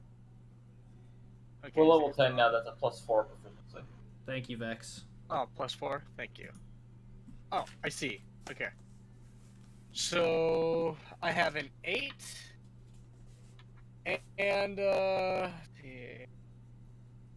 23. Okay, what plane are you studying? I was gonna help out with the water. Okay. With that 8, you learn absolutely nothing about the water elemental plane. That's fair.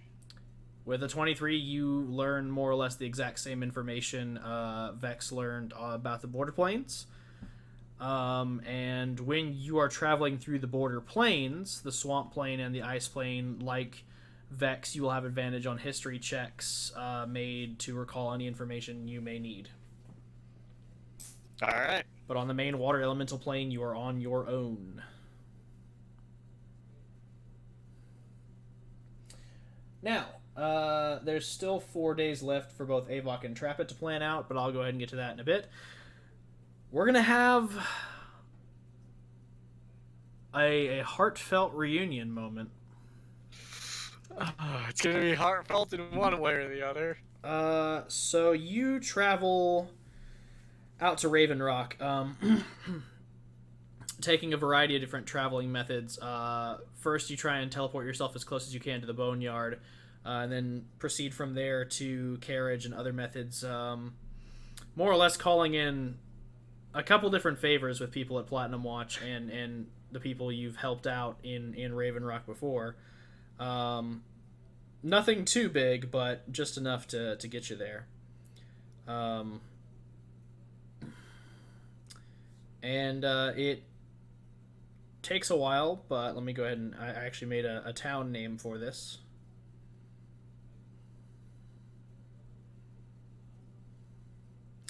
You arrive in the small village of Autumn Glade. What's it called?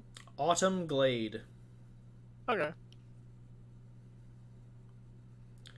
And you, from the information you gathered, Trappit, did you ever tell him his mom's name? Nope. Alright, then, well... Hold on. I told him if he wanted to, he could just straight up ask me.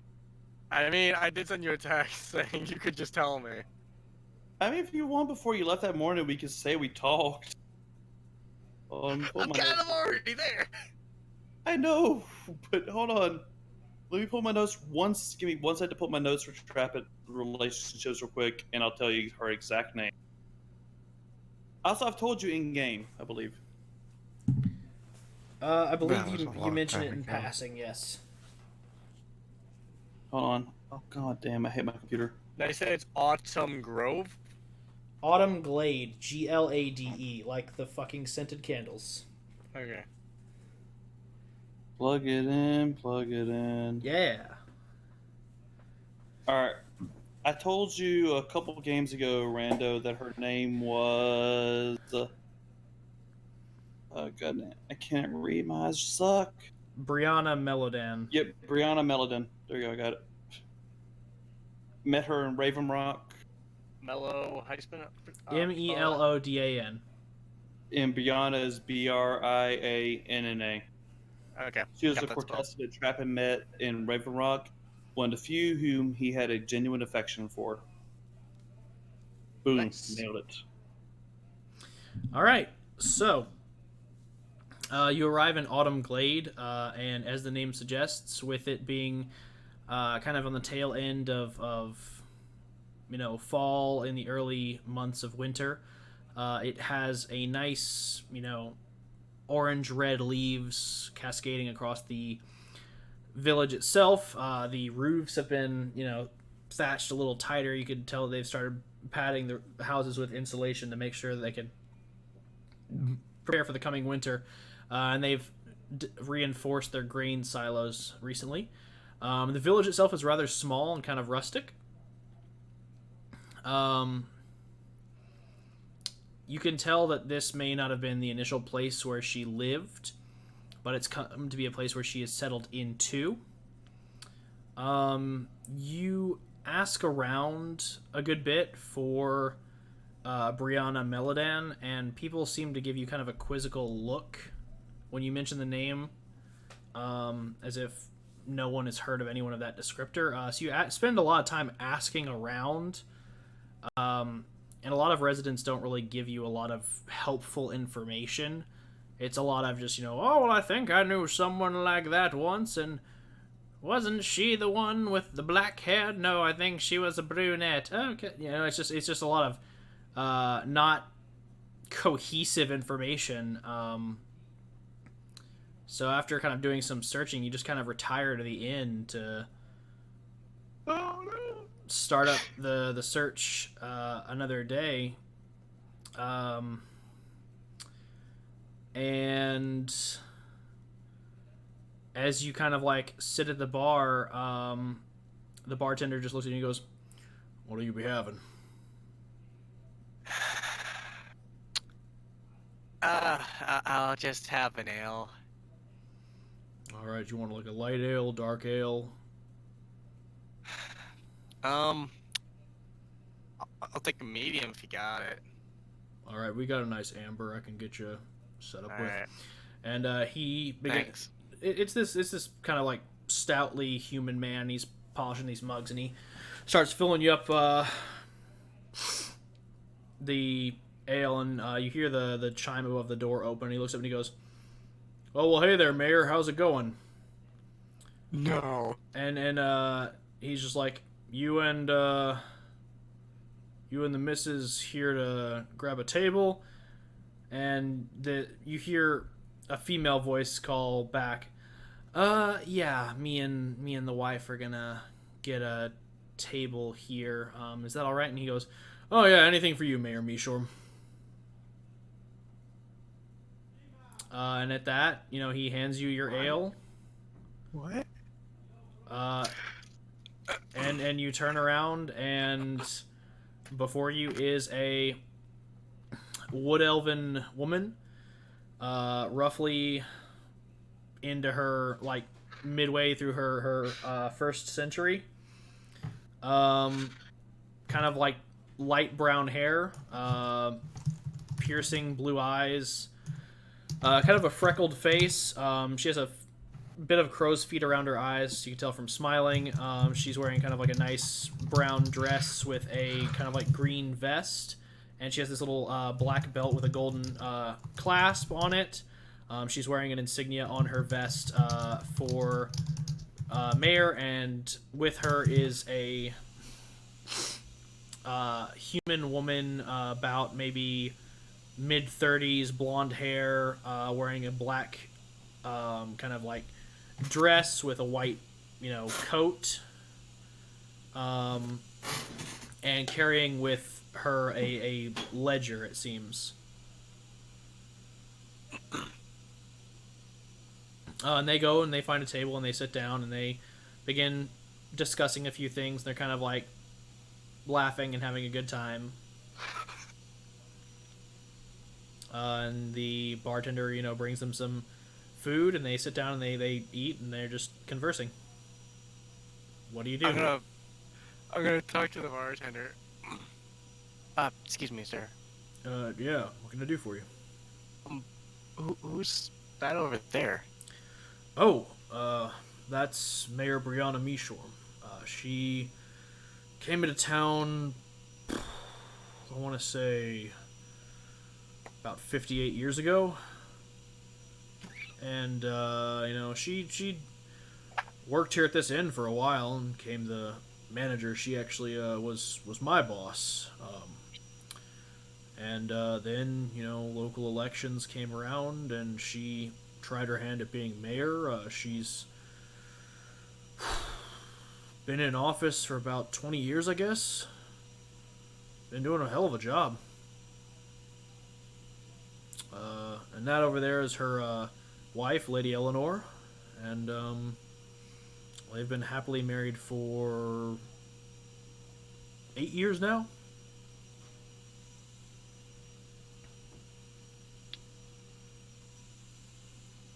Eight years? Yes, sir. Could you do me a favor? Can you put their meal on my tab? Yeah, sure, buddy. And he just kind of gives you a glance like that's really weird. But he adds it to your tab. She's a friend of my dad's. Okay. Yeah. She... Thank you. Alright, whatever, man. And he goes back to work and he, heads around the bar, the inn a bit and just, kind of takes some orders from the other patrons in the inn and works on, cleaning any glasses or dishes that need to be cleaned, works on bussing everybody their food. Yeah. As they're talking and whatnot, I'm not gonna do like creepy glances, but I'm just gonna do a little, like, little sips, just kind of like look around, make sure, just look. Mm-hmm. Yep. Okay. All right. She noticed me. As you are kind of just like giving occasional glances and taking sips, the mayor seems to just be kind of like having a good time, enjoying her meal and chatting with her wife, and Eleanor's having a good time as well. At some point during the meal, you see Eleanor, kind of like gesture to the mayor, and she kind of just stands up and heads over to the restroom.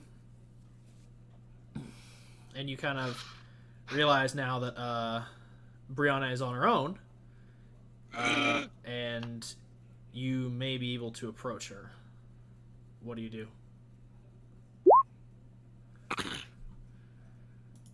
Okay, what the fuck is that? Oh.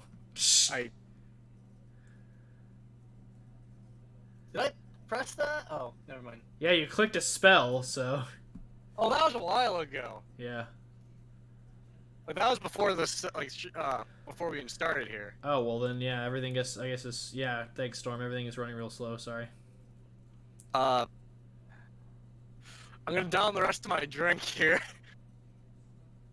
Okay. False courage, here we go. Excuse me, ma'am. I mean... Who are you saying that to? You're still at the bar. Oh, I'm gonna walk over to, Brianna. Okay, you get up to walk over, and as soon as you turn around, Eleanor is right behind you, staring at you. Wait, who's staring at me? Eleanor, her wife, is like face to face with you right now. Oh, this is gonna be awkward! Can I help you? So awkward. Hi, my dad was actually an old friend of,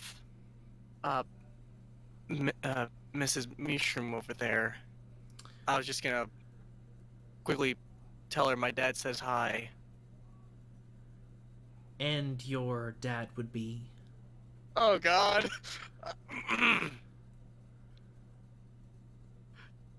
Oh. I need to lie! I need to lie! I need to lie! You've been living with Trevor this long and you don't know how to lie? Granted, I kind of fucked up lying this game too, so just roll with it, buddy. I believe in you. I really am. Natural believe in one. you. Natural one.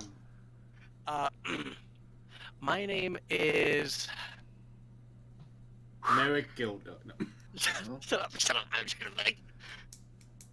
My name is Belos Dosselin. And okay. Okay. What's that roll?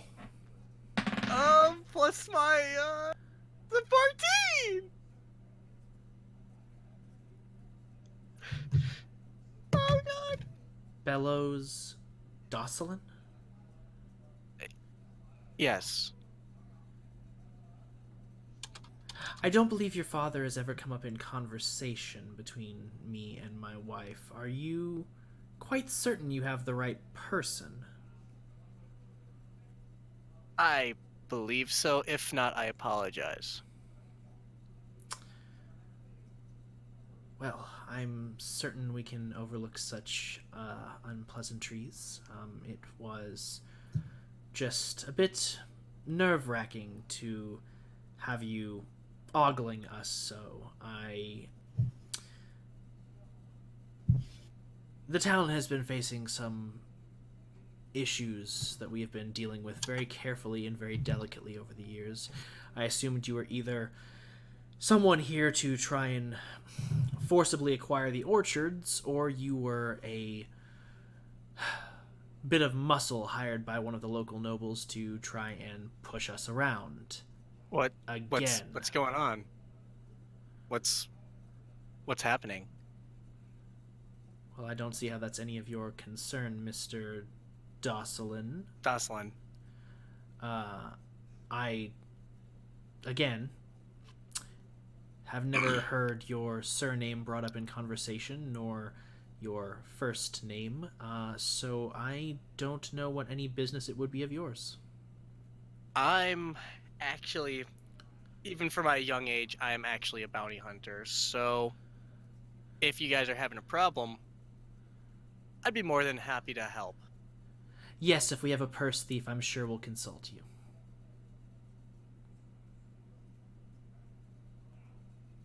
And she turns around and kind of walks back over to Brianna.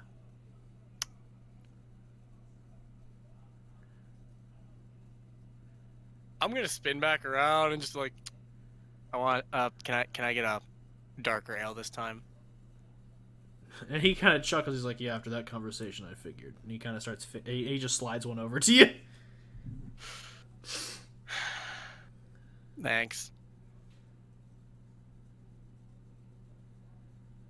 All right. I need you to make a con check for me, or a Constitution save, because this is your second beer in the past like 5 minutes, like past like I don't know, like 10, 15 minutes. 10. Wait, 11. Excuse me, my con went up. Yeah. So you're not drunk, but you're definitely feeling a bit of a buzz going on. And you're bordering maybe a bit on tipsy. Do I stop or do I go blackout drunk and hope they take me in? It's up to you, man. Blackout drunk. Here we go. Yeah, I want another one. He just looks at you and I've goes, never drinking in my life. I've never drinking in my life, but I want another one. Rando, this is the ghost of your father speaking to you. Just approach the woman. Quit while you're Do ahead. it. Okay, so he fixes you another ale, and he goes, as he's about to slide it over to you, he's just like, and he just very slowly slides it over to you. Actually, you know what? This is probably a bad idea. I'm just gonna go to bed. I'll. This is a bad idea. I apologize. As you say that, you see a set of knuckles wrap the bar next to you and go, "I'll have one of what he's having." And as you look over, to the left of you is Brianna Michon. Fuck!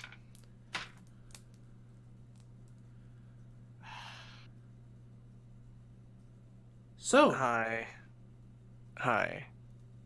she looks at you and goes, "Nice to meet you. Brianna Michon. I'm the mayor." Yeah, hi. I'm, Bellows. Dosselin. Yeah, that's cute. What's your real name?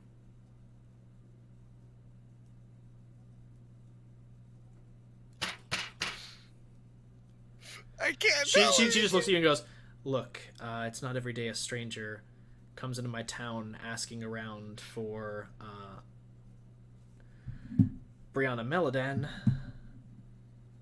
and then pays for my meal and spends the rest of his time in the inn that I brought up from nothing, taking sidelong glances at me and my wife."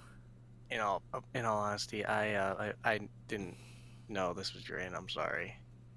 It's not anymore, but I take some pride in my work. Yeah. You did great. Thank you. Now, I believe there was the discussion of a name.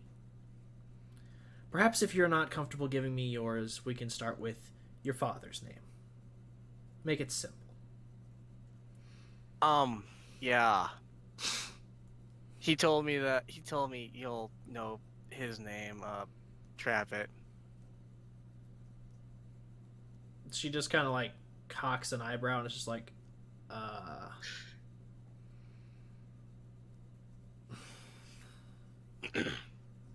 gonna have to refresh my memory. I never knew anybody that went by that name. I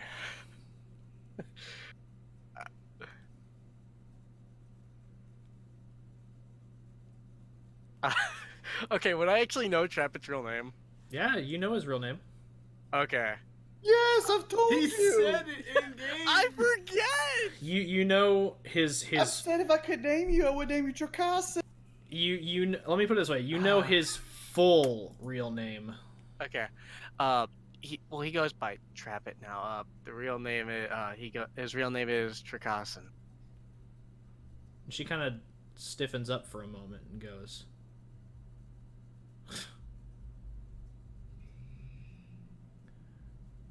"Okay then."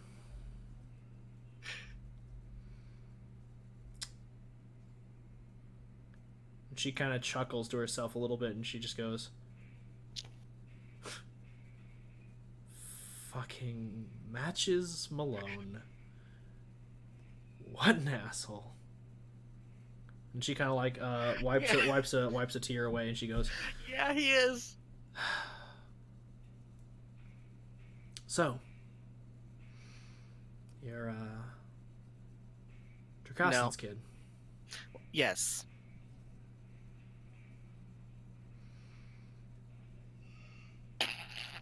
Why am I laughing at this emotional effect? She's just like, "So, what? Why are you here? Is he here to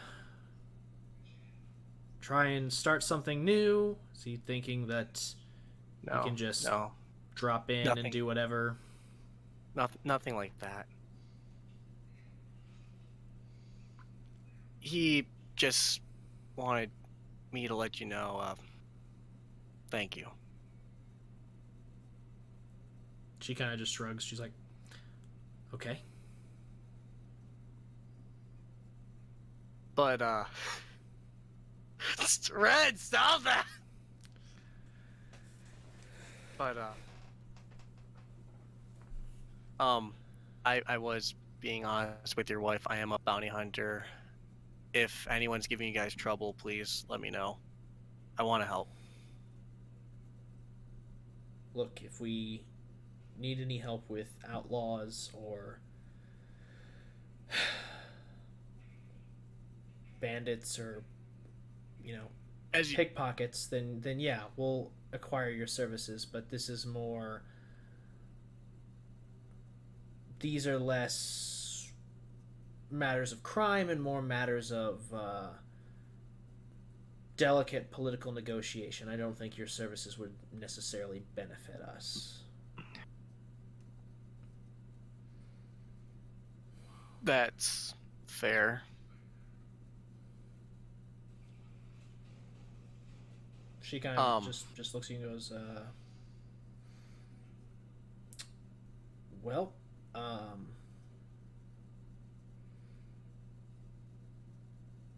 hope you enjoy the town, Thank you. and you can tell Tricasan that he's welcome. Not in the town, but welcome is in a response to your thank you." I do have one other news for you. I don't know how you'll take it. She looks at you and goes, "Kid, I have been dealing with the ever-changing world as it was since I was old enough to walk and have been fending for myself for quite some time, so just rip off the bandage and poultice, if you will." We found your son. She pauses.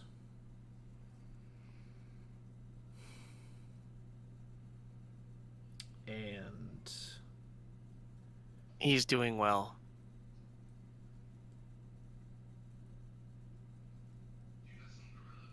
you, for the first time in this conversation, she legitimately just goes quiet, and seems to kind of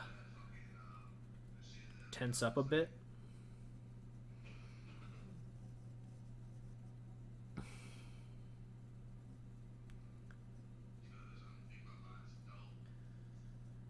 is he now?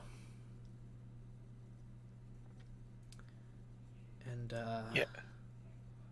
so apparently he knows who his father is. When did Tricasson feel like it was his obligation to come into my child's life?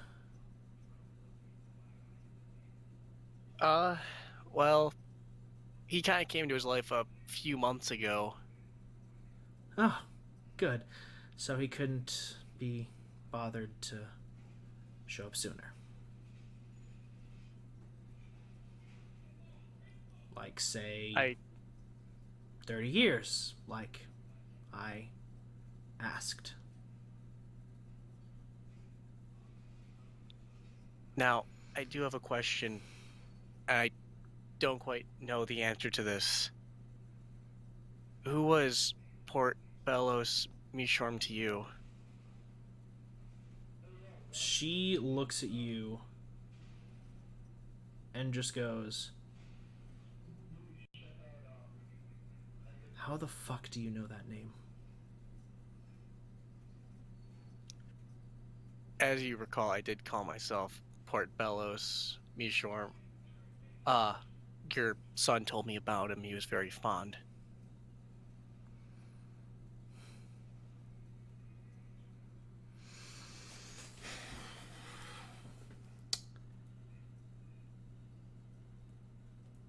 He was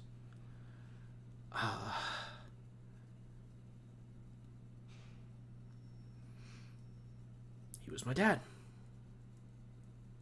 Not in a biological sense, but he looked out for me when no one else would. When things were hard. Not just for me, but for him. And when my son came into the world, I knew that I wasn't equipped to provide him a life that he needed. So I knew that Port Bellos was the only one who could take care of him.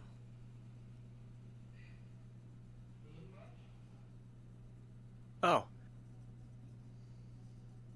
That now makes a lot of sense now from what he's told me. Make a deception check.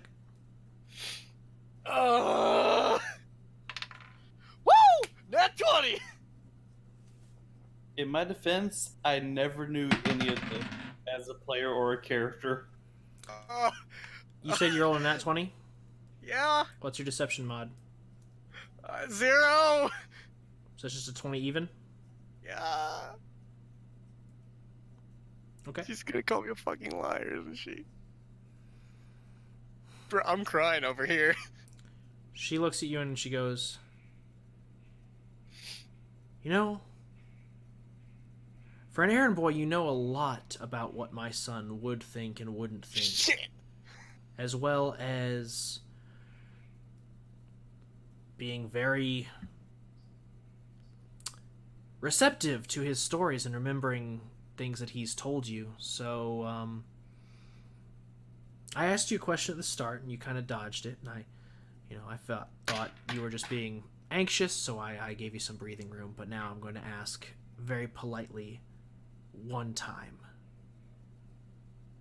What is your name?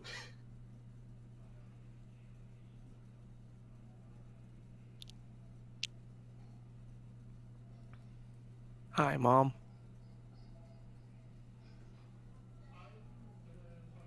She chokes up a moment, and you watch as the tears start to form at the corners of her eyes, and then they're just streaming down her face at this point. And before you can say anything else, she just grabs you and pulls you into a very tight hug. and just holds you very, very close.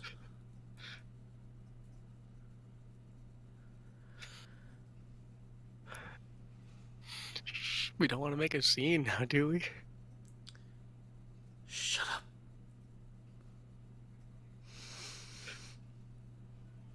You grow up so handsome.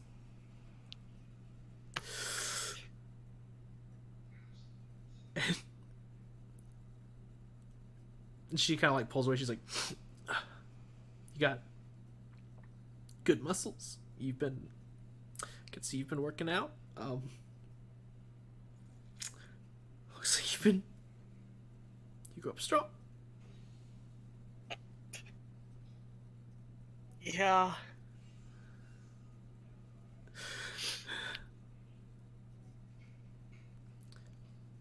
So,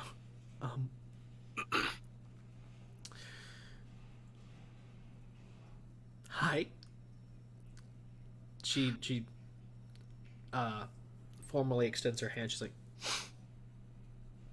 "My name is Brianna Meladan, and I'm your mom."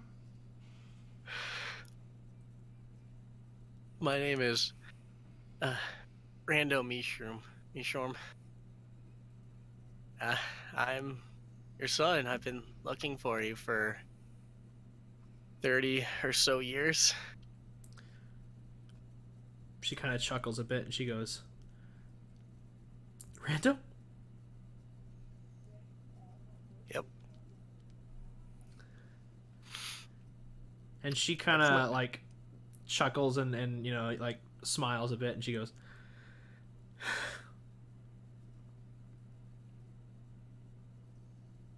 "Don't take this the wrong way, but Port Bellows was shit at naming." I mean, yeah. I mean, his name alone kind of gave it away. And she chuckles again. She goes, "Well then,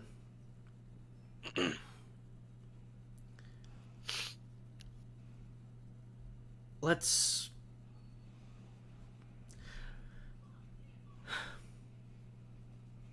Rando's good. Rando suits you. But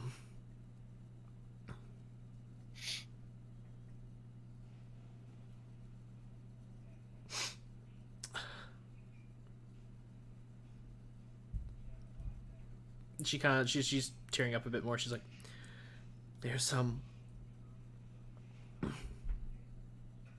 Did you ever get a middle name?"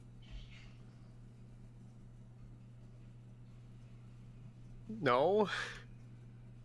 She just scoffs. She's like, "Damn it, old man. Gave you one job. Well then. I guess I'll pass it on.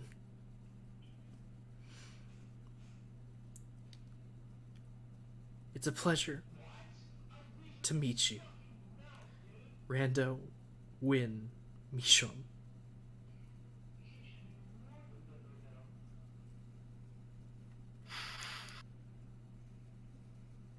I like that. And she pulls you in for a tight hug. And at this point, Eleanor walks up and she goes, "Honey," and she goes, yeah, sorry. Eleanor, sweetie, this is Rando. Rando, I presume you've already met?" Sorry, before I didn't want to quite reveal who I was. And she goes, "Honey, remember how I said, a long time ago I had to make a decision on whether to stay where I was and live kind of a shackled life or come here?" And she's like, "Yes." And she's like, "Well, I owed a lot of debts, and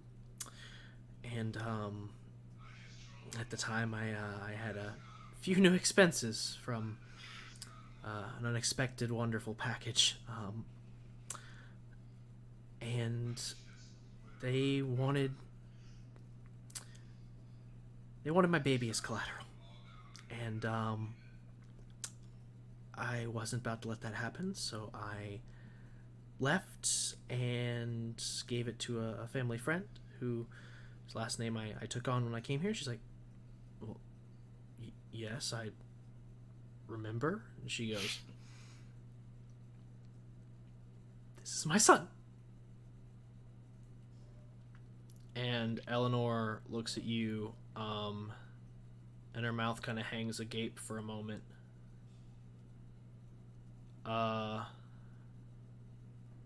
And before you can really respond or say anything, she pulls you into a hug. Shit, no, I can't get mad at her. And then she pulls away and slaps you in the face. There we go. And she goes, and she goes, thank you for coming back. And I'm sorry about that. That was No, it's that was it's for okay. Lying, understandable. well, that's part of it, yes. But most of it is just making her worry. Makes you feel better. Didn't give up for 39 years, give or take. And Eleanor and Brianna both pull you into a hug.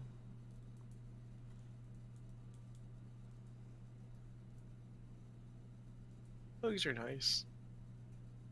And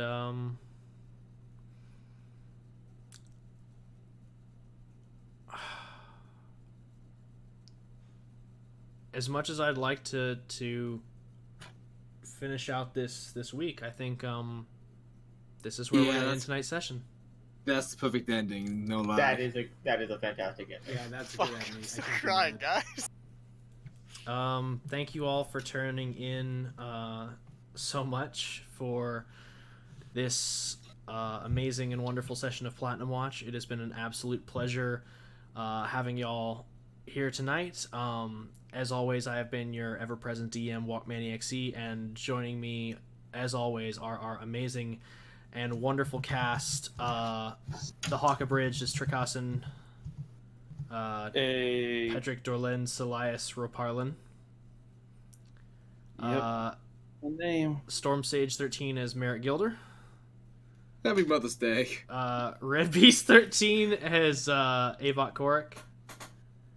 Yeah. This is fun. Vex as Lenzbor Reyes. I'm still crying, man. And Zodiac Sect 19 is Rando Mishorm. Bye, everybody. Thanks for watching. Thanks for watching, and to all of y'all here in this next up-and-coming week on Sunday, May 12th, Happy Mother's Day. Yep, happy Mother's Day, guys. Happy Mother's Day. Welcome to the Mother's Day episode. This was fun. Oh, this is so nice. All right, bye-bye. Bye. I wish I was half the father they are the mother to him. I'll be honest, I am